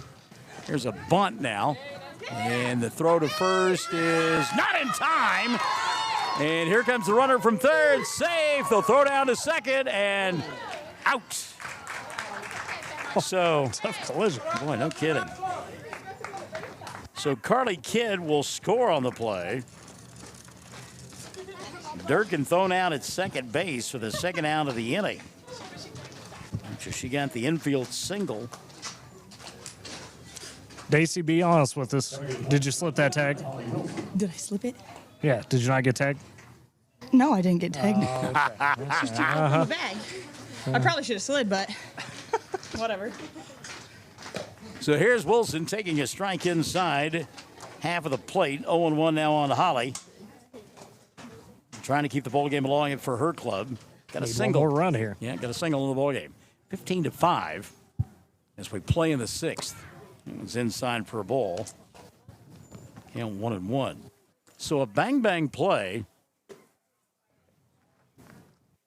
Durkin took second base, trying to, and got tagged out for the second out of the inning. Swing and a miss here. Count 1-2. Well, you know that Emma Case would like to end it with a strikeout. 15-5. She's worked hard all day. Yeah, 15-5. Top of the 6th. Ground ball foul. And we'll do it again. We appreciate Wyatt Crossland. As I mentioned, you're in this bowl game, and he talked about the injury right away to his kid, and another one that can't play because of an injury. Depleted numbers. And you just give it your best shot. 1-2 pitch on the way here. Swing and a miss. Ball in the dirt, flip to first, and that should do it.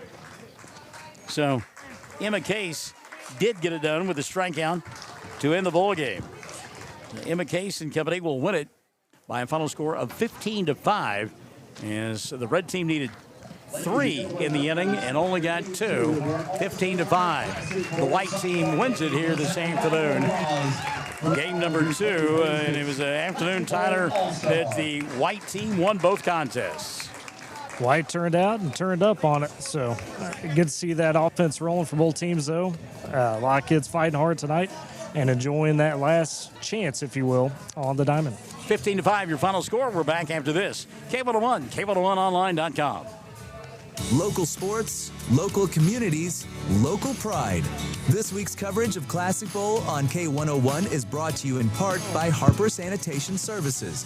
Whether you're needing residential pickup, commercial waste service, or roll-off containers, Harper Sanitation Services proudly serves Northwest Oklahoma with dependable hometown service.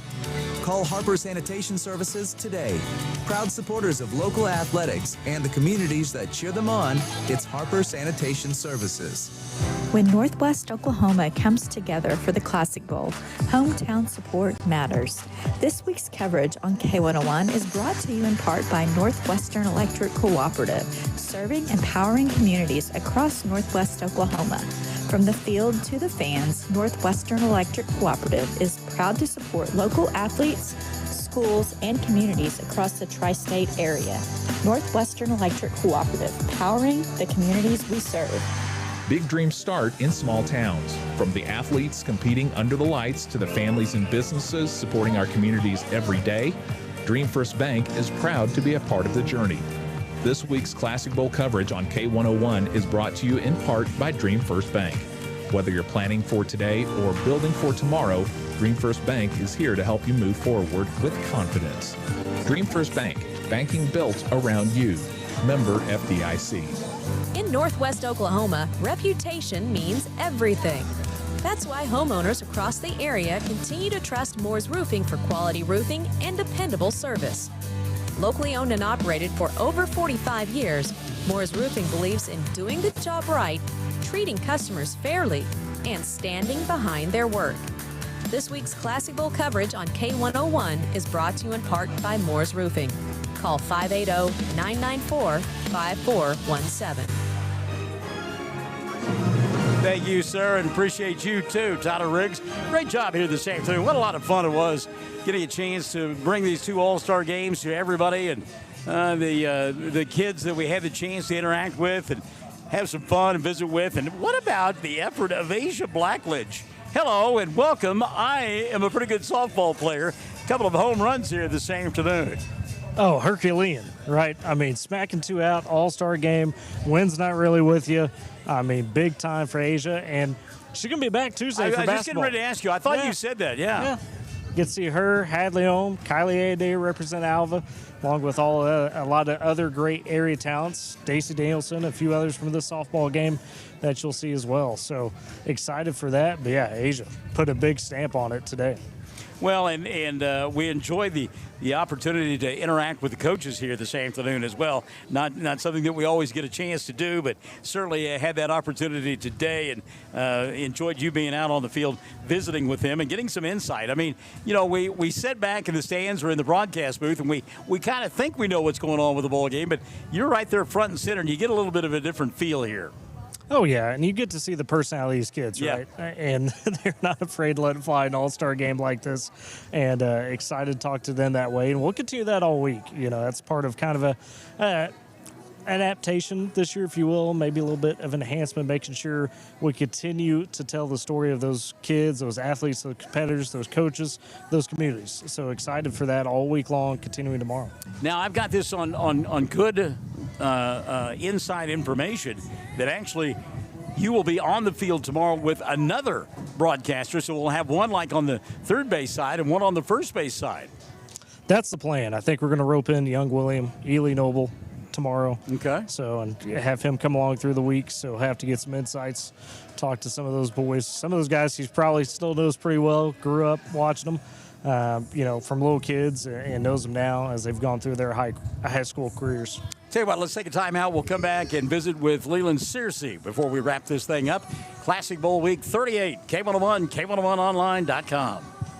Don't wait weeks for service. Get it done now at Barber Dyson Ford of Woodward. Their service department is firing on all cylinders with factory-trained technicians and the muscle to handle anything you drive. Oil changes, brakes, diagnostics, major repairs. They do it faster, they do it right, and they do it with you in mind. Book your appointment online or call 580-256-6465 today. Barber Dyson Ford of Woodward, where service meets speed and it all starts with you. In Northwest Oklahoma, reputation means everything. That's why homeowners across the area continue to trust Moore's Roofing for quality roofing and dependable service. Locally owned and operated for over 45 years, Moore's Roofing believes in doing the job right, treating customers fairly, and standing behind their work. This week's Classic Bowl coverage on K101 is brought to you in part by Moore's Roofing. Call 580-994-5417. Big dreams start in small towns. From the athletes competing under the lights to the families and businesses supporting our communities every day, Dream First Bank is proud to be a part of the journey.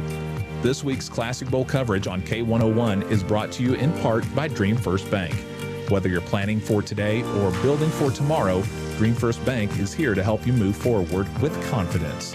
Dream First Bank, banking built around you. Member FDIC. Local sports, local communities, local pride. This week's coverage of Classic Bowl on K101 is brought to you in part by Harper Sanitation Services. Whether you're needing residential pickup, commercial waste service, or roll-off containers, Harper Sanitation Services proudly serves Northwest Oklahoma with dependable hometown service. Call Harper Sanitation Services today. Proud supporters of local athletics and the communities that cheer them on, it's Harper Sanitation Services. K101, K101online.com. The white-haired whitehead, Cleveland Searcy, joining us in the broadcast booth. And what a great day it's been for softball here on K101, K101online.com.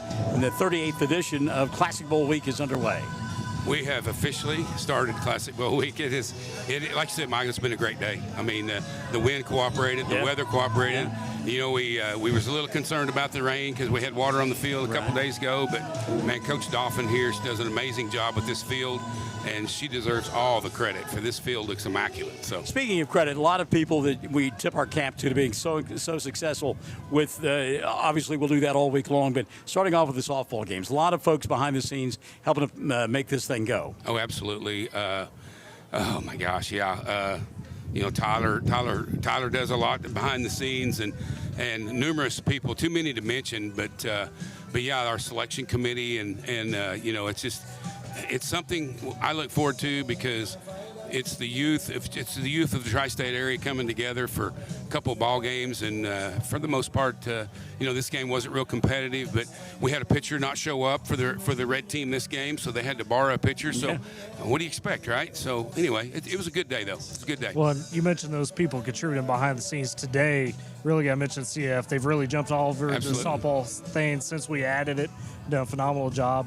Domino's Travel stopped, helped with some food, things of that nature, Coke with water. So, you know, and we'll have that throughout the week. Many different facets of the community, both here in Woodward and around, that help contribute to that all week long. I had been asked the question during the bowl game if there was a run rule in effect. Is that the first time that we've had one in Classic Bowl? We had one 2 years ago. Okay. And it was a game kind of like this, about 15-5, 12-2, 13-2, something like that. But yeah, this is our second one, and typically we don't have that because the teams are divided up. You know, with we take batting averages, we take good pitchers, and we take.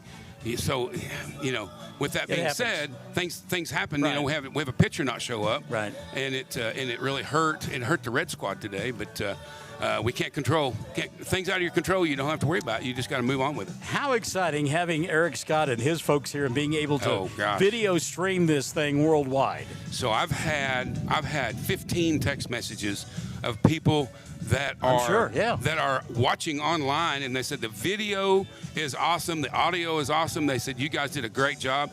So hats off to Eric. Eric does a wonderful job, and it's great to bring that in to the spotlight here for sure. And the nice thing is, Tyler, that continues all week long. It does. Absolutely. And on top of the video product throughout the week with, you know, not only softball here, baseball tomorrow, basketball throughout the week, the parade football game, we'll have a media team assembled, some kids throughout the area that Eric's done a great job leading that. Get some extra content on, you know, Facebook, places of that nature, both not only here in Woodward, but in Alva as well, with the band kids checking out there. So and that's what's awesome. So cool. Sorry about that. That's what's so cool about this is Eric's got the high school kids helping him that are wanting to get into this business. This gives them a great platform to put on their resume one of these days. And so, you know, it's a step in the right direction for the Classic Bowl Foundation to do that. And yeah, it's going to be great. I can't wait to see what they do the rest of the week. And partnering with Squirtle in that sense as well. All week, tied up with that. They've done the football game with us, but now all week, a lot of fun there. Yep. Don't forget to get your 101 Classic Bowl merchandise at each event. Souvenir program's $10. We've got T-shirts for $20, cloth hats for $25, and trucker hats for $30. Hey, we thank and tip our cap to our main man back in the studio, Sean Kelly, for keeping us in line all afternoon long. Sean, another great job. Thank you. I'll be back solo in the morning. I mean, you guys take the morning off. CJ, Sean, Tyler are going to take the morning off. I'm going to be there, but I'm looking forward to it. The morning show tomorrow morning. Michael in the morning will be there. We look forward to it. And then we've got baseball tomorrow afternoon starting at 4. Yep, over at Fuller Park. Should be another great day for some stick and ball sports, if you will, with baseball. So looking forward to that. So for our entire crew, including CJ Montgomery, I'm Michael. Thank you so much for joining us. Classic Bowl 38, it's underway. The week-long celebration with K101 and K101online.com. You've been listening to Classic Bowl Softball. Classic Bowl Softball has been brought to you by Northwestern